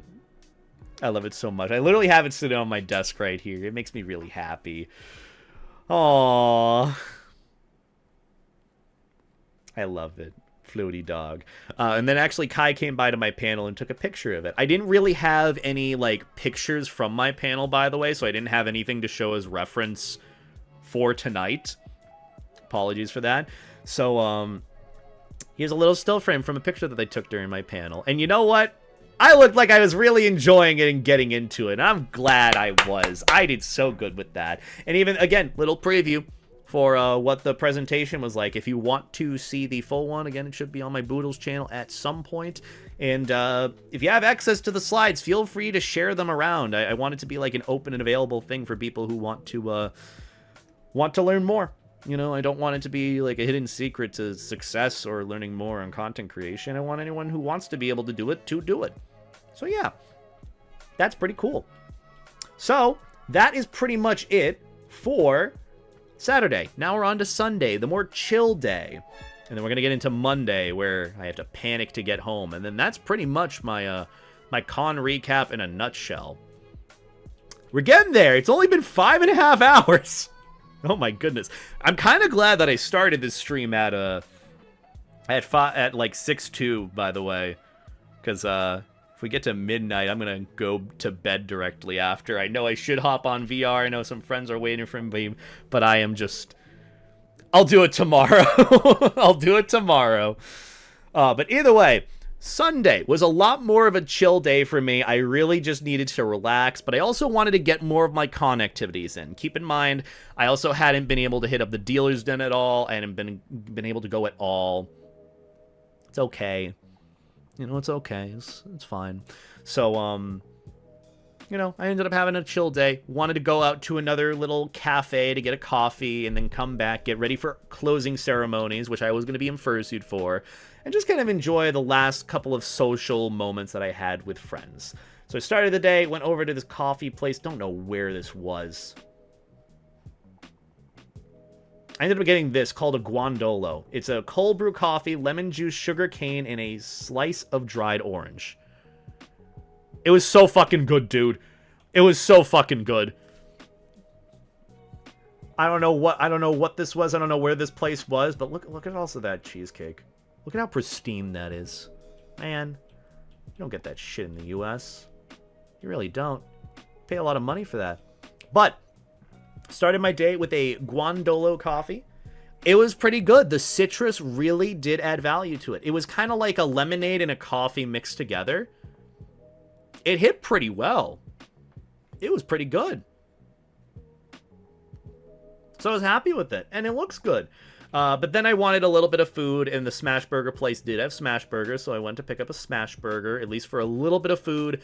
Didn't want to overfill myself or have anything super, super greasy before getting in suit or before closing ceremonies, which I wanted to fursuit at closing ceremonies since I hadn't really fursuited much that con, so decided to do that. And honestly, pretty glad I did. This is me looking disheveled on that Sunday after a night of drinking, partying, and hanging out, and running on fumes at that point. I think I was just so socially burnt out and just burnt out, exhausted beyond belief. I was honestly ready for home. Not to say that I was done and over with the con. I was just tired. Really, really tired. So, ended up just kind of taking it easy, enjoying my coffee for the day. Had like that little banana bread day, which was pretty good. And then on top of that, ended up packing up my fursuit stuff all into one bag so I could fursuit to the to the closing ceremonies. And you know what? It was pretty fun. I'm glad that I did. Look at me. Look at the dog. I love that dog. Oh, that dog is me. I love that dog. So I got in fursuit, got all ready. There's the chair. There's like a coconut with eyes on it. That's different. And then I showed you my life jacket. Please respond. I showed you my life jacket. Please respond.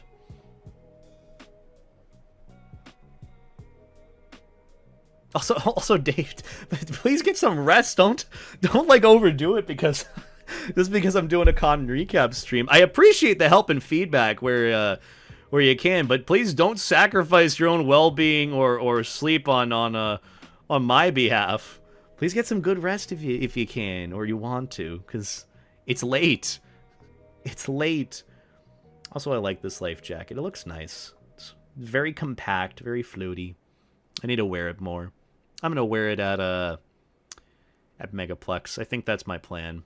I'll have Jake and Cody help me if they're willing to, if they want to. I'd love for them to help me.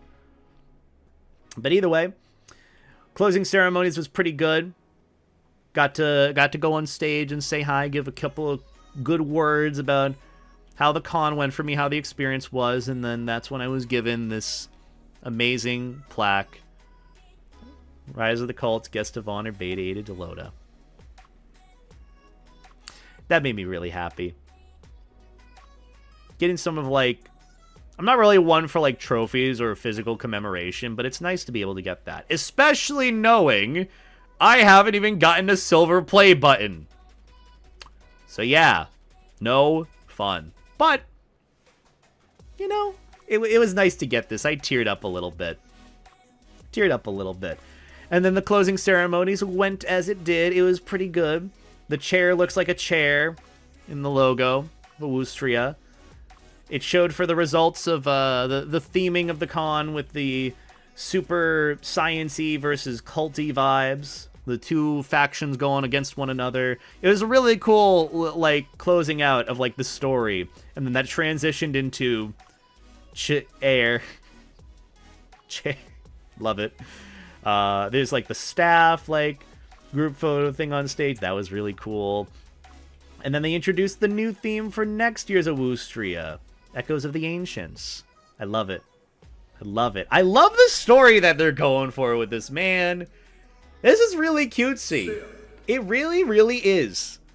Again, I haven't seen this much dedication to, like, a theme or a story or, like, really developing that in with what the con is about ever. I haven't. I haven't seen it. So, like, it's really nice to be able to see it with the con. So that's props. Props to Awoostria for that.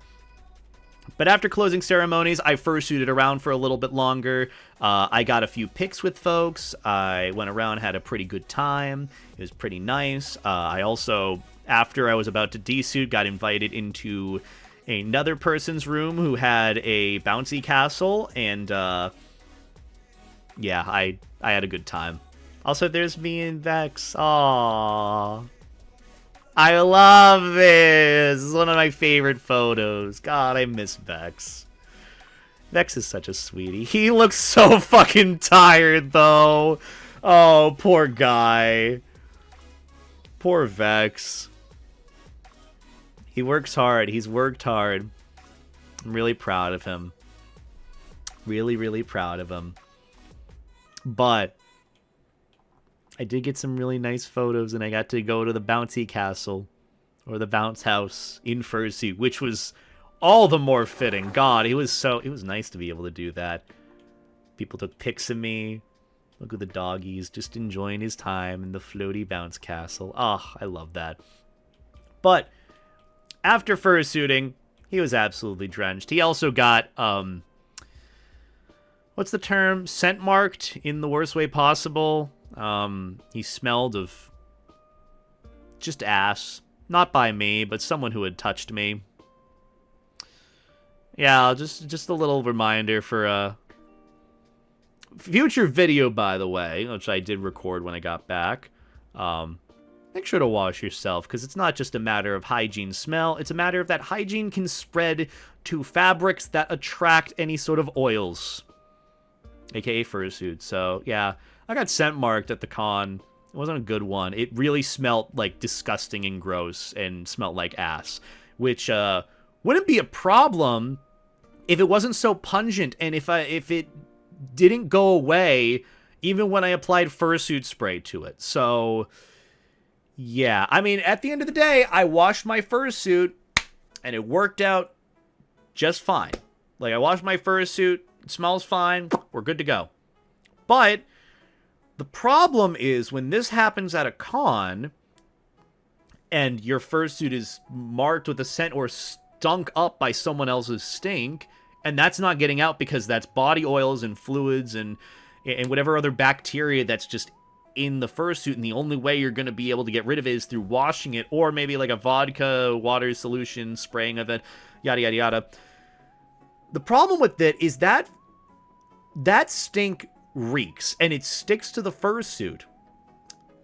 And if you go around fursuiting with that, no matter how much spray you apply, people are going to think that scent is coming from you. And so to some extent, that ruins your entire experience with fursuiting. So luckily, this happened to me on the Sunday of the con, the last time I was fursuiting. If this had happened on like the Thursday or Friday, I would not have a feasible means of washing my fursuit, for one, and two, I just wouldn't want a fursuit for the rest of the con, especially if it's stuck to my fursuit body.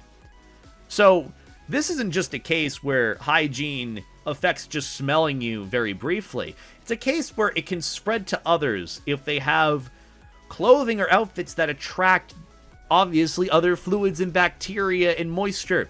So, nice little reminder. If you don't do it for cons and you haven't showered for a month and you're wearing the same shirt after 3 months without washing it, wash your ass. It's not a question.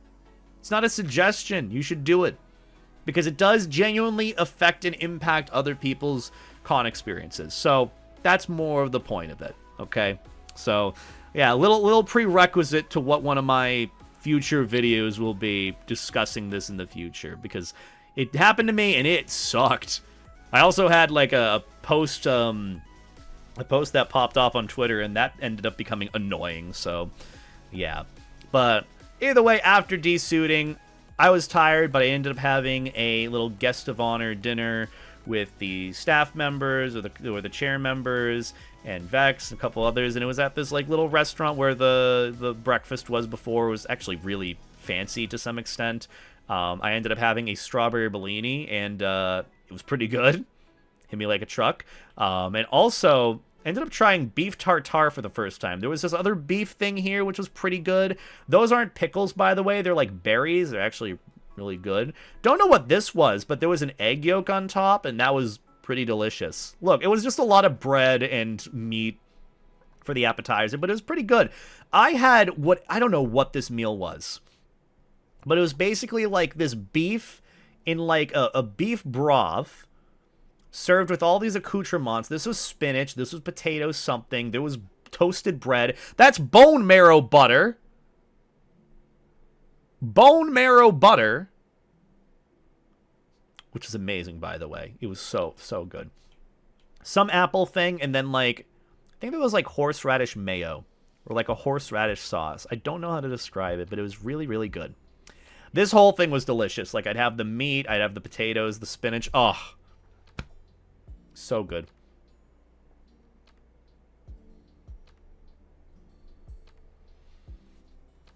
As Uncle Kage would say regarding the 6-2-1 rule, the first two are for you, the other one is for us. Yeah, I think that should get to that point too. But yeah, honestly, this is a really good meal to round things out. Obviously, it wasn't the best meal I had on this trip, and that's just because I'm such a simple sucker for any sort of non-fancy dish, but this was still really good. It was still really good. But that was my last meal of the con before everyone kind of packed things up and got ready to leave. I ended up getting this little gift basket from Frodo with some like little snacks and stickers. That made me really happy. Shout out to Frodo. Thanks for being a lovely bean. Frodo's really sweet. That was like my whole baggie of snacks that I was bringing back with me. I ended up trying to check out the Dead Dog Dance. I would have taken pictures, but no photos, so womp womp, but that's okay. After that, I just ended up packing, going to bed, getting ready for my airport flight back home for the next day in the afternoon. I was so tired. I was so tired after the con, but I left filled with love. I left genuinely filled with love. I packed all my things together.